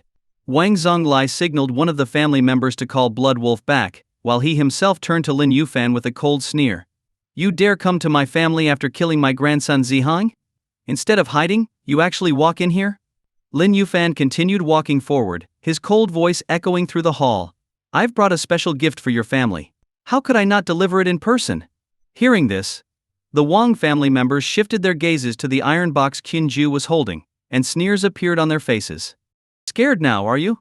Where was all this fear when you killed Zihang? Wang Shulei scoffed. Wang Changlin chimed in. So, you bring a gift to seek forgiveness? Who do you think you are, Lin Yufan? Exactly. Wang Yanghong shouted angrily. You wretched dog, kneel at Zihang's grave for 7 days and nights. Kneel. The other Wang family members joined in, raising their voices in anger. Lin Yufan shook his head with a smile. Forgiveness? You misunderstand. Wang Zonglai's face darkened. If not to seek peace, then why bring a gift? A cruel smile tugged at Lin Yufan's lips as he looked at Wang Zonglai, revealing a set of white teeth. I came to send you off. With those words, Lin Yufan reached into the iron box, his fingers brushing against a freshly carved memorial tablet. In one swift motion, he sent it flying like a black bullet straight at Wang Zonglai. The air seemed to slice open as the tablet shot forward. In the blink of an eye, it struck Wang Zonglai, piercing his throat and pinning him to his chair. Blood dripped down the tablet, pooling on the floor. Silence descended upon the hall. No one had expected Lin Yufan to strike so suddenly and so viciously, killing the old master in front of the entire Wang family. How could Lin Yufan dare to do this? This was the Wang family, not some place where he could act as he pleased. Did he think they were all just bystanders? The Wang family erupted in fury. Someone, get him now! How dare he kill the old master? Wang Shuli roared. Wang Changlin's eyes were bloodshot with rage. You arrogant dog! You think you can act recklessly in the Wang family's territory? Call Blood Wolf back now. The other family members echoed his sentiments, shouting furiously. Ignoring their rage, Lin Yufan turned to Qianju and said, Give them the gift. Qianju stepped forward, opened the iron box, and revealed Blood Wolf's severed head inside, the eyes still wide with terror. He tossed the head into the midst of the Wang family. Here, your Blood Wolf, he said. Wang Changlin instinctively caught the object flying towards him, but as soon as he realized it was Blood Wolf's head, he recoiled in horror, dropping it like a burning coal. In an instant, the faces of everyone in the room changed drastically. Looking at the bloodied head on the ground, the faces of everyone in the Wang family turned pale. A chill surged up from their feet, racing to the tops of their heads. The terror was instant and overwhelming. The Blood Wolf. The so-called gift from Lin Yufan was actually the head of the Blood Wolf. This was no ordinary person, it was the Blood Wolf, ranked among the top 100 on South Africa's kill list. And now, he was dead. And it was Lin Yufan. That scoundrel, who had brought his head here. What on earth was going on? Wang Yifei pointed at Lin Yufan in disbelief, stammering, You. Did you kill the Blood Wolf? Lin Yufan gave a slight smile, revealing his white teeth. What do you think? Seeing the smile on Lin Yufan's face, Wang Yifei recoiled 2 steps in fear before collapsing to the ground with a thud, his eyes filled with deep terror. The blood wolf. Lin Yufan killed the blood wolf. What did that mean? Even if all the Wang family's guards joined forces, they couldn't stop him. Who would dare provoke him now? One of the younger members of the Wang family, his legs going weak, fell to his knees on the spot. It triggered a chain reaction, and soon, the rest of the Wang family followed suit, falling to their knees. In an instant, a whole crowd of the Wang family members had knelt. Even Wang Shulei, the third son of the family, was down on his knees. The only ones left standing were Wang Changlin and Wang Yanghong. Wang Changlin remained standing because, with the old patriarch gone, he was next in line to lead the family. He felt he could not kneel. Wang Yanghong, on the other hand, stood purely out of bitter resentment, his fists clenched in anger. Lin Yufan, you! Smack! Before he could finish, Qingju's massive hand struck Wang Yanghong's face, interrupting him mid-sentence. The slap sent him flying 4 or 5 meters away. Seeing this, Wang Changlin dropped to his knees immediately. He had no choice. It was too terrifying. Wang Yanghong hadn't even finished a sentence before being slapped several meters away. He did not wish to die young. Meanwhile, Lin Yufan casually pulled out a chair and sat down, lighting a cigarette. After taking a deep drag, he spoke slowly. Besides Wang Zonglai, who else was involved in this plot? Step forward on your own. His calm voice echoed like a jarring alarm in everyone's ears. No one dared to challenge him at a time like this. Wang Changlin, Wang Shulei, Wang Yifei, and the others kneeled on the ground and edged forward. Lin Yufan glanced at them, and slowly blew out a smoke ring. From now on, each of you will slap yourselves 20 times as punishment. Wang Yifei, who was already scared out of his wits, didn't hesitate. He raised his hand and slapped himself hard across the face. Smack! The crisp sound echoed through the room. He didn't hold back. Just one slap had turned his face red. In his mind, his life was what mattered most. Compared to losing his life on the spot, what were a few slaps? He slapped himself harder and faster, setting an example for the others. Soon, the rest of the Wang family came to their senses and began to slap themselves earnestly. Even Wang Saitong, a proud woman, was kneeling and slapping herself without hesitation, her face swelling up rapidly. Smack! Smack! Smack! The sound of slaps filled the air. When it finally stopped, the Wang family members had blood trickling from the corners of their mouths. Their lips had split open from the force. Lin Yufan stood up slowly, his cold gaze sweeping across the room. He spoke in a frosty tone. If there's a next time, I'll send your whole family to the grave. With that, he turned and walked away. He wasn't a bloodthirsty person. Wang Zonglai was already dead. There was no need to completely eradicate the rest of them. The punishment they received was enough. He believed the Wang family wouldn't dare make a move against him again. As Lin Yufan and Qingju slowly walked out of the villa, the Wang family members felt as if a mountain had finally been lifted off their chests. Wang Yifei's tightly strung nerves suddenly loosened, and he fell backward, limbs spread out. The others were no better off. All lay sprawled on the ground, releasing the pent-up tension in their hearts. A long time later, Wang Shulei looked worriedly at Wang Changlin. Big brother, if the Blood Wolf's boss, Rosen from the Hall of Assassins, comes looking for us, what are we going to do? The question brought a wave of anxiety to everyone's faces. They had paid a high price to hire the Blood Wolf, and now he was dead here. Rosen would surely come for answers. As a big figure in the Hall of Assassins, Rosen was far more formidable than the Blood Wolf. There wasn't a single person in the Wang family who wasn't afraid. And to make matters worse, the one who killed the Blood Wolf was the enigmatic Lin Yufan. They truly didn't know what to do. Wang Changlin gave a bitter smile. If it were before, he would have unhesitatingly sided with Rosen. But now, he let out a deep sigh, his voice full of helplessness. If Rosen really comes to demand answers, we'll just tell the truth and let him decide for himself. There was no pleasing either side, and this was the only solution he could think of. Back at the villa. Not long after sitting down, Lin Yufan suddenly received a call from Su Liangsu. Her excited voice came through the phone as soon as the call connected. Fan, I passed the audition. I even got chosen as the lead actress in a movie. Hearing this, a smile crept up on Lin Yufan's face. That's amazing. Which company? Dingsheng Entertainment. Su Liangshu's voice was full of joy. Dingsheng Entertainment was a top-tier media company in Nanjian, famous for cultivating many list celebrities.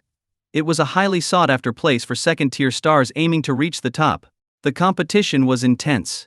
Su Liangsu had managed to stand out among so many candidates, proving that she had real talent. Looks like I'll have a future film star as my little sister. Remember to look out for your big brother in the future, Lin Yufan joked. Su Liangshu blushed slightly on the other end of the line. Brother fan, stop teasing me. I'm not even a minor actress yet, let alone a movie star. Lin Yufan replied nonchalantly. You emerged from a crowd of competitors and got the lead role. That already puts you close to a list status. If you ask me, winning a Best Actress award is just a matter of time. Hearing such praise, Su Liangshu shyly stuck out her tongue. It's not that exaggerated. Part of the reason I got the lead role was because someone with the ID Drunken Beauty's Embrace gifted me a lot during my live stream a few days ago, which gave me some exposure. Otherwise, I wouldn't have had this opportunity. Lin Yufan paused for a moment. Drunken Beauty's Embrace? That's me. Just as Lin Yufan was hesitating whether to tell Su Liangshu that he was Drunken Beauty's Embrace, a faint noise came through the phone. Then, Su Liangshu said, Brother fan, I have to go. They need me to reshoot a scene, and then complete some paperwork. Lin Yufan nodded. Go ahead, call me if anything comes up. Okay, brother fan. After hanging up, Su Liangshu ran towards the audition location, her eyes full of determination. She was completely focused on her role, unaware that in a nearby corner, a pair of hateful eyes were locked onto her. Su Liangshu. Duan Yuhan spat out the name through gritted teeth. She was a second-tier actress, just a step away from becoming a top star. The lead role in the show that Su Liangshu had landed was originally reserved for Duan Yuhan, and she had spent a lot of money to pull strings for it. But no one had expected someone like Su Liangshu to suddenly come out of nowhere. Seeing Su Liangshu's looks and acting skills, the audition panel unanimously chose her for the lead role, and Duan Yuhan, despite her connections, was directly eliminated. Because of this, Duan Yuhan developed a deep hatred for Su Liangshu. How dare a nobody like her steal my role? If she can continue to stay in this industry, then I'm not Duan Yuhan. With a fierce look, she turned to her agent, Chen Lan. I want her completely erased from the entertainment world. Chen Lan smiled slightly. I'll find someone right away. Lin Yufan and Su Liangshu were completely unaware of Duan Yuhan's plot. That evening, when Gu Yunxi returned to the villa after work, Lin Yufan asked her about his fourth sister, Yi Qingcheng. When is fourth sister coming back? Gu Yunxi shook her head. I don't know. She's always so unpredictable and mysterious. Lin Yufan frowned. Her birthday is less than a week away. She should be back for it, right? Can we call her? He had specially bought the Heart of the Ocean necklace at an auction for her birthday. If she didn't come back, the surprise would be wasted. Lin Yufan was a bit worried, but Gu Yunxi seemed used to it and said calmly, It's no use. We can't reach her phone. We can only wait for her to contact us. Lin Yufan frowned even more, and his first thought was to have Qingju track down Yi Qingcheng's location. Before he could take action, Gu Yunxi's phone suddenly rang. As soon as the call connected, a pleasant voice came through. Hello Yunxi. It's your fourth sister. Hearing this, Gu Yunxi glanced at Lin Yufan but then turned away. Hey fourth sister, what made you call me all of a sudden? I just wanted to tell you that things have been a bit chaotic in Nanjian recently. If you don't have anything urgent, try not to go out. Also, I'll come by in 3 days to see you all. Gu Yunxi glanced at Lin Yufan again. But after a moment's thought, she decided not to mention that he was back, planning to surprise Yi Qingcheng when the time came. Now that they knew Yi Qingcheng would be returning in 3 days, Lin Yufan didn't order Qingju to track her down. After all, if Yi Qingcheng was keeping her whereabouts hidden, she must have her reasons, and Lin Yufan didn't want to interfere. The next day came quickly. After Gu Yunxi left for work, Dong Qianqian once again arrived at the house dressed as a maid. She looked as charming as ever, but her eyes were red as if she'd been crying, and there were red marks on her delicate hands. Seeing her in this state, Lin Yufan asked curiously, What happened to you? Dong Qianqian glared at him and slammed a delicate bamboo woven basket onto the table. The stuff you asked for. Inside the basket was the century egg and lean pork congee Lin Yufan had asked her to make, along with a thick notebook titled British Royal Maid Etiquette Guidelines. Half the notebook was filled with Dong Qianqian's handwriting. No wonder her eyes were red. Lin Yufan shot her a strange look and picked up the congee. Read the news to me first, then recite the etiquette rules. Dong Qianqian grudgingly took out her phone, prepared to read the news. But as soon as she opened the page, she froze, staring at the screen in disbelief. After taking a few bites of the congee, Lin Yufan noticed her inaction and frowned. What are you doing? Dong Qianqian snapped out of it. Liang Su is in trouble. Upon hearing this, Lin Yufan's face turned cold. He grabbed Dong Qianqian's phone and looked at the screen. The headline read, "Shocking. Newly signed Dingsheng entertainment artist Su Liangshu accused of being kept by several wealthy men for over 3 years." Below the article, comment after comment poured in with insults. Does someone like her deserve to be at Dingsheng Entertainment? I demand her contract be terminated immediately. How can they let her act as the lead? Are they blind? Kept by multiple men? Su Liangshu, you shameless woman. Why don't you just disappear? The insults kept coming, all targeting Su Liangshu. Lin Yufan's expression grew colder, and a dangerous aura emanated from him. He knew exactly what kind of person Su Liangshu was. There was no way she would do something like this. Qinju Fai, Ju. Here. Qinju, tall and imposing, immediately stepped into the room. Lin Yufan's gaze was ice cold. Investigate. I want to know who is spreading these lies about Liangsu. Yes. Qinju left to carry out the order. Dong Qianqian, who was standing nearby, felt even more baffled. Qinju seemed to appear out of nowhere. There was no sign of him when she arrived, yet he had just walked in from outside. What surprised her even more was that Qinju returned shortly after. Boss, I've found out. Speak. Lin Yufan's voice was frigid. Qinju quickly explained, 3 businessmen, Qi Guoxiang, He King Yunyun, and Yi Jianggang, were the ones named in connection with Su Liangsu. All of them have gone bankrupt and are currently struggling. The person who contacted them was Chen Lan, the agent of a second-tier actress, Duan Yuhan. This whole plot was likely orchestrated to secure the lead role in the drama. Moreover, Duan Yuhan has a press conference scheduled for the day after tomorrow, where she'll likely deliver the final blow. Hearing this, Lin Yufan's eyes grew colder. He rose with a chilling aura. Let's visit those businessmen first. I want to see where they got the nerve to pull something like this. After Qinju gathered all the necessary information and evidence, he and Lin Yufan headed straight for Qi Guoxiang's villa. Outside, the sky was overcast, with dark clouds rolling and a storm was clearly brewing. Inside the villa, however, everything was brightly lit and peaceful. The artificial lake shimmered with a soft blue glow under the lights, creating a beautiful scene. In a pavilion above, there were shadows of people moving about. Qi Guoxiang, He Qunjunhyun, and Yi Jianggang were drinking together, surrounded by women. These 3 had been bribed by Chen Lan to fabricate evidence. He Qungyun, holding a woman close, laughed loudly as he squeezed her. Finally, we're back to living like this. Qi Guoxiang raised his glass. Cheers. If Chen Lan hadn't approached me, I would have had to sell this villa in a couple of days. The 3 clinked glasses and drank. Yi Jianggang nodded with a smile. We owe it to Su Liangsu. If she hadn't crossed paths with Duan Yuhan, we wouldn't be here celebrating today. Exactly.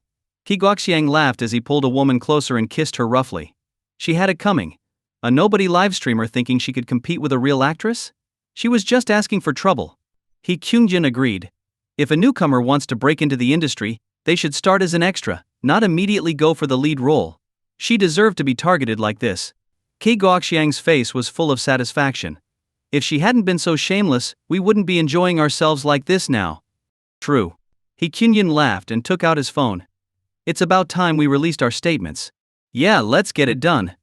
We still need to collect the final payment tomorrow.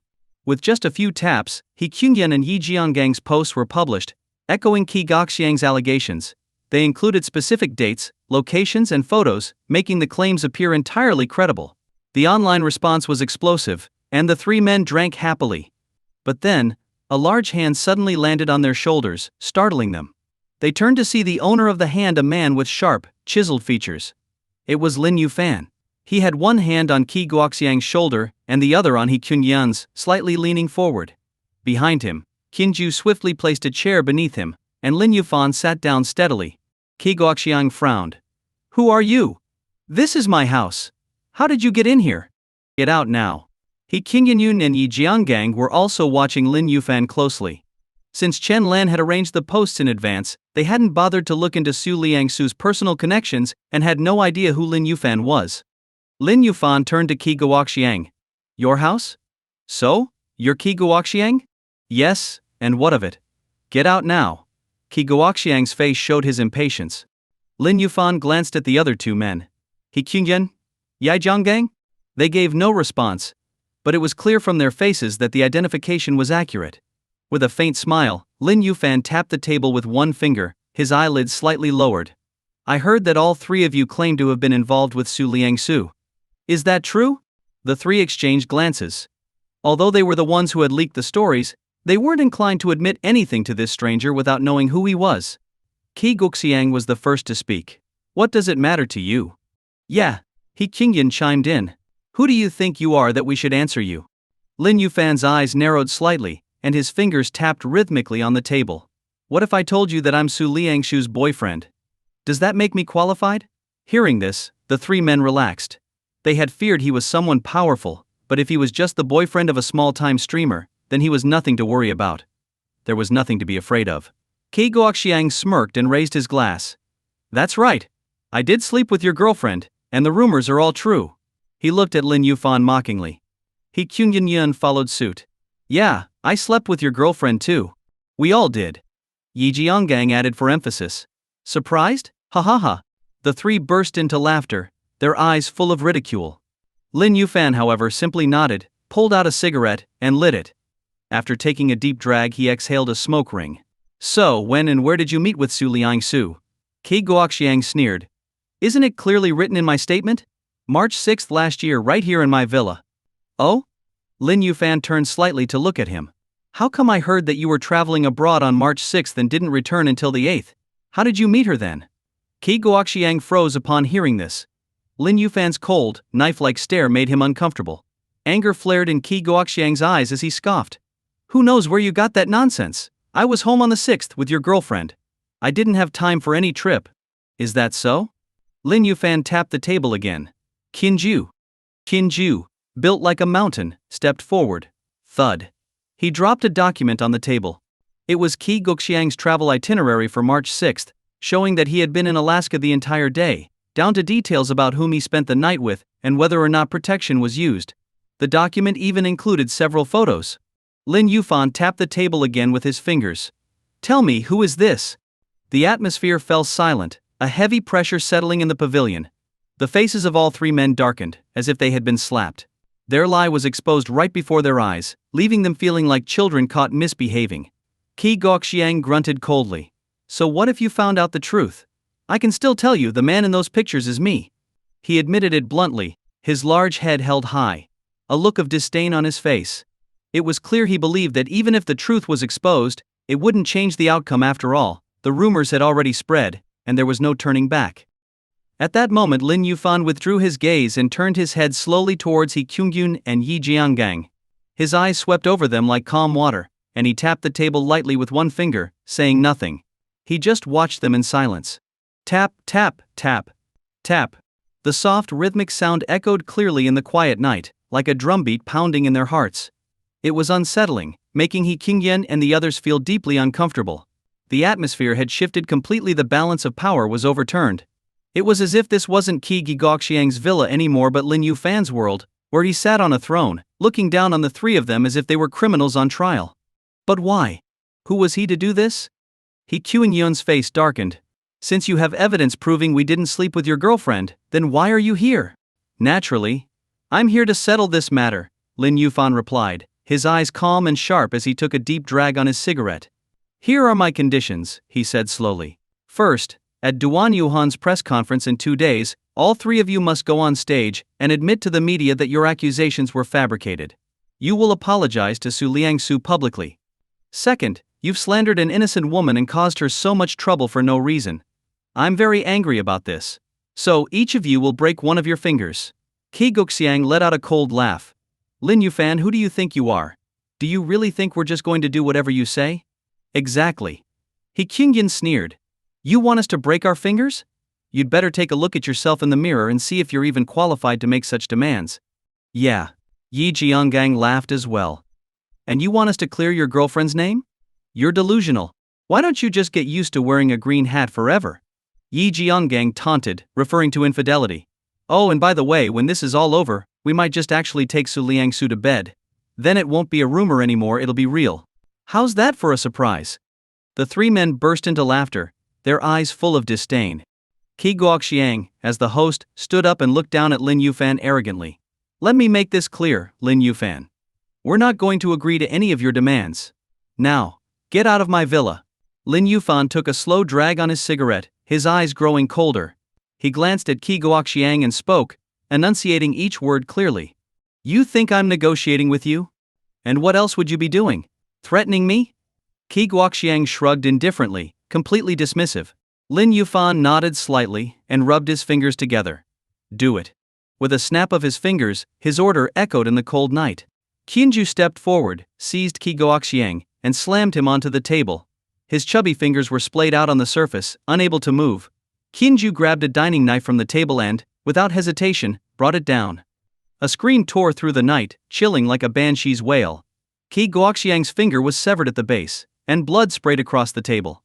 The women in the pavilion shrieked in terror, scrambling into the corners, hands clasped over their ears, trembling with fear, unable to even lift their heads. The ground was soaked in blood. Yi Jiangang, sitting opposite, was stunned into silence. Blood had splattered across his face, and his eyes were vacant, as if he hadn't fully registered the horror he had just witnessed. You dared to cut off my finger? Qi Guoxiang roared in pain, clutching his bleeding hand. His face was drenched in sweat, his lips quivering uncontrollably from the agony. Lin Yufan calmly took out a tissue and wiped the blood from his hand. His voice was steady and unyielding. Now will you do as I said? To hell with you. Qi Guoxiang's face flushed red with rage. He glared at Lin Yufan, his eyes burning with fury. You cut off my finger and still expect me to help clear your girlfriend's name? You're insane. Let me tell you something, Lin Yufan. Not only will I not clear Su Liangshu's name, but I'll also drag her to my bed and have my way with her until she begs for mercy. I'll make sure to record everything and share it online for the world to see just how shameless she really is. After spitting out these vile words, Qi Guoxiang shouted towards the outside, Bodyguards. Where the hell are my bodyguards? Get in here, now. The sound of footsteps echoed from the villa's interior. Hearing this, Qi Guoxiang's expression grew even more twisted. You've caused trouble in my villa, Lin Yufan. If I don't break your legs tonight, I swear I'll change my name. He Qunyan and Yi Jiangang, who had been shaken moments ago, regained their composure. Even if Lin Yufan had been bold enough to act out now, he was still outnumbered. Once the bodyguards arrived, he would pay tenfold for his insolence. They were confident and eager, as if already imagining the sight of Lin Yufan being beaten to the ground and having his fingers cut off. What they didn't notice was that, as Qi Guoxiang finished speaking, Lin Yufan's gaze grew even colder, sharper, like two daggers aimed at Qi Guoxiang. So, you refuse to comply and still threaten to defile Su Liangshu? Lin Yufan's voice cut through the air. That's right. Qi Guoxiang didn't hesitate to nod, his expression twisted with malice. Not only will I sleep with her, but I'll film it for everyone to see. Hiss. Lin Yufan inhaled sharply on his cigarette, the tip glowing bright red. He flicked his hand. There's no need to spare him. Understood. Qianju bowed slightly, then took a step forward. Just as the bodyguards reached the scene, Qi Guoxiang sneered, No need to spare me? I'll show you who's sparing whom. He turned to the bodyguards. Get them. Break their legs and teach these dogs a lesson. Yes, sir. The bodyguards responded in unison and moved forward. He Qunyan and Yi Jiangang stood back, arms crossed, coldly watching as they anticipated Lin Yufan's imminent downfall. But as Qi Guoxiang turned back towards Lin Yufan, he froze. Qianju had already come to a halt. And without a sound, a pitch-black handgun was now pressed firmly against Qi Guoxiang's forehead. The cold, deadly weapon brought an eerie silence over the pavilion. Qi Guoxiang's grin instantly faded. The bodyguards stopped dead in their tracks. He Qunyan and Yi Jianggang's expressions shifted from confidence to shock, their pupils contracting. In that moment, the entire space seemed frozen in time. Not a sound was heard. Ha ha ha. After a brief moment of shock, Qi Guoxiang suddenly burst into laughter. Kid, do you really think I'm easily scared? Whether that gun is real or not doesn't matter. Even if it is, do you really have the guts to shoot? Seeing Qi Guoxiang's composure, the other two also regained their calm. Exactly. He was just a kid in his 20s, no way would he have the courage to kill someone over a woman. In the end, wasn't he just trying to intimidate them into submission? How naive. How ridiculous. What a joke. He Qingyan scoffed. Kid, these scare tactics won't work on us. If you know what's good for you, get on your knees and apologize. Cut off your own hands and maybe Qi will let you live. That's right. You've made a big mistake today. Even if the king himself came, he couldn't save you now. Added Yi Jiangang with a cold sneer. Bang. Before they finished speaking, a gunshot rang out, and blood sprayed across He Kyungyun and Yi Jianggang's faces.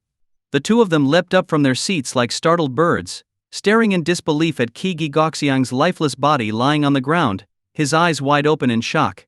Gu Yunxi was dead?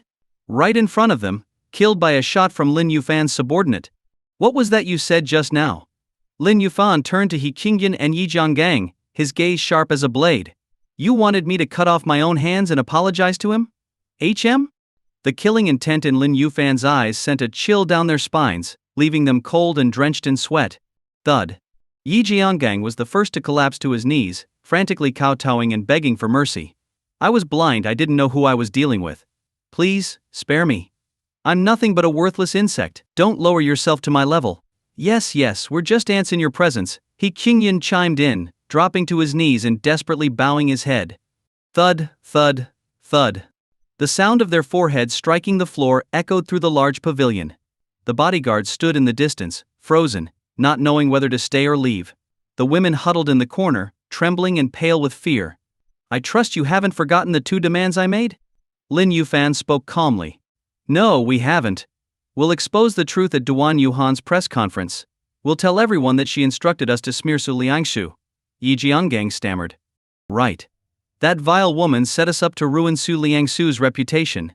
We must clear her name, He Kyungjin echoed. And the other one? Lin Yufan's tone grew colder as he spoke, his gaze intensifying. The 2 men shuddered at the shift in his voice. Exchanging a fearful glance, He Kyungjin gritted his teeth, grabbed a fallen fruit knife, and sliced off one of his fingers. The excruciating pain made him scream uncontrollably. Seeing this, Yi Jianggang trembled with fear. But given the choice between losing a finger or his life, the decision was obvious. An hour later, Duan Yuhan's agent, Chen Lan, posted on social media, declaring that she was willing to stake her life on the claim that Su Liangsu had indeed been involved in the scandal. She also announced that Duan Yuhan would address the issue at the upcoming press conference. Inside Duan Yuhan's private villa, Chen Lan grinned as she finished posting the update. Yuhan, this is brilliant. Not only did you smear Su Liangsu, but you're also using the scandal to boost the press conference's popularity. It's a perfect 2-for-1 strategy. HMPish. A rookie like her trying to compete with me? She's brought this upon herself. Duan Yuhan scoffed, her expression full of arrogance. No newcomer can challenge me and get away with it. Su Liangsu is nothing more than a stepping stone for my career. Exactly. That little nobody chose the wrong person to mess with. She deserves whatever happens to her, Chen Lan chimed in, eager to please. Meanwhile, Qin Ju was driving Lin Yufan back to Gu Yunxi's villa. Sitting in the back seat, Lin Yufan took out his phone, intending to contact Su Liangshu, but unexpectedly saw a news notification. As he read the contents, his face darkened. Well played, Duan Yuhan, he muttered. Not only is she smearing Liangsu's name, but she's also using this as an opportunity to boost her own fame. Her schemes are truly vicious. Lin Yufan's eyes narrowed with a chilling glint. On the day of the press conference, make sure Chen Lan is brought to me. If she's willing to put her life on the line, then let's see if she means it. Yes, young master, Qin Ju nodded. Moments later, Lin Yufan arrived at Gu Yunxi's private villa. Normally, at this time, Gu Yunxi would be at work and Su Liangshu at school. However, upon entering the villa, he found Su Liangshu sitting on the couch, her eyes red as she stared at the news on the television. It was about her. Man! Liangshu, why are you home? Seeing her in such a state made Lin Yufan's heart ache. Brother Fan, I wasn't kept by anyone. I don't care if other people believe me, but you have to. I'm still innocent. Seeing him, Su Liangsu stood up and grabbed the hem of his shirt, tears streaming down her face. Do you believe me? If you don't, I can prove it to you. Looking at her tear-streaked face, Lin Yufan felt a sharp pain in his heart. He gently stroked her hair and spoke softly. Liangsu, even if the whole world doesn't believe you, I will. Rest assured, those who try to ruin your reputation will pay dearly. The truth will come to light. Hearing his comforting words, Su Liangshu burst into tears. She buried her face in his chest, her body trembling. Lin Yufan wrapped his arms around her, gently patting her back, though his eyes were as cold as ice. Liangsu, don't worry. As long as I'm here, no one will hurt you. 2 days later, the press conference was held at the Grand Hotel. At noon, Duan Yuhan arrived under the protection of her bodyguards. Outside, crowds of fans and journalists swarmed the entrance, making it impossible to get through. Inside her suite, a makeup artist was touching up Duan Yuhan's look. Damn it. Where is that idiot Chen Lan? Doesn't she know today is my press conference? Duan Yuhan grumbled as her calls went unanswered. Meanwhile, in the presidential suite of the Grand Hotel, a different scene was unfolding. Who are you people? What do you want? Do you even know who I am? I'm Duan Yuhan's agent. Let me go, or you'll regret it. Chen Lan shouted angrily at Qinju, who had brought her there. Slap. Qinju slapped her across the face before she could say another word. Chen Lan's cheek immediately swelled, a bright red handprint forming on her heavily made-up face. When the young master arrives, if you're still screaming, I'll kill you, Qinju warned coldly, his voice and expression full of menace. His threatening gaze made Chen Lan's heart tremble, and she fell silent, too frightened to say another word. Gu Yunxi's private villa. Liangsu, I need to take care of something. You can stay here and watch the news. Trust me, something good is going to happen soon, Lin Yufan said before leaving. He turned on the TV as he headed out. Su Liangsu's face was pale. She knew today was the day of Duan Yuhan's press conference. Initially, she didn't want to watch, but seeing the sincerity in Lin Yufan's eyes, she hesitated for a moment before nodding. Brother Fan, come back soon. It's so boring being home alone, she said with a hint of sadness. Lin Yufan nodded and walked out the door. As soon as he stepped outside, a private car pulled up in front of him. The door opened, and a disciple from the martial arts academy stepped out. Young master, Lord Qinju sent me to escort you to the Grand Hotel. He also asked me to inform you that Chen Lan has been apprehended, and Qinjinan and Yi Jianggang have already arrived at the hotel, just waiting for the press conference to start, the disciple reported, bowing. Let's go, Lin Yufan said, as he got into the car. Shortly afterward, the car stopped at the entrance of the Grand Hotel. On the second floor, the press conference was already underway, but instead of joining the event, Lin Yufan took the elevator straight to the presidential suite on the top floor. As soon as he entered, Chen Lan, who had been sitting quietly like a frightened quail, suddenly started shouting. Who are you? How dare you have me kidnapped? Do you even know who I am? You're going to pay for this, you hear me? Let me go right now. Lin Yufan frowned slightly at her outburst. The next moment, slap. Qinju backhanded her to the ground. After Chen Lan quieted down, Lin Yufan spoke. Allow me to introduce myself. I'm Su Liangsu's boyfriend, Lin Yufan. Lin Yufan? Su Liangsu's boyfriend? Chen Lan's expression changed slightly. I have a question for you. 2 days ago you posted on social media saying you would stake your life on the claim that Su Liangsu was being kept by wealthy men. Is that true? Lin Yufan pulled out a chair and sat down, taking a cigarette from his pocket.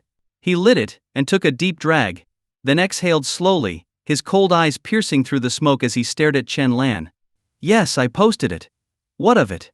Are you trying to deny it? Chen Lan said confidently. Your girlfriend has been kept by 3 rich men, and that's a fact. It's pathetic that you, as her boyfriend, didn't even know. Truly sad. She looked at Lin Yufan with a mocking gaze. Lin Yufan simply chuckled. Good.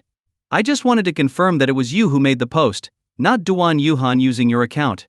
Since it was you, there's no issue. What do you mean? Chen Lan was bewildered. Did this guy drag her here just to confirm that? Turn on the TV. Let her watch Duan Yuhan's press conference, Lin Yufan instructed. Qinju immediately turned on the television. At that moment, the press conference had already started. Thank you, fans and members of the media, for taking the time to attend my press conference today. I have 2 things to share. First, I've been cast as the lead in an upcoming drama, and I'll give my all to play this role well, Duan Yuhan announced. Secondly, regarding the rumors about a rookie actress, Su Liangsu, being kept by 3 wealthy men, it's true, and I happened to find out by chance. Just then, 2 well-dressed men stood up from the audience. Duan Yuhan, have you no shame? You're smearing Su Liangsu to suppress newcomers and secure the lead role for yourself. Don't you feel guilty? One of them shouted. Duan Yuhan, did you think hiring us to spread lies would trap Su Liangsu in a scandal forever? You're wrong. We want nothing to do with your dirty tricks. The other added. The sudden accusations left the room in stunned silence. A moment later, murmurs and questions filled the air. You. Duan Yuhan turned pale as she recognized He Qingyun and Yi Jianggang. Dear fans and media friends, allow us to introduce ourselves, He Qingyun said. We were involved in the rumors about Su Liangsu. To be precise, we are the so-called businessmen mentioned in the fabricated scandal. The truth is, the rumor about Su Liangsu being kept is completely baseless. In reality, Duan Yuhan paid us to help her spread lies and defame Su Liangsu. We were foolish to agree because we were desperate after our companies went bankrupt. But after 2 days of guilt and reflection, we realized it was wrong to harm an innocent girl for our own gain. The room erupted in shock as the two men took turns revealing the truth. Countless cameras, microphones and spotlights turned toward Duan Yuhan. Duan Yuhan, how could you resort to such despicable tactics to suppress a newcomer? Now that the truth is out, how do you plan to explain yourself? As a public figure, how can you engage in such lowly actions? Do you think you're being fair to your fans, or to Su Liangshu, who is also an actress? Faced with the barrage of questions, Duan Yuhan's face turned crimson with shame. She stammered, unable to utter a single word. Meanwhile, back in the villa, Su Liangshu couldn't hold back her tears as she watched the live broadcast. For days, her social media had been flooded with hate messages, and even her loyal fans had turned against her because of the scandal, subjecting her to countless personal attacks. The overwhelming negativity had pushed her to the brink of collapse. But now, the truth had finally been revealed. The press conference lasted 2 hours, ending only when the police arrived to take Duan Yuhan away. By then, she had become a public disgrace, bombarded with water bottles and rotten eggs as she was let out. The incident immediately topped the trending topics, and Su Liangsu's fame soared overnight. As the saying goes, fame attracts both admiration and scorn. While the attention brought her recognition, it also attracted more haters and online trolls. Some people claimed that the whole scandal had been orchestrated by Su Liangsu herself, arguing that there was no such thing as a clean reputation in the entertainment industry, and that Duan Yuhan simply played her cards wrong. 10 minutes before the news went viral, Su Liangsu posted a message on social media. After this scandal, I realized that I'm not suited for the entertainment industry. As for the lead role in the new drama, I won't be taking it. I hope everyone can go easy on me. If people still aren't satisfied, I'm willing to leave social media and streaming platforms altogether, disappearing from public view. Thank you to those who have quietly supported me, even through the scandal. You are my true friends and my pillars of support. Thank you. Lastly, I want to thank my brother Fan. He was there for me when I felt helpless, choosing to believe in me unconditionally. Brother Fan, having you in my life makes me truly happy.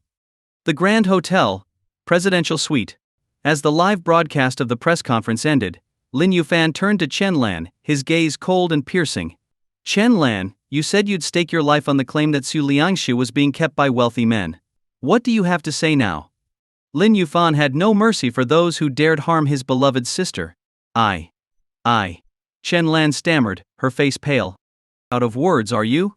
Then it's time for you to fulfill what you promised, Lin Yufan said icily. His words delivered a death sentence. What do you mean? Chen Lan was confused. Did he really think he could take her life over a social media post? Did he think he held absolute power over life and death? What do I mean? I mean it's time for you to go, Lin Yufan replied. Qinju's eyes narrowed as he lifted Chen Lan effortlessly, like a helpless chick. Let me go. You have no right to punish me. Chen Lan screamed. If you had the right to smear Liangsu's name, then we certainly have the right to make you keep your word. Don't you think? Lin Yufan's lips curled into a cruel smile. To his sisters he was a kind and caring brother, always warm and protective, but to others, he could be a demon, a bringer of darkness. No, you can't do this. Let me go now, or I'll scream for help. Chen Lan shook her head desperately, but Qinju silenced her with a swift chop to the neck, knocking her unconscious. Take care of it, and make sure it's clean, Lin Yufan said as he left without looking back. A martial arts disciple drove him back to the villa. As he looked out at the bustling city through the window, a sense of melancholy filled him. First Yunxi, then Liangshu. It seems I not only have to be their brother and future husband, but also their protector, he thought. A dragon has a reverse scale, and touching it is a death sentence. For Lin Yufan, his 7 sisters were his reverse scale. Anyone who dared to harm them would face his wrath. Back at the villa, Su Liangsu was sitting on the couch, hugging her knees and staring blankly at the TV as an advertisement played. Hearing the door open, she quickly got up and rushed over. Brother Fan, did you have something to do with Duan Yuhan's press conference? She asked, unable to hold back her curiosity. It seemed too much of a coincidence that such a major twist had occurred during the press conference, especially after Lin Yufan had told her to watch it. Take a guess, he replied with a smile, neither confirming nor denying it. But Su Liangsu wasn't foolish. Since he didn't deny it, it was clear he was involved. Realizing all that he had done for her, her eyes welled up, and tears began to fall down her cheeks. What's wrong, Langshu? Why are you crying? Seeing her tears, Lin Yufan's heart ached, and he hurried over to wipe them away. Brother Fan, you're so good to me. Su Liangsu's voice was soft and hoarse, her eyes glistening with a peculiar light as she gazed at him. Lin Yufan chuckled. What are you saying? You're my sister.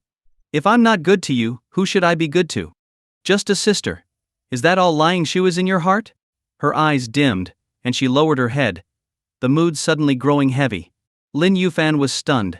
Whoa, wait a minute, Liangshu. You've got it all wrong. I meant a sister in love, but I didn't want to sound frivolous, so I left out the love part. Just as he was struggling to explain, the doorbell suddenly rang. I'll get it. Su Liangshu quickly wiped away her tears and went to open the door. Liangshu, I like Ifo. As she walked away, he couldn't help but call out. She froze for a moment, then hurried to the door and opened it. Qingcheng, Mingxing. Is it really you? Where have you been? I haven't seen you in so long. I've missed you so much. Seeing the cold, black-clad woman at the door, Su Liangsu's eyes widened in surprise before she rushed forward and hugged her tightly. The sudden embrace took Yi Qingcheng by surprise, and she drew in a sharp breath. Liangsu, enough. We have company, she said, a faint smile appearing on her otherwise icy face. Her gaze drifted over to Lin Yufan, who was standing inside the villa. After 15 years apart, she didn't recognize him, and since Gu Yunxi hadn't informed her that Lin Yufan was back, she assumed he must be Su Liangsu's boyfriend. If he weren't, why would he be at the house? Liangsu, hold on a second. I need to call Yunxi and tell her the good news. Excited, Su Liangsu pulled out her phone and walked out into the yard to call Gu Yunxi. Qingcheng? Yi Qingcheng's unexpected appearance caught Lin Yufan off guard. As he watched her walk into the villa in high heels, he couldn't help but marvel at his good fortune. 7 sisters, each a stunning beauty in their own right. And each had a different aura. Gu Yunxi was the cool and composed CEO type. Su Liangshu was the sweet and gentle girl next door. And the 4th sister Yi Qingcheng was an icy goddess. Even from a few meters away he could feel the coldness emanating from her. It was the kind of cold that kept people at a distance. A chill that seemed to pierce through to the bone. Do you think you can just call me Qingcheng? Yi Qingcheng's brows knitted together, and her eyes glinted with a frosty menace. She walked up to him and said in a low voice, Are you Liangsu's boyfriend? Here's some advice, stay out of Liangsu's life, or I'll make sure you disappear from this world. Lin Yufan was taken aback by her aggressive tone. She wanted him to stay away from Liangsu? And what if I say no? Realizing that Yi Qingcheng didn't know who he was, he couldn't resist teasing her. No sooner had the words left his mouth than she moved like lightning, reaching for his throat. The speed and precision of her strike took him by surprise. When did his 4th sister acquire such skills? Her movements, and the angle of her attack were beyond what an ordinary person could achieve. Clack. Lin Yufan casually raised his hand and caught her wrist. He thought she would stop there, but instead, Yi Qingcheng reacted quickly, using the momentum to grab his arm. She leapt up, and in an instant, her long legs wrapped around his neck like a pair of scissors. A scissor lock? And it was so soft, smooth, and alluring. A look of enjoyment spread across Lin Yufan's face. Not bad, the move was quite good. But the strength is a bit lacking. How about putting a little more effort into it? I can handle it. Lin Yufan chuckled.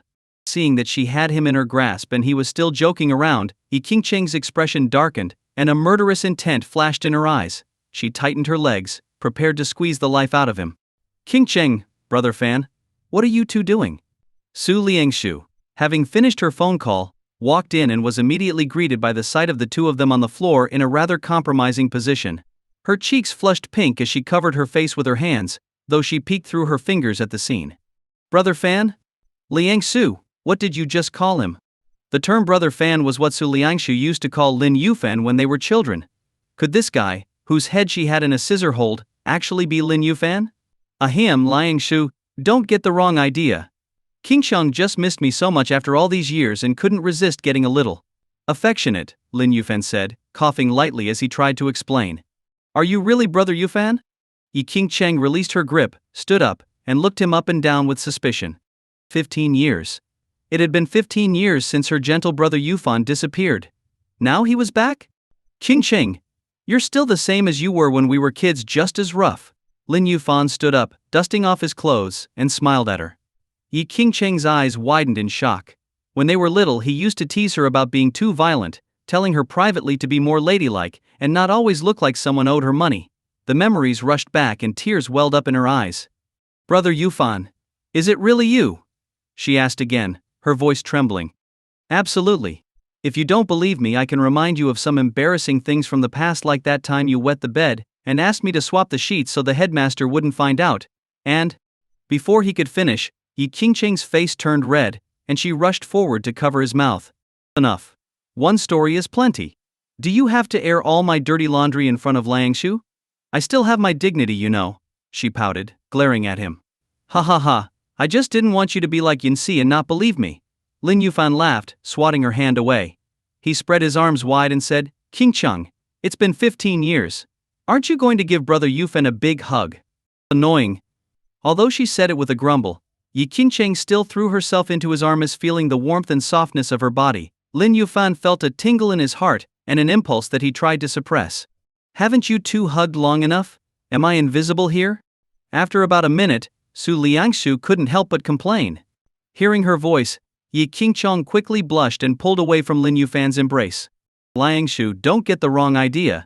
I was just so excited to see Brother Yufan after such a long time," Yi Qingcheng explained, her cheeks still flushed. Lin Yufan just smiled happily. "Brother Yufan, you're such a playboy.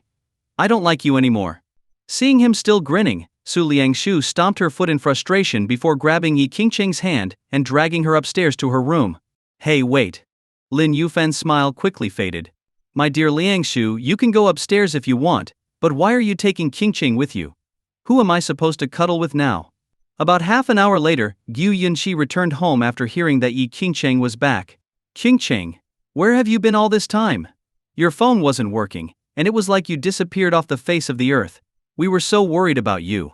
As soon as the three sisters reunited, Gu Yunxi began questioning Yi Qingcheng. Yi Qingcheng's eyes flickered briefly before she forced a smile. "My phone had some issues, that's all. I was wondering why none of you were contacting me." "That's the same excuse you used last time. I don't care what happened from now on, you need to keep your phone on. If you really can't be reached, at least check in with us every week." Gu Yunxi huffed and began setting conditions. Yi Qingcheng gave a helpless smile and nodded. "Fine, Yunxi. I promise I'll check in every week from now on." "Yunxi, you're so silly. Brother Fan is back, there's no way Qingcheng would leave again." Su Liangshu chimed in. "When we were kids, Qingcheng was the clingiest with Brother Fan. There was one time when it was my turn to cuddle with him, but she insisted on squeezing in, and I ended up sleeping with half my butt hanging off the bed. That was when we were children. We're grown up now, and Qingcheng has her own life," Gu Yunxi said, feeling a bit embarrassed. When they were young, the seven sisters used to secretly take turns sharing Lin Yufan's bed. Clingy as a kid, even clingier as an adult. You should have seen them when they first saw each other today. Su Liangshu started to recount what had happened, but Yi Qingcheng quickly interrupted her. "Liangshu, enough with your gossip." Yi Qingcheng glared at her, but Su Liangshu just stuck out her tongue playfully. Seeing this, Yi Qingcheng sighed. Outside the family, everyone was afraid of her, but her sisters didn't fear her at all. But that's because they didn't know what her real profession was. If they did, maybe they would be scared. "Hold on, I need to take this call." Just then, Yi Qingcheng's phone vibrated. She stood up and walked out to the balcony to answer. "Scorpion, I heard you're in Nanjing City? As it happens, I'm here on assignment too. Do you have time tonight? We haven't seen each other in a while, and I'd like to catch up." A man's voice came through the phone. His tone was cold but gentle, almost as if he was talking to a lover. "Tonight? No, I've got some personal matters to attend to." Yi Qingcheng glanced back at Lin Yufan inside the room, her eyes uncertain. "Personal matters? More important than me?" The man's voice grew noticeably displeased. "Yes, more important than you. From now on, don't contact me unless it's about a mission." I don't want him to misunderstand. Yi Qingcheng's voice was firm as she hung up the call. Meanwhile, at the Nanjing City train station, a tall man wearing a black cloak put down his phone, his face dark. He pulled a photo from his pocket. It was of Lin Yufan. "Lin Yufan. Min Yufan. You dared to kill my brother. I'll tear you apart and feed you to the dogs." Tucking the photo back into his pocket, the man's figure slowly disappeared into the night. The night was as dark as ink. The three sisters chatted until 1 in the morning before finally heading to their rooms. Around 2 o'clock, Lin Yufan was still thinking about his fourth sister Yi Qingcheng's scissor hold when a faint sound of footsteps caught his attention. His room was near the hallway corner, so if any of the three sisters were going downstairs, they would have to pass by his door. Could it be? An excited thought crossed his mind. Just as he was eagerly waiting for one of his sisters to sneak into his bed in the middle of the night, he heard the faint sound of someone descending the stairs. His excitement turned to disappointment. Why would someone go downstairs at this hour instead of sleeping? He wondered. Each bedroom in Gu Yunxi's villa had its own bathroom, so there was no need for anyone to go downstairs for that. What else could be so important at this hour? Curious, Lin Yufan decided to investigate. Quickly putting on some clothes, he quietly opened the door and slipped out. When he reached the first floor, he saw a figure exiting through the front door. Judging by the silhouette, it looks like Qingcheng. What is she doing out so late? Her actions piqued his curiosity. He quietly followed Yi Qingcheng as she walked briskly to an outdoor parking lot near the villa. A moment later, she mounted a black motorcycle and sped off. Qingjiu. At his call, a car pulled up in front of him almost instantly. Follow that motorcycle. Keep some distance, and don't let her notice, Lin Yufan ordered. Yes, young master. Qingjiu nodded. As Lin Yufan's bodyguard, Qingjiu excelled not only in combat skills but also in driving and other areas. Lin Yufan sat in the back seat, watching through the front windshield as Yi Qingcheng rode her motorcycle down the highway at high speed. Is Qingcheng going to meet someone this late at night? He wondered. Qingjiu. Let me ask you something, Lin Yufan said. Who would make a woman get up in the middle of the night to go meet him? Qingjiu hesitated before answering honestly, young master. Typically, if a woman is going out at this hour, the person she's meeting must be someone very important to her. It's unlikely to be her parents, most likely, it's her boyfriend. Qingjiu, you've been quite relaxed lately, haven't you? Lin Yufan's face darkened. Because it was nighttime and the lights in the car were off for stealth purposes, Qingjiu couldn't see his expression. Not really, Qingjiu replied sincerely. Good, then starting tomorrow you'll be working on 100 cross-stitch patterns. Whenever I don't need you, you'll be stitching, Lin Yufan instructed. You have a month to complete them. That should be enough time, right? Qingjiu was bewildered. He glanced at the rearview mirror and could faintly make out that Lin Yufan's expression wasn't pleasant. Young master, I don't understand. What's the purpose of stitching cross-stitch patterns? You've reached a level where you can conceal your inner strength, but if you're too rigid you'll break easily. Balance between hardness and softness is key. This is for your own good, Lin Yufan explained. I understand now. Don't worry, young master, I'll complete the 100 patterns within a month. Qingjiu responded, looking as if he'd had a revelation. Yi Qingcheng was riding at a high speed, and in about 20 minutes she arrived near a private mansion.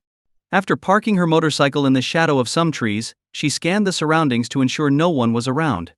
Then, like a nimble cat, she vaulted over the high wall. Wow! Qingcheng is so light on her feet that she practically defies gravity. Lin Yufan couldn't help but be amazed. He followed suit, leaping over the wall and crouching behind a nearby tree to observe. If she's meeting a man in there, and if they act close, I'll create a distraction to lure her away, he thought to himself. And after that, I'll get rid of him. How dare he try to steal my woman? As he was plotting his next move, he saw Yi Qingcheng effortlessly unlock the mansion's door and slip inside. Not wanting to risk being spotted, Lin Yufan didn't follow her in. Instead, he climbed the tree to get a better view. From his vantage point, he could see a bedroom on the mansion's second floor where the lights had suddenly turned on. Who are you?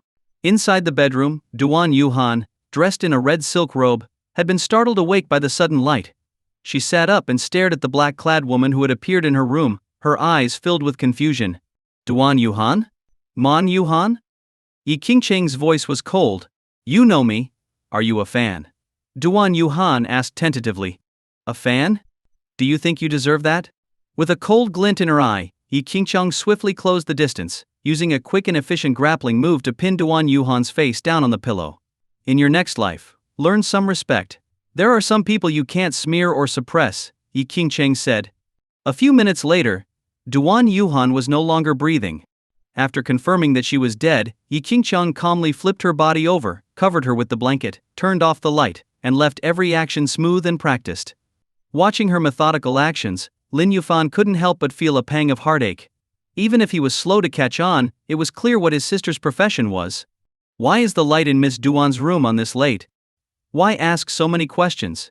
You know her temper. She probably did something shady and took it out on the maid. Poor woman nearly got beaten to death. Let's just go check to avoid getting scolded for being late. Just as Yi Qingcheng was about to exit through the main gate, 2 patrolling guards came into view. Lin Yufan, perched in the tree, saw the situation clearly. If the guards reached the gate, they would undoubtedly run into Yi Qingcheng. Swish!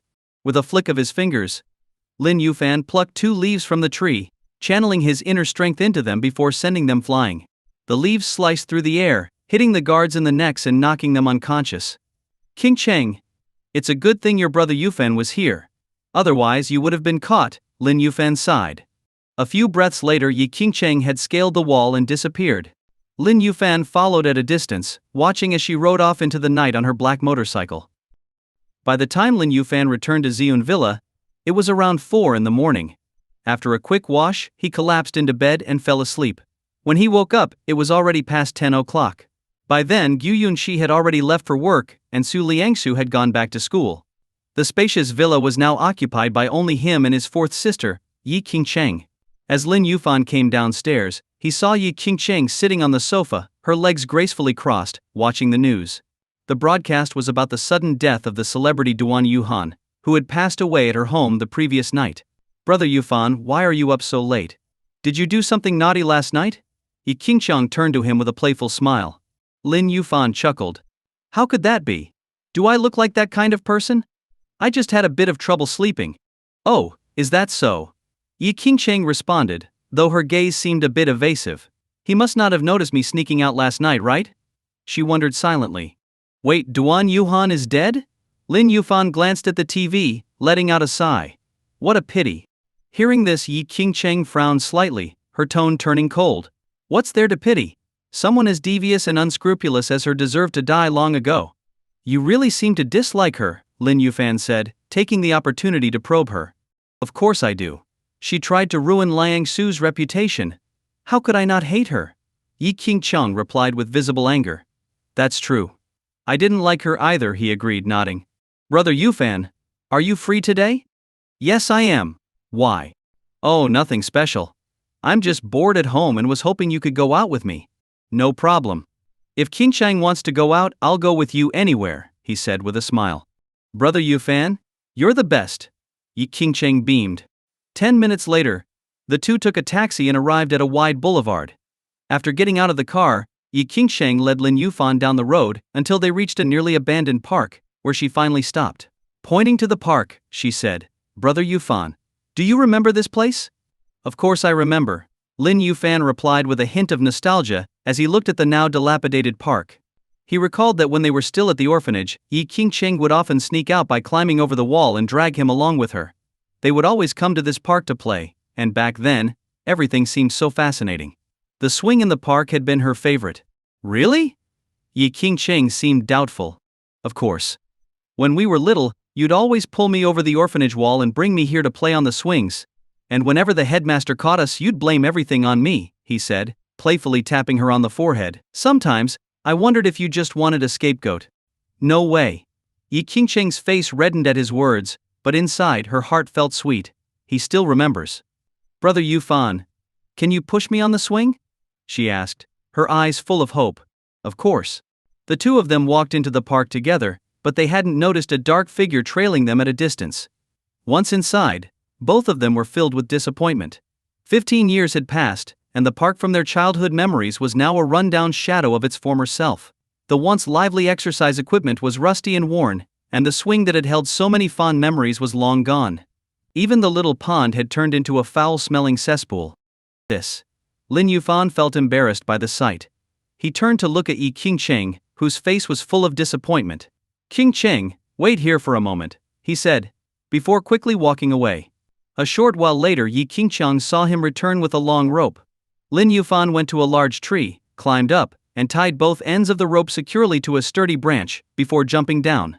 Come on, Qingcheng, I'll swing with you. To make the swing more comfortable, he sat on the rope himself and beckoned her over. Yi Qingcheng's eyes brightened as she ran over eagerly. Under the warm sunlight, they swung together, and her heartfelt laughter echoed alongside the chirping of the birds. Brother Yufan, you're too much. After a few minutes, Yi Qingcheng's body trembled, and her cheeks turned bright red.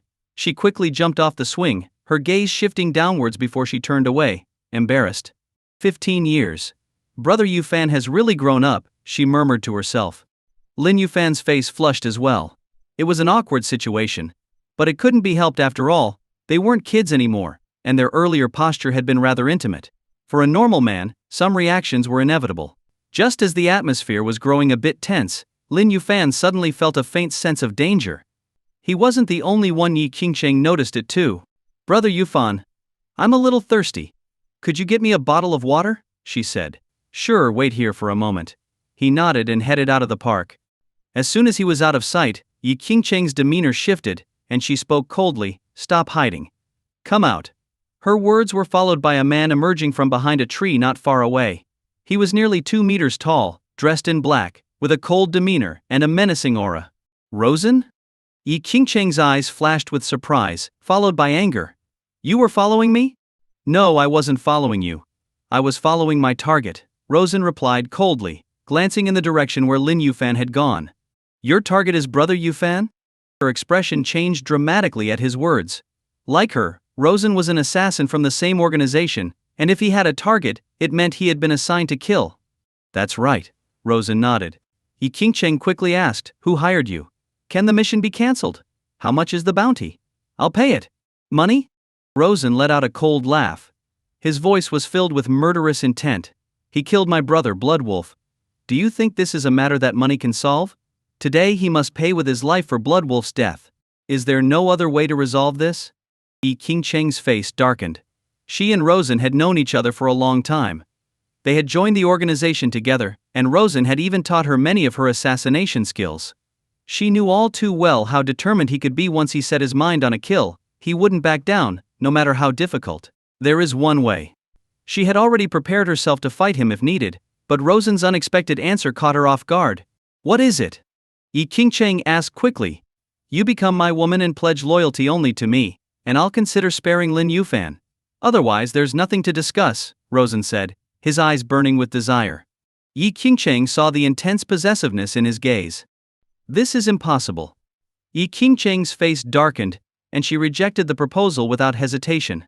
The only man she could ever accept in her life was Lin Yufan. No one else could compare to him in her eyes. In that case, I'm set on taking Lin Yufan's life, Rosen said coldly, turning around and leaving without looking back. Shortly after Rosen departed, Lin Yufan returned with 2 bottles of water. He noticed Yi Qingcheng standing there, staring into the distance in a daze. He walked up to her and playfully flicked her nose. What are you daydreaming about? He asked, handing her one of the water bottles. Yi Qingcheng accepted the bottle and smiled, shaking her head. Nothing, just thinking about some things from the past. Brother Yufan, I'm a bit tired. Let's go back. Sure. Let's head back, he agreed, not suspecting anything. On their way back to Xion Villa, Lin Yufan had a strange feeling, as if someone was watching him. Without making a fuss, he discreetly pulled out his phone and sent a message to Qingju. Soon, Qingju responded, young master, someone is indeed following you. Should I take care of it? No need for now. Let's see what their intentions are, Lin Yufan replied, deciding to observe the situation for the time being. Once they returned to the villa, Yi Qingcheng went to rest in her room, leaving Lin Yufan to entertain himself by watching TV. A talk show was airing, featuring an interview with the chairman of Dingsheng Entertainment. Mr. Chen, everyone is curious about the lead actress for your company's new show. Could you share who you have in mind? The host asked. Well, I initially chose Duan Yuhan, but unfortunately she passed away unexpectedly. We are still in the process of selecting the lead actress, Chairman Chen Gobin explained. If anyone has a suitable candidate who matches the character's ethereal and otherworldly qualities, I'd be open to considering them. The audience began to shout suggestions. Mr. Chen, the lead role is supposed to be an ethereal character, untouched by the mundane world. The best fit for that would be Su Liangsu, wouldn't it? Yes, absolutely. This role is practically made for Su Liangsu. If she plays the lead, I'll definitely watch the show. Su Liangsu is perfect, with her angelic looks. She's truly the best choice for the lead role. Hearing the enthusiastic recommendations, even the host looked a bit embarrassed. But Chairman Chen, being an amiable person, responded with a smile. Originally, I did choose Su Liangsu for the lead role, but due to some rumors, I replaced her with Duan Yuhan. Unfortunately, with Duan's untimely passing, we're back to square one. I'd still like Su Liangshu to take the role, but as you all know, she announced on social media that she isn't planning to pursue a career in the entertainment industry.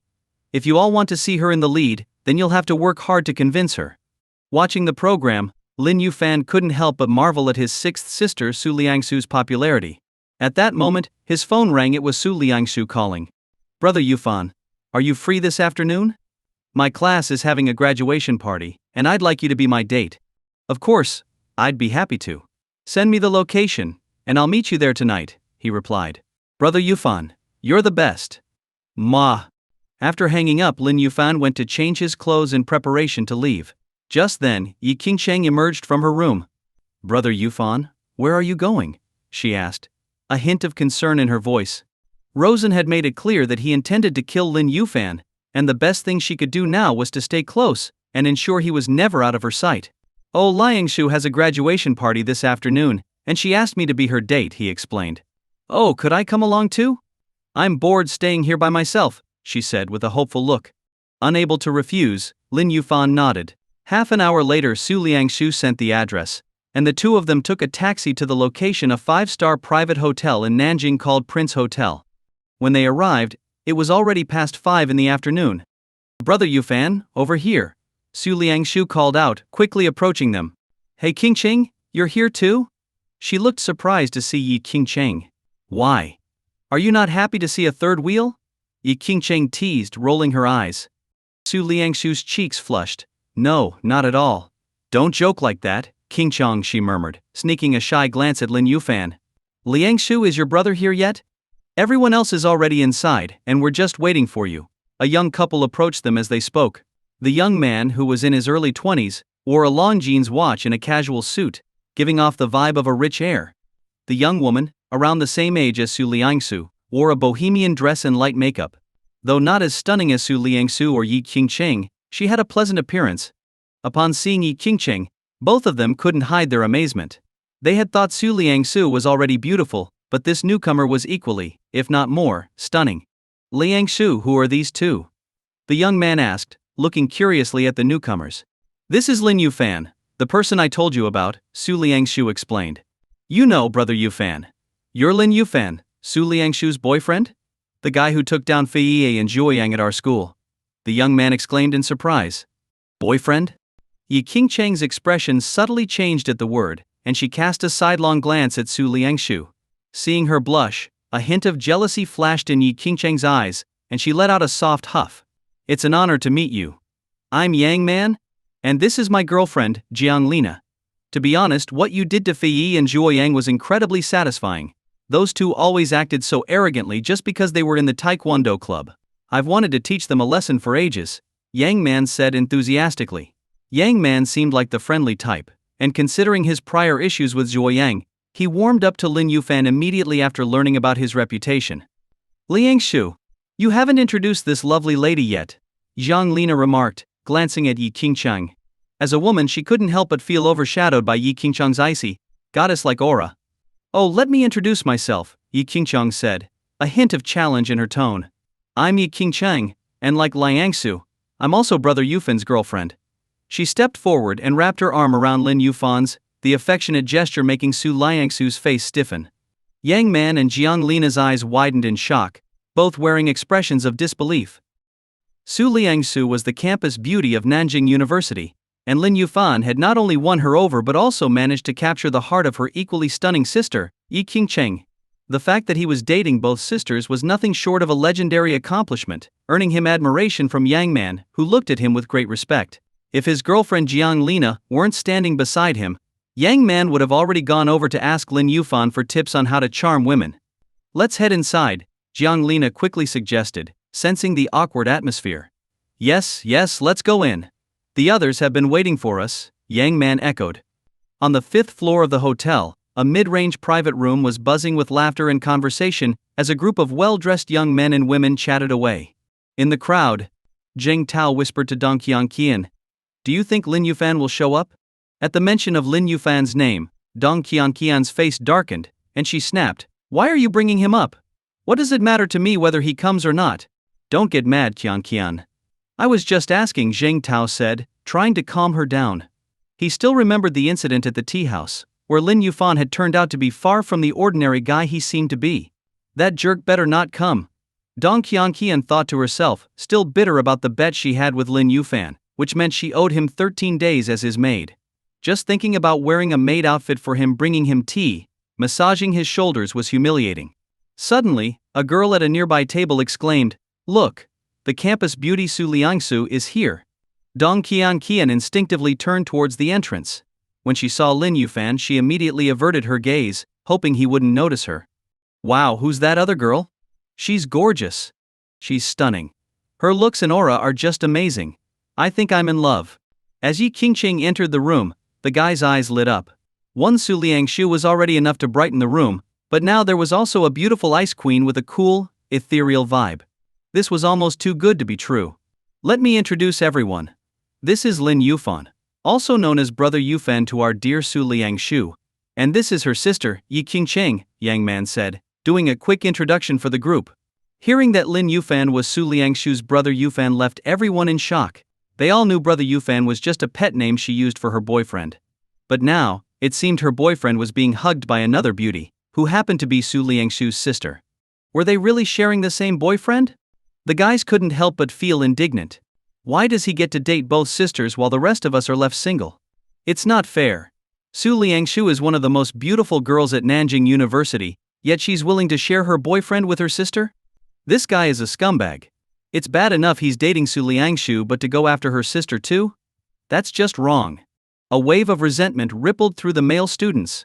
However, Lin Yufan remained calm despite the envious and angry looks being thrown his way.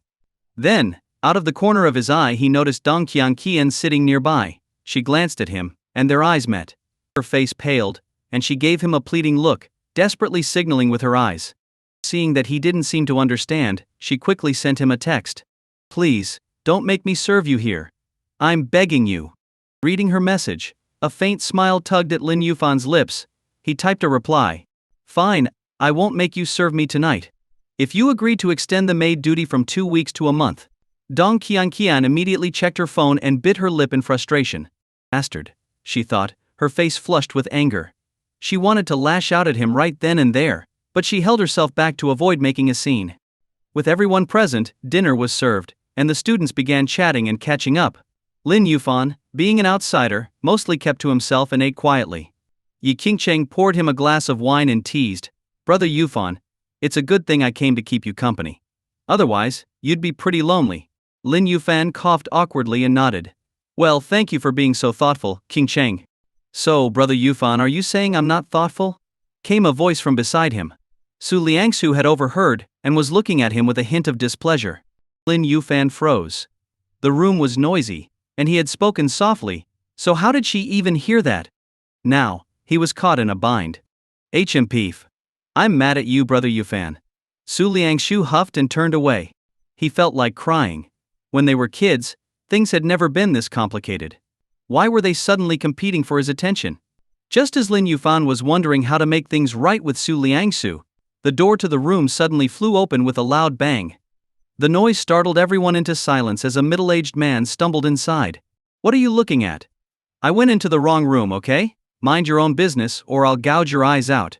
He slurred, clearly drunk. "Seriously? You walk into the wrong room and act all tough? Yeah, what's your problem? Get out of here. You're ruining our dinner. Get lost." Several of the guys, still full of youthful energy, couldn't help but shout back at the rude intruder. The middle-aged man, angered by their words, sneered. "Oh, so you little punks think you're tough? Do you want to die? Who do you think you're talking to? If I don't teach you a lesson, I'll take your last name." A muscular guy retorted, stepping forward to confront the man. It was obvious the man had had too much to drink, and within a few moments, he was getting beaten up, his nose bleeding profusely. "Serves him right." Some of the students cheered. "You just wait. You've made an enemy tonight. Don't run away when trouble comes," the man shouted as he staggered out of the room, still yelling threats. Yeah, just get out," Zhang Tao called after him. They thought that was the end of it, but a few minutes later, the door was kicked open again. The same middle-aged man returned, but this time with over 20 hired thugs. "You little punks are gonna pay for this. Nobody's leaving this room," he bellowed, sweeping his gaze across the students. All the students, including Su Liangshu, turned pale with fear, except for Lin Yufan and Yi Qingchang, who remained completely calm. Seeing the number of people on the other side, Jing Tao, who had been acting tough earlier, immediately lost his nerve. He lowered his head, trying to avoid drawing the attention of the middle-aged man. Dong Qianqian watched this and felt a wave of disappointment. Her gaze instinctively turned to Lin Yufan, who was sitting calmly, sipping his drink as if nothing was happening. For some reason, seeing him so composed made Dong Qianqian feel less anxious. "Hey kid, you enjoyed hitting me earlier, didn't you? Go grab him." The middle-aged man pointed at the boy who had attacked him earlier, and several thugs immediately went over and pinned the boy down. "Come on, man, I was just acting on impulse earlier. Can't we settle this like civilized people?" The boy was already terrified, having thought the drunk was just a regular guy. He didn't expect him to bring 20 thugs within minutes. But the middle-aged man clearly wasn't planning to let him off so easily. Slap. A harsh slap landed on the boy's face, and soon his cheek was swollen and bruised. "Stop." Su Liangshu stood up to intervene upon seeing her classmate being beaten. "Stop! And who the hell are you to tell me what to do?" The man turned toward Su Liangshu, and when he saw her, his eyes lit up with a wicked grin. Well, looks like I've hit the jackpot today. A little beauty, huh? Boss, there are 2 more girls over there, and they're not bad looking either," one of the thugs chimed in, pointing at Yi Qingcheng and Dong Qianqian. Yi Qingcheng remained calm, as if this was no big deal to her. But Dong Qianqian, a pampered young lady who had never seen such a scene, turned pale with fear as the man's eyes shifted to her. "The 3 beauties stay, the rest of you can leave," the man said with a lecherous smile, clearly intending to have his way with them. At his words, the other students scrambled out of the room in a panic, desperate to avoid being dragged into the confrontation. Within moments, all of Su Liangshu's classmates had fled, leaving only Lin Yufan sitting there nonchalantly, eating and drinking as though nothing had happened. He even took out his phone to send a message. Seeing that Lin Yufan hadn't moved, the middle-aged man's expression darkened. "Hey kid, are you deaf? I told you to get out. Didn't you hear me? Get out." "Why should I?" Lin Yufan put down his glass, smiling as he looked at the bruised man. "Are you playing dumb, or just looking for a beating?" The man's brow furrowed. "Teach him a lesson." At his command, several thugs moved in on Lin Yufan. "You're courting death." Yi Qingcheng's face turned cold, and she sprang into action. Her movements were swift and precise, each strike hitting a vital point. In just under a minute, she had taken down all 20 or so thugs with ease. The middle-aged man was utterly stunned by what he had just witnessed. "Who did you say you were going to hit?" Yi Qingcheng stepped closer to him, her eyes cold and filled with murderous intent. "Kind madam, I was just joking. Please don't take it seriously," he stammered, his legs giving out beneath him as he fell to his knees. Tap, tap, tap. Yi Qingcheng drew a sharp knife from seemingly nowhere and gently tapped it against the man's already swollen cheek. "Remember this, anyone who touches my man will pay with their life." "Yes madam, I'll remember. I swear I won't forget," the man stuttered, his teeth chattering in fear, terrified that she might suddenly decide to cut him. "Get out," Yi Qingcheng commanded sharply. "Right away madam. Thank you for sparing me." The man hurriedly scrambled out of the room, practically tripping over himself in his rush to escape. With the trouble dealt with, Yi Qingcheng quickly started thinking of how she would explain her combat skills to Lin Yufan and Su Liangshu. But when she turned around, she found Su Liangshu staring at her with eyes full of admiration, her expression resembling that of an adoring little fan. It made Yi Qingcheng feel slightly embarrassed. "Qingcheng, you were amazing," Su Liangshu exclaimed in genuine admiration. A woman who could single-handedly defeat more than 20 strong men was just like something out of a martial arts movie, absolutely incredible. "Qingcheng, what's that on your back?" Lin Yufan noticed what looked like a faint reddish stain on her back. "Oh, it's nothing," Yi Qingcheng replied hastily, her expression flickering with a hint of panic. "I probably just brushed against something dirty earlier." Lin Yufan could tell she was trying to cover something up, but since she clearly didn't want to talk about it, he decided not to press the issue. 10 minutes later, Dong Qianqian drove Su Liangshu back to her dorm. Lin Yufan and Yi Qingcheng took a cab back to the villa. Initially, Su Liangshu had planned to return to the villa with them, but then she remembered she had a lot of belongings still at the dorm. She decided to stay at the school overnight and pack up her things the next day. By the time Lin Yufan and Yi Qingcheng returned to the villa, it was already past 7 in the evening. They had expected Gu Yunxi to be back from work, but it turned out she was still working late at the office. "I'm going to take a shower," Yi Qingcheng said as she headed upstairs. But just as she was about to go, Lin Yufan stopped her. King Cheng, with Liangsu not here, it's just the two of us in the villa. There's something I need to check, Lin Yufan said with a serious expression. Yi Qingcheng was confused, unsure of what he wanted to confirm. But the next second, her face flushed with embarrassment as Lin Yufan reached out and began to undo her clothes. Her heart raced, and though she wanted to stop him when his hands touched her skin, it felt like an electric current ran through her, leaving her body weak and unsteady. Soon, Lin Yufan had removed her top and moved behind her. As Yi Qingcheng stood there, trembling slightly, he gently asked, "Does it hurt?" "Huh?" She suddenly snapped back to reality, quickly turning around to cover herself. "You mean you wanted to check the wound on my back?" "What else?" Lin Yufan said seriously. "King Cheng, if there are things you don't want to talk about, I won't pry. But why would you hide an injury from me? Don't you know it hurts me to see you hurt?" "Brother Yufan, it's not that I wanted to hide it from you, it's just..." Yi Qingcheng bit her lip lightly, lowering her head as she looked pitifully fragile. Lin Yufan sighed. "Are you afraid that I'll find out your profession? Is that of an assassin?" Yi Qingcheng's eyes widened in shock. "You? How did you know, Brother Yufan?" She was genuinely surprised. Other than her eighth sister, with whom she was particularly close, none of her other sisters knew about her being a professional killer. And as far as she knew, Lin Yufan hadn't been in contact with her eighth sister, so how could he have figured it out? He explained. "From the moment we reunited, I noticed that your combat skills were too lethal. And after that night, when you sneaked out, I started to put the pieces together.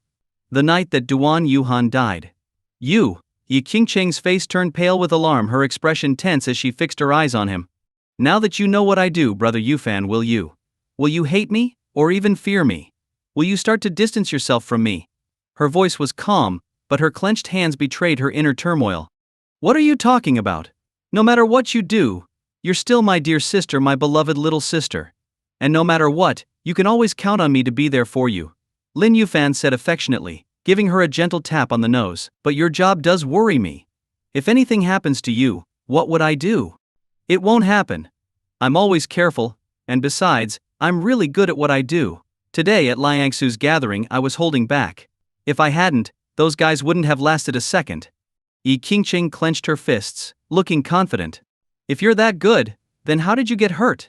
Lin Yufan shook his head, a bitter smile forming. He couldn't stop thinking about the sight of the deep knife wound on her back. "That was just an accident. I underestimated my opponent, but I won't make that mistake again." Yi Qingcheng playfully stuck out her tongue. "For the next few days, don't go running around. I'll prepare some herbal medicine for you. It'll heal your wound quickly and won't leave a scar," he said, ruffling her hair. "Really?" Her eyes lit up with anticipation. As a young woman, especially a beautiful one, the last thing she wanted was an ugly scar on her back. "Since when have I lied to you?" he replied with a smile. "I trust you, Brother Yufan." Yi Qingcheng nodded happily. "All right then, your wound has reopened and needs to be bandaged again. It might be hard for you to do it yourself, so if you don't mind, I can help you with it," he said, testing her reaction. Yi Qingcheng's cheeks flushed with a hint of red. She hesitated, her voice barely audible, "Of course. I don't mind." "Good. Lie down on the couch, and I'll disinfect it before rebandaging," Lin Yufan said, as he walked over to the living room cabinet and retrieved the first aid kit. After finding the alcohol and bandages, he turned back to see Yi Qingcheng lying on the sofa, her bare back exposed. The sight made his breath catch in his throat. "Goodness, Qingcheng, are you trying to test my self-control?" he muttered under his breath, feeling a bit hot under the collar. "Brother Yufan, are you ready?" Yi Qingcheng's voice came out in a soft murmur, her head buried in a pillow, her heart racing. Yes, I'm ready." He shook himself out of his daze and moved closer to clean the wound. "This might hurt a little, Qingcheng. Try to bear with it." As he dabbed the alcohol-soaked sponge on her wound, she shuddered slightly and whimpered, "It hurts." "Please, be gentle, Brother Yufan." Hearing her soft voice, he felt his mouth go dry. He was suddenly all too aware of how delicate and vulnerable she seemed. He managed to finish disinfecting the wound and started wrapping the bandages around her. But as he tried to tie the bandages, he found it difficult to secure them from the front. Sensing his hesitation, Yi Qingcheng got up from the sofa and, with her back still to him, said, "You can just bandage it from behind." "Okay." With her permission, he continued, trying not to let his gaze wander. But as he looped the bandage around her, there were unavoidable moments of skin contact. Just then, the sound of a key turning in the lock echoed through the room. Yi Qingcheng stiffened in panic, urging Brother Yufan, hurry. Yunxi's back. Ah, almost done. Lin Yufan scrambled to finish tying the bandage. If Yunxi came in now, it would be hard to explain the situation. As soon as he was finished, Yi Qingcheng grabbed the blood-stained bandages and darted upstairs. The moment she disappeared around the corner, Gu Yunxi stepped inside. Brother Yufan, I thought I heard Qingcheng just now. What were you two doing? She asked, her gaze suspicious. Lin Yufan cleared his throat. You must have imagined it. Qingcheng's upstairs resting. Really? Then whose clothes are these? Yunxi spotted Yi Qingcheng's discarded clothing on the sofa. And then, noticing the undergarments, her face flushed. Brother Yufan, you and Qingcheng. You too. How could you? Gu Yunxi's voice quivered with a mix of embarrassment and anger. She glared at Lin Yufan before storming upstairs. Wait, Yunxi? It's not what you think. Qingcheng and I didn't do anything. Lin Yufan called out after her, trying to explain. But she was too upset to listen. That night, Gu Yunxi tossed and turned in bed, unable to sleep. The thought of her beloved brother Yufan being with Qingcheng tormented her. Finally, around 1 a.m., she made a decision and headed for Lin Yufan's room. In the early hours of the morning, Lin Yufan was already deep in sleep. Suddenly he heard faint footsteps approaching his bedroom door, followed by the quiet sound of the door opening. Although the noise was minimal, his sharp senses picked it up right away. During his time on the mountain, his old master had often played tricks on him in the middle of the night, which had trained him to be extremely vigilant. As soon as the door opened, Lin Yufan was instantly awake. Judging by the light footsteps, it must be a woman who weighs less than 100 pounds. Her breathing is slightly fast. From these clues, it doesn't seem like it's Qingcheng. Wait, this delicate scent. It must be Yunxi. His mind raced, quickly analyzing the information and identifying the midnight intruder. What is Yunxi doing sneaking into my room at this hour? Lin Yufan wondered. Could it be? She's here to confess her feelings? As the thought crossed his mind, excitement surged through him. While his imagination ran wild, a slender, fair hand lifted the down comforter covering him. The next moment, a soft and warm body, exuding a faint, alluring fragrance, slipped into bed beside him. Gu Yunxi's face was flushed as she nestled into Lin Yufan's arms. Looking up, she was met with his handsome face, just inches away. She took a deep breath and, unable to hold back, planted a quick kiss on the corner of his lips. In that instant, Lin Yufan's eyes flew open, as if electrified. He found himself staring into Gu Yunxi's blushing, beautiful face. Her delicate features and vibrant gaze were captivating. Yunxi, what? What are you doing? He stammered. Brother Yufan, whatever Qingcheng can give you, I can give too. She whispered passionately, her eyes locked on his. For a moment, Lin Yufan was taken aback. What did Qingcheng give me? He asked, puzzled. You and Qingcheng. Tonight, in the living room. The two of you. Gu Yunxi thought Lin Yufan was pretending to be clueless. Biting her lip, she glared at him, her face growing even redder. Don't think I'm naive, I know more than you think. I'm not a child anymore. It's a misunderstanding, he explained hastily. What happened with Qingcheng isn't what you think. She was hurt, and I was just helping her disinfect the wound. When you came home, she was worried you'd get the wrong idea, so she... What about the sounds I heard? Yunxi interrupted, her voice trembling with a mixture of embarrassment and anger. You were saying things like hurry up and almost done. Don't tell me that wasn't what it sounded like. She was hurt on her back, he continued to explain. She had to take off her top to apply the medicine, and any girl would feel awkward in that situation.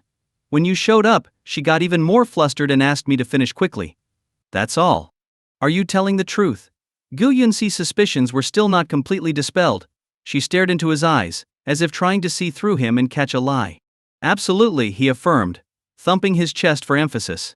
Seeing his earnest expression, she finally began to believe him. Just as Lin Yufan thought the matter had been resolved, her eyes widened again. Wait a minute. Does that mean you saw Qingcheng's body? What? No, I didn't. I only saw her back. I swear, nothing else. He blurted out in his defense. So you wanted to see more, huh? You're terrible, Brother Yufan. With a huff, Gu Yunxi sprang up and stormed out of the room. Left alone, Lin Yufan felt aggrieved and baffled. What just happened? He muttered. I was ready for things to heat up, and then she just leaves? As she walked away, he could only watch helplessly, feeling frustrated. That night, sleep evaded him. He found himself regretting his earlier restraint. Perhaps if he'd been more assertive, the outcome would have been different. Meanwhile, both Gu Yunxi and Yi Qingcheng slept soundly, seemingly at peace. The next morning, Lin Yufan came downstairs with dark circles under his eyes. In the living room, Yi Qingcheng was lounging on the sofa with a face mask on, watching the morning news.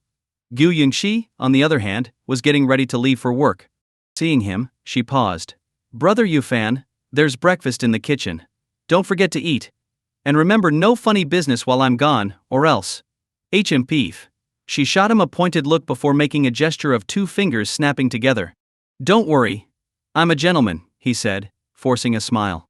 "Good. See you tonight." With that, Gu Yunxi headed out the door.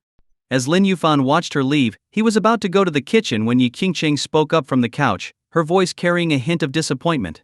"Brother Yufan, do you know what day it is?" He turned to look at her, his brain still sluggish from lack of sleep. "Today? Let me think. Figures. You don't even remember," she said, her tone crestfallen. Her hopeful expression vanished, replaced by clear disappointment. "Of course I remember, Qingcheng. Just wait a moment." Suddenly he recalled it was her birthday today. He hurried upstairs and fetched the Heart of the Ocean necklace he had acquired earlier. Returning to the living room, he handed her the jewelry box. "Happy birthday, Qingcheng. You had a gift ready for me?" Her mood brightened instantly, her face lighting up with a radiant smile. She opened the box to reveal a finely crafted necklace. "It's beautiful. I love it, Brother Yufan." Overjoyed, she put on the necklace and headed to her room to admire it in the mirror. Just then, her phone rang. Feeling elated, she answered without checking the caller ID. "Scorpion, there are 30 seconds left before the bomb goes off. If you don't want to die with Lin Yufan, you better jump out the window now." Yi Qingcheng froze in shock. But she quickly snapped out of it, immediately turning and rushing downstairs. "Brother Yufan, run! There's a bomb in the villa," she shouted as she sped down, her heart pounding in her chest. She wasn't afraid of dying, but she couldn't let anything happen to Lin Yufan. At that moment, Lin Yufan was calmly sipping tea on the living room sofa. Seeing Qingcheng racing down in a panic, he was momentarily bewildered. But when her words registered, he couldn't help but mutter a curse under his breath. Without wasting another second, he leapt up and dashed towards her. As they drew near, he scooped Qingcheng into his arms and sprinted towards the nearby window. Boom! A deafening explosion erupted behind them, and Lin Yufan felt a powerful shockwave hit. Clutching Qingcheng tightly, he lunged forward, crashing through the window. The blast's heatwave propelled them several meters through the air. They landed on the grass outside, rolling several times before coming to a stop. "Ugh!" Qingcheng groaned in pain as she lay in his arms, then fell unconscious. Lin Yufan quickly checked her condition. Fortunately, he had held onto her tightly enough that she hadn't suffered any external injuries. "Qinju!" Lin Yufan roared. In the next instant, Qinju arrived with several men in tow. "Get the car. We're heading to the hospital. And find out who did this," Lin Yufan ordered, his expression dark and grim. Qinju broke out in a cold sweat. His primary duty was to ensure Lin Yufan's safety, and yet someone had nearly killed him right under his nose. It was an unforgivable failure. A black Rolls-Royce sped to the hospital entrance, and Lin Yufan, carrying Yi Qingcheng, rushed inside. She was quickly taken to the examination room, while Lin Yufan paced anxiously outside, his nerves on edge. "Young master, we found out that a suspicious person entered the villa yesterday after you and Miss Yi went out. The bomb must have been planted then. We're currently working on identifying the intruder and should have the results within an hour," Qinju reported after a brief phone call. "This was my mistake, young master. Please punish me for my negligence," Qinju said, dropping to his knees. "It's not your fault," Lin Yufan replied, shaking his head. "I was careless. You're always by my side, so you wouldn't have been stationed at the villa when I wasn't there." After a moment's thought, he added, "This incident should serve as a lesson. Bring in more people to secretly protect my 3 sisters." "Understood. I'll arrange it immediately," Qinju said, getting up to make the necessary calls.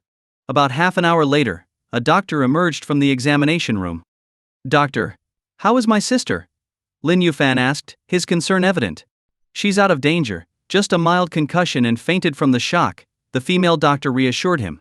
"However, there is an injury on her back. I recommend that she stays in the hospital for rest." "Thank you so much, Doctor." Lin Yufan breathed a sigh of relief. After arranging the hospitalization, Qinju returned with an update on the bomber. "Young master, the person who planted the bomb is an assassin from the murder hall, codenamed Lawson. He's the older brother of the man we killed earlier, Bloodwolf.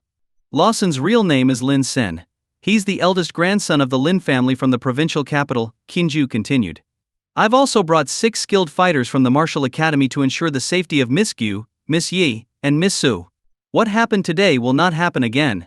Another assassin from the murder hall? Lin Yufan frowned deeply. Where is Lin Sen now? Young master, this man is adept at hiding. We know he's still in Nanjing City, but locating him could take some time, Qingju replied. Why waste time searching? Lin Yufan's lips curled into a cold smile. Let's make him come to us. Contact the leaders of the martial and business academies in the provincial capital. I want the Lin family wiped out. Yes, young master, Qingju said, swiftly dialing to arrange the destruction. An hour later, the Lin family's listed company declared bankruptcy. The family patriarch threw himself from a building. Another 30 minutes passed, and the family estate was bombed, killing Lin Sen's parents and uncles. At that same moment, Lin Sen, hiding in a small hotel near the hospital, was left stunned upon receiving the news. In just 3 hours, his family had been completely wiped out, his company in ruins, his grandfather dead, and his parents blown to pieces. Who did this? Lin Sen's eyes reddened with rage, his veins bulging as his face twisted in fury. A bomb. Could it be Lin Yufan? A suspicion crept into his mind. The devastating blow had nearly driven him mad. But as he peered out the window, he spotted Lin Yufan walking alone out of the hospital's inpatient building. Seeing him unaccompanied, Lin Sen's eyes flashed with murderous intent. Lin Yufan made his way to a small wooded area near the hospital, finding a bench where he sat and lit a cigarette, waiting calmly for his prey. 10 minutes passed, and still, there was no sign of movement. Just when he began to think Lin Sen might not show, a faint trace of killing intent reached him. Without turning around, Lin Yufan spoke coldly, "Come out. I know you're there." Hearing these words, Lin Sen, hiding behind a tree, was shocked. His expression turned vicious as he stepped out from the shadows. Lin Yufan, did you have a hand in destroying my family? He growled, his gaze venomous. Lin Yufan grinned. You're well informed, it seems. How does it feel losing everything? You admit it. Then? Lin Sen clenched his fists, the air around him brimming with rage. Of course I did it. You think I wouldn't? Losing your loved ones, does it feel good? Lin Yufan's tone was icy and unyielding. You're dead. Lin Sen roared, lunging at Lin Yufan. But before he could reach him, several figures emerged from the shadows and subdued him. Lin Sen's face was pressed firmly against the ground, his limbs immobilized like a lamb to the slaughter. Who are you really? Lin Sen's expression was one of utter terror. As a top-level assassin, he considered himself cautious enough, but he hadn't detected any of these men. This could only mean one thing: these people far surpassed his skills. For Lin Yufan to have such powerful protectors suggested his true identity was far more complex than Lin Sen had ever imagined. Who am I? I'm someone you should never, ever have crossed. Lin Yufan stood up, his eyes cold as he glanced at Lin Sen. With a calm but chilling voice he continued, clean this up. And while you're at it, eliminate every person and organization in Nanjing City that's connected to the murder hall. Yes sir, replied a martial academy enforcer, bowing deeply. Lin Yufan had no intention of involving himself further in the matter.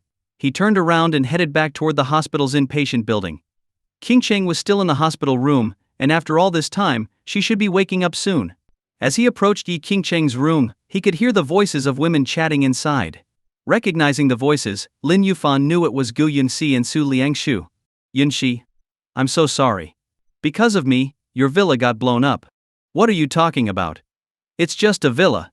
If it's gone, we can buy another one. The important thing is that you're okay. That's right, Qingcheng. I had no idea your job was so intense. No wonder you were so hard to reach before you were out on missions. Liangsu, keep your voice down. We shouldn't talk about that kind of thing where others might overhear. Inside the room, Gu Yunxi and Su Liangsu were sitting on either side of the bed, chatting with Yi Qingcheng. Lin Yufan opened the door and entered, feeling a little awkward. He still hadn't thought of a good way to explain the explosion to his sisters. Brother Yufan, are you hurt? Fan, where did you go? I was looking for you everywhere.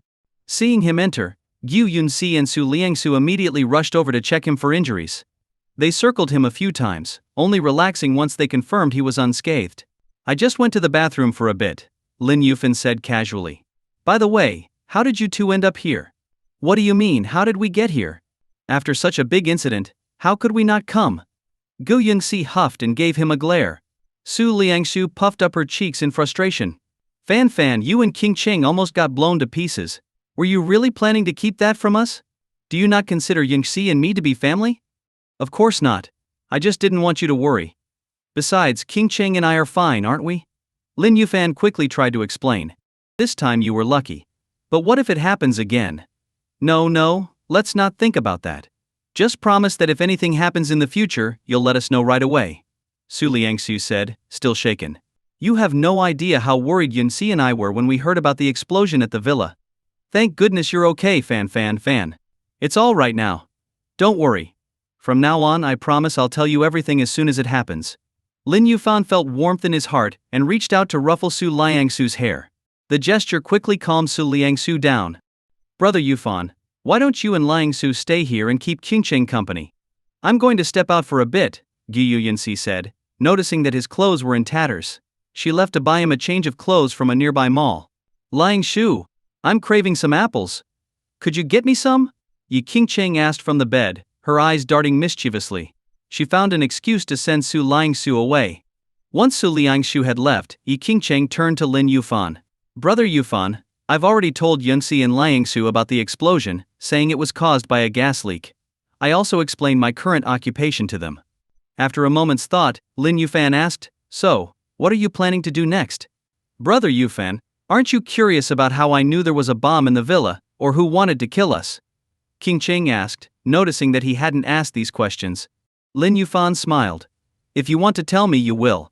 If you don't, then asking you might just make things difficult. Why would I want to put you in a tough spot? Brother Yufan, you're so good to me, Yi Qingcheng said, her heart softening. She took a deep breath and explained, I only found out about the bomb 30 seconds before it exploded. The person who called me goes by the codename Lawson. She went on to tell Lin Yufan about Lawson and their connection. Lin Yufan wasn't particularly interested in the details since Lawson was already dead. However, it did surprise him that Lawson had once been both a mentor and a friend to Yi Qingcheng. As she spoke, it became clear to Lin Yufan that Lawson had feelings for her. Good thing I took him out first, or I'd have another rival, Lin Yufan thought to himself. Brother Yufan, I've decided that once I recover, I'll leave Nanjing City. I don't want to bring any more trouble to you or the others, Yi Qingcheng said resolutely. This idea had been on her mind since she woke up. She felt that her life as an assassin put her loved ones at risk, which was something she couldn't bear. Qingcheng, if you say that, I'm not going to be happy. What do you mean you're afraid of dragging us down? We're family. If family members can't count on each other, then what's the point? Lin Yufan said, frowning. I understand what you're saying, and I know you all wouldn't mind. But I'm scared. I've made up my mind. I'll keep doing this for 3 more years. After that, I'll fake my death, retire, and come back to live a peaceful life with you. She smiled. Brother Yufan, will you wait for me for 3 years? Are you short on money? If it's money you need, I've got plenty. Whatever amount you want, I'll give it to you, Lin Yufan said, frowning. As the current head of the Tianji Pavilion, his wealth was practically limitless. It's not about money, it's about passion. I enjoy what I do.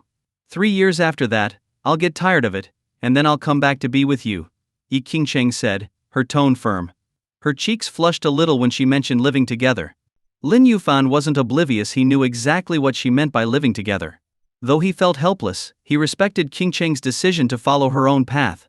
The two reached an agreement whenever she took on a mission, she had to inform him first.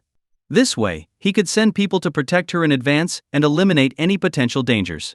Before long, Su Liangsu returned with 2 bags of fruit. Just as she entered the room, her phone rang. 5 minutes later she hung up, looking conflicted. As the 3 of them continued chatting, it was obvious that Su Liangsu was distracted. Liangsu, what's wrong? You've seemed distracted ever since that phone call, Yi Qingcheng asked, unable to ignore Su Liangsu's behavior. Su Liangsu hesitated for a moment before replying softly.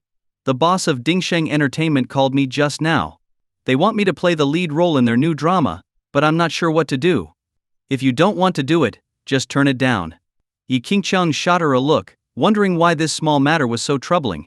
I've always had a dream of becoming a star, and this is a great opportunity, but...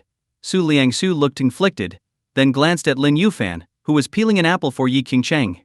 Noticing her gaze, Yi Qingcheng immediately understood. Are you worried that if you enter showbiz, you'll end up spending less time with Brother Yufan? You can't bear the thought of being apart, right? Su Liangsu blushed instantly at Yi Qingcheng's straightforward question. Lin Yufan, hearing this, was momentarily stunned before saying, being apart often is only a problem if both people have stable jobs that keep them in different places. But don't forget, I'm still an unemployed drifter. You're right, Su Liangshu exclaimed, realizing that while she might be busy, Brother Yufan could always come to see her. With that, her previous worries disappeared. Then, Brother Yufan, don't get a job. That way, whenever I miss you, you can come find me. Su Liangshu suggested with a hopeful look. No job? Wouldn't I starve to death? Lin Yufan joked, pretending to be troubled. Of course not, Brother Yufan. I'll support you with my acting career. Su Liangsu quickly reassured him. That's too cheesy. Ye Qingcheng interjected, finding it hard to listen to the mushy exchange. Pete, you're just jealous. Su Liangsu blushed but didn't deny it, instead shooting back at Yi Qingcheng. Little girl, if you keep talking to your sister like that, I'll teach you a lesson. Yi Qingcheng's eyes turned cold, and her aura radiated the deadly seriousness of a trained killer. Su Liangshu immediately fell silent, her face paling with fear. Look at you. Such a scaredy cat, Yi Qingcheng scoffed, withdrawing her threatening aura. Tears welled up in Su Liangshu's eyes, and soon they were streaming down her cheeks. Qingcheng, Liangshu is timid. Don't scare her like that, Lin Yufan intervened, going over to comfort Su Liangshu, who quickly nestled into his arms. Yi Qingcheng had thought she'd genuinely frightened Su Liangsu, and was about to apologize when she noticed Liangsu making a playful face at her from behind Lin Yufan. You little trickster. You tricked me with your acting. Come here, and I'll show you what happens when you mess with your sister. Realizing she'd been fooled, Yi Qingcheng playfully lunged towards Su Liangshu. But Su Liangshu was quick and dashed out of the room. Ouch. Two simultaneous yelps rang out as she collided with Gu Yunxi, who had just returned with 2 shopping bags. Liangsu, what are you doing? Gu Yunxi rubbed her chest, glaring at Su Liangsu with a slightly flushed face. Su Liangsu stuck out her tongue, embarrassed. Nothing, Sister Qingcheng just wanted to hit me, so I ran. Qingcheng, you're still recovering. You shouldn't be moving around too much, Gu Yunxi said as she entered the room, glancing at Yi Qingcheng. She then turned to Lin Yufan, who was sitting by the bed. Brother Yufan, I bought you some new clothes. Try them on and see if they fit. If they don't, I'll go exchange them. Oh wow. Yi Qingcheng exclaimed teasingly. Not even married, and you're already acting like a little housewife? Qingcheng, what nonsense are you spouting? Gu Yunxi's cheeks turned pink as she shot Yi Qingcheng an annoyed look. I didn't just buy clothes for Brother Yufan. Here, these are for you. Since your clothes were ruined, I thought I'd help out, and here you are making fun of me. Yunxi is so considerate, unlike Liangshu, who knew I was hurt and still kept provoking me. Yi Qingcheng grinned, taking the bag and casting a playful glare at Su Liangshu, who was hiding behind Gu Yunxi.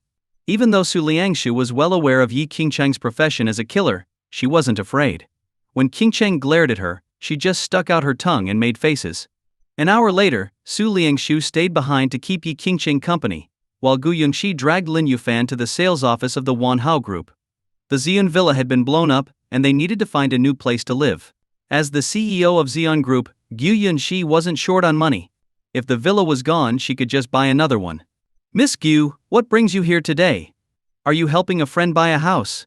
A female manager greeted them as soon as they entered. No, he's here to help me buy one, Gu Yunxi replied with a smile. Oh, I see. Are you looking for a single-family villa like before, or something different? The manager enthusiastically started introducing the options. Half an hour later, after viewing 3 villas, Gu Yunxi settled on a 3-story villa worth over 20 million yuan. Her reasoning was that a larger villa with more rooms would be perfect in case her other sisters came to stay. Miss Gu, here's the purchase contract, property deed, access card and keys. Please sign here, the manager said, handing over the documents. Gu Yunxi was about to sign but paused, then handed the pen to Lin Yufan. Brother Yufan, you sign. Isn't that a bit inappropriate? Lin Yufan was taken aback by the gesture. Gu Yunxi chuckled. What's inappropriate? What's mine is yours. There's no need to draw lines between us. Gu Yunxi, I heard from Wang Ting that you secretly kept a boy toy. I didn't believe it then, but it looks like I was wrong. I can't believe I'm seeing this with my own eyes. A mocking voice chimed in from nearby. Dandan, don't be like that. Our dear Miss Gu has been single for years. A woman can't stay lonely forever, can she? It's only natural she would find a boy toy for herself, another woman added, laughing. Lin Yufan turned toward the voices and saw a young couple approaching. The man appeared to be around 27 or 28, dressed in designer clothes and wearing an expensive watch, looking every bit the successful professional. Beside him was a heavily made-up woman clinging to his arm, radiating a sense of superiority. Yunxi, do you know these two? Lin Yufan asked in a low voice, his brows furrowing slightly. Gu Yunxi replied, they were my classmates from university. The guy's name is Chen Yikan, and the girl is Zhao Dan. I heard they're getting married soon. As they spoke, Chen Yikan and Zhao Dan walked up to them. Well, Gu Yunxi, I must say, your taste has really gone downhill. I thought you'd found yourself a handsome guy, but it turns out he's just some average-looking boy toy. Talk about disappointing, Zhao Dan sneered. Back in college, Zhao Dan had been the campus beauty, adored by many male classmates. She enjoyed the attention and basked in the admiration. But everything changed when Gu Yunxi entered the university. Gu Yunxi's top grades, stunning looks, and aloof personality quickly made her the new dream girl for the male students. Even the guy Zhao Dan secretly liked began pursuing Gu Yunxi. Seeing the admiration shift away from her, Zhao Dan's envy and resentment grew over the years, turning into deep-seated hatred. My taste is none of your business. Also watch your mouth. He's my brother Yufan, not some boy toy, Gu Yunxi replied coldly, her expression hardening. She wouldn't allow anyone to insult the man she cared about. Oh, how disgusting. Gu Yunxi, if you're going to flaunt your boy toy, at least don't make it so nauseating. Brother Yufan, seriously. That's enough to make anyone want to puke. Zhao Dan said mockingly, even making a show of covering her mouth like she was about to vomit. Chen Yikan, standing next to her, chimed in, we all saw you buying this guy a house. Or did we imagine that? Gu Yunxi's face flushed slightly, but she maintained her composure. Who I buy a house for is none of your concern. Wow, how shameless. I thought you were a classy woman, but it turns out you're just a cheap hypocrite. Zhao Dan sneered. Hearing this, Lin Yufan's expression darkened. He stepped forward and slapped Zhao Dan across the face. I don't hit women. But I'll make an exception for Yunxi's sake, he said coldly. Zhao Dan had crossed the line. You actually hit me. Zhao Dan held her cheek, stunned. How dare a so-called boy toy lay a hand on her? If you dare to speak to Yunxi like that again, I won't just hit you, I might kill you, Lin Yufan said, his gaze sharp and filled with cold menace. Zhao Dan had been ready to lash out, but Lin Yufan's imposing demeanor and chilling eyes made her falter. You think you can hit my woman and get away with it? Chen Yikan shouted furiously. Do you know who I am? I'm the general manager of Wanhao Group. Offend me, and you're offending the entire company and South City's wealthiest man, he's shouting. Wanhao Group? He's shouting. That's my company, Lin Yufan thought to himself. You're the general manager at Wanhao Group? Lin Yufan asked calmly. I'll give you a chance. Kneel and apologize to Yunxi right now. If she forgives you, we'll forget this happened. If she doesn't, expect to be fired. Ha! Chen Yikan burst out laughing. Are you delusional? Fire me? Who do you think you are? The chairman of Wanhao Group, or he's shawning himself? What a joke. Zhao Dan, still nursing her slapped cheek, couldn't help but join in the laughter. You've got to be kidding. How does Yunxi even tolerate such a fool? Brother Yufan. Let's just go, Gu Yunxi whispered, tugging at his sleeve, embarrassed by the situation. She didn't want him to make a bigger scene. But Lin Yufan just smiled at her and asked her to wait. Then he stepped aside and made a phone call. Is Wanhao Group one of your companies? He asked. Yes it is, replied he, shawning on the other end. But as you know, all my assets and companies belong to Tianji Pavilion, which means they're under your control. Good. Is there a manager named Chen Yikan working for Wanhao? Fire him immediately, Lin Yufan ordered. Understood. I'll take care of it right away. After hanging up, Lin Yufan walked back over to the group. So, finished your call? Chen Yikan sneered. Tell me, when exactly are you planning to fire me? I'm actually looking forward to it. Zhao Dan giggled beside him, finding the whole situation utterly ridiculous. Don't worry. You'll get the news soon enough, Lin Yufan said, unperturbed. Haha, you really are a clown. Yunxi, you need to get this guy's head checked, he's clearly delusional, Chen Yikan laughed. Just then his phone started ringing. Chen Yikan took out his phone and glanced at the caller ID. His expression instantly changed, and he turned away before answering the call. Hello, Director Zhang, what can I do for you? What? I've been fired? Why? Director Zhang, there must be some kind of mistake. I've always worked hard for the company, and my performance has been. Hello? Before Chen Yikan could finish speaking, the call had already been disconnected. His face turned pale, and he collapsed onto the floor, as if all the strength had been drained from his body. Zhao Dan, not understanding what was happening, quickly rushed over to help him up. "Darling, what's wrong?" "What's wrong? I'd like to know that myself," Chen Yikan yelled, his voice trembling with rage. "Director Zhang just called to say I've been fired. I asked him why, and he told me to figure it out myself." Zhao Dan's face darkened, and she snapped. "Are you crazy? You get fired, and now you're taking it out on me? Is that all you're capable of, lashing out at me? You ungrateful woman. So now that I'm fired, you're suddenly acting all high and mighty." Chen Yikan, overwhelmed by frustration, immediately slapped Zhao Dan across the face. "How dare you hit me? I won't let this slide, Chen." Zhao Dan, filled with rage, lunged at him, and the two of them started brawling on the floor. "Serves them right, fighting like a pair of dogs," the sales manager muttered to herself as she watched the scene unfold.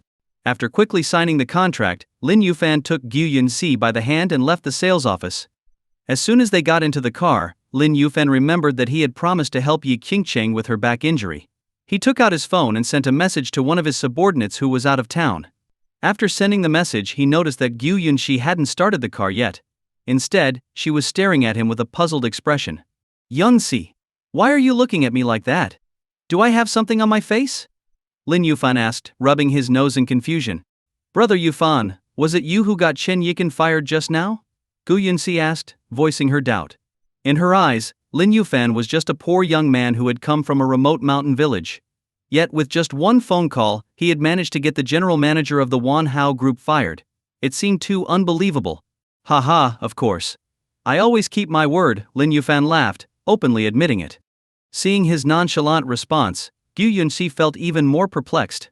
Sensing her curiosity, Lin Yufan quickly explained, "Actually, the richest man in South City, He Shaoning, is one of my subordinates. Getting a manager from one of his companies fired is just a phone call away." "HMP, brother Yufan, since when did you start telling such tall tales?" Gu Yunxi gave him a playful look, rolling her eyes. Her reaction made Lin Yufan a bit embarrassed. Since when did telling the truth become so hard to believe? Gu Yunxi started the car and drove Lin Yufan back to the hospital, then headed to the Ziyun group. There were many ongoing projects, and she needed to oversee things personally. Recently, both she and her secretary, Yishu Yunfei, had been overwhelmed with work. "I need to find a way to keep Yunxi from being so exhausted," Lin Yufan thought as he watched her drive away. Just then, he received a message from his intelligence team. "Master, the Kill Palace, the top overseas assassin organization, has posted 2 new tasks on its mission site. One of the targets is Yi Qingcheng." Seeing this, Lin Yufan's eyes narrowed, and his face darkened. "Send a message to the leadership of Kill Palace. Yi Qingcheng is under the protection of Tianji Pavilion. Anyone who targets her is making an enemy of us." After sending the message, shockwaves spread through the various factions. On a remote island stood a magnificent palace. Inside, at the top of a grand hall, sat a masked woman with an elegant figure on a golden throne. Her legs crossed, she looked down sharply at the 100 or so elite assassins from Kill Palace. An elderly man stepped forward and bowed. "Palace Master, Tianji Pavilion is the most powerful force in China, with deep and unpredictable strength. It might not be wise to provoke them. I suggest canceling the mission against Scorpion." "Nonsense. We have countless powerful fighters. It's just a Chinese organization, there's nothing to fear. If we cancel this mission, where will our reputation be?" A thin, middle-aged assassin retorted sharply. "Palace Master, Kill Palace's authority must not be challenged. Anyone who dares to oppose us should be eliminated at all costs, or our reputation will suffer. Please reconsider," several other assassins chimed in. The masked woman on the throne waved dismissively. "The authority of Kill Palace is absolute. Once a mission is issued, it must be carried out. That's the rule. As for Tianji Pavilion, if they don't interfere, then fine. But if they insist on protecting a traitor, we will eliminate them as well." "All hail the Palace Master," the elite assassins shouted in unison. Meanwhile, back at the hospital, Lin Yufan returned to the room to find Yi Qingcheng alone. "Where's Liang Su?" he asked. "Her agency called about an audition. I figured she'd just be in the way here, so I sent her off," Yi Qingcheng replied, pouting slightly. "In the way? Well, if she stayed, she'd only interrupt our time alone. Or are you saying you don't want to be with me, brother Yufan?" Yi Qingcheng pouted, looking hurt. Seeing her expression, Lin Yufan couldn't help but feel a headache coming on. Hi guys, your opinion means a lot to me. I'm working on improving the stories to make them more interesting for you. Please leave a comment and let me know what you liked about this story. Your feedback helps me get better and create content that you'll enjoy. Your feedback is very important to me. Thank you for your support and attention. If you enjoyed this story, I can't wait to share its continuation with you.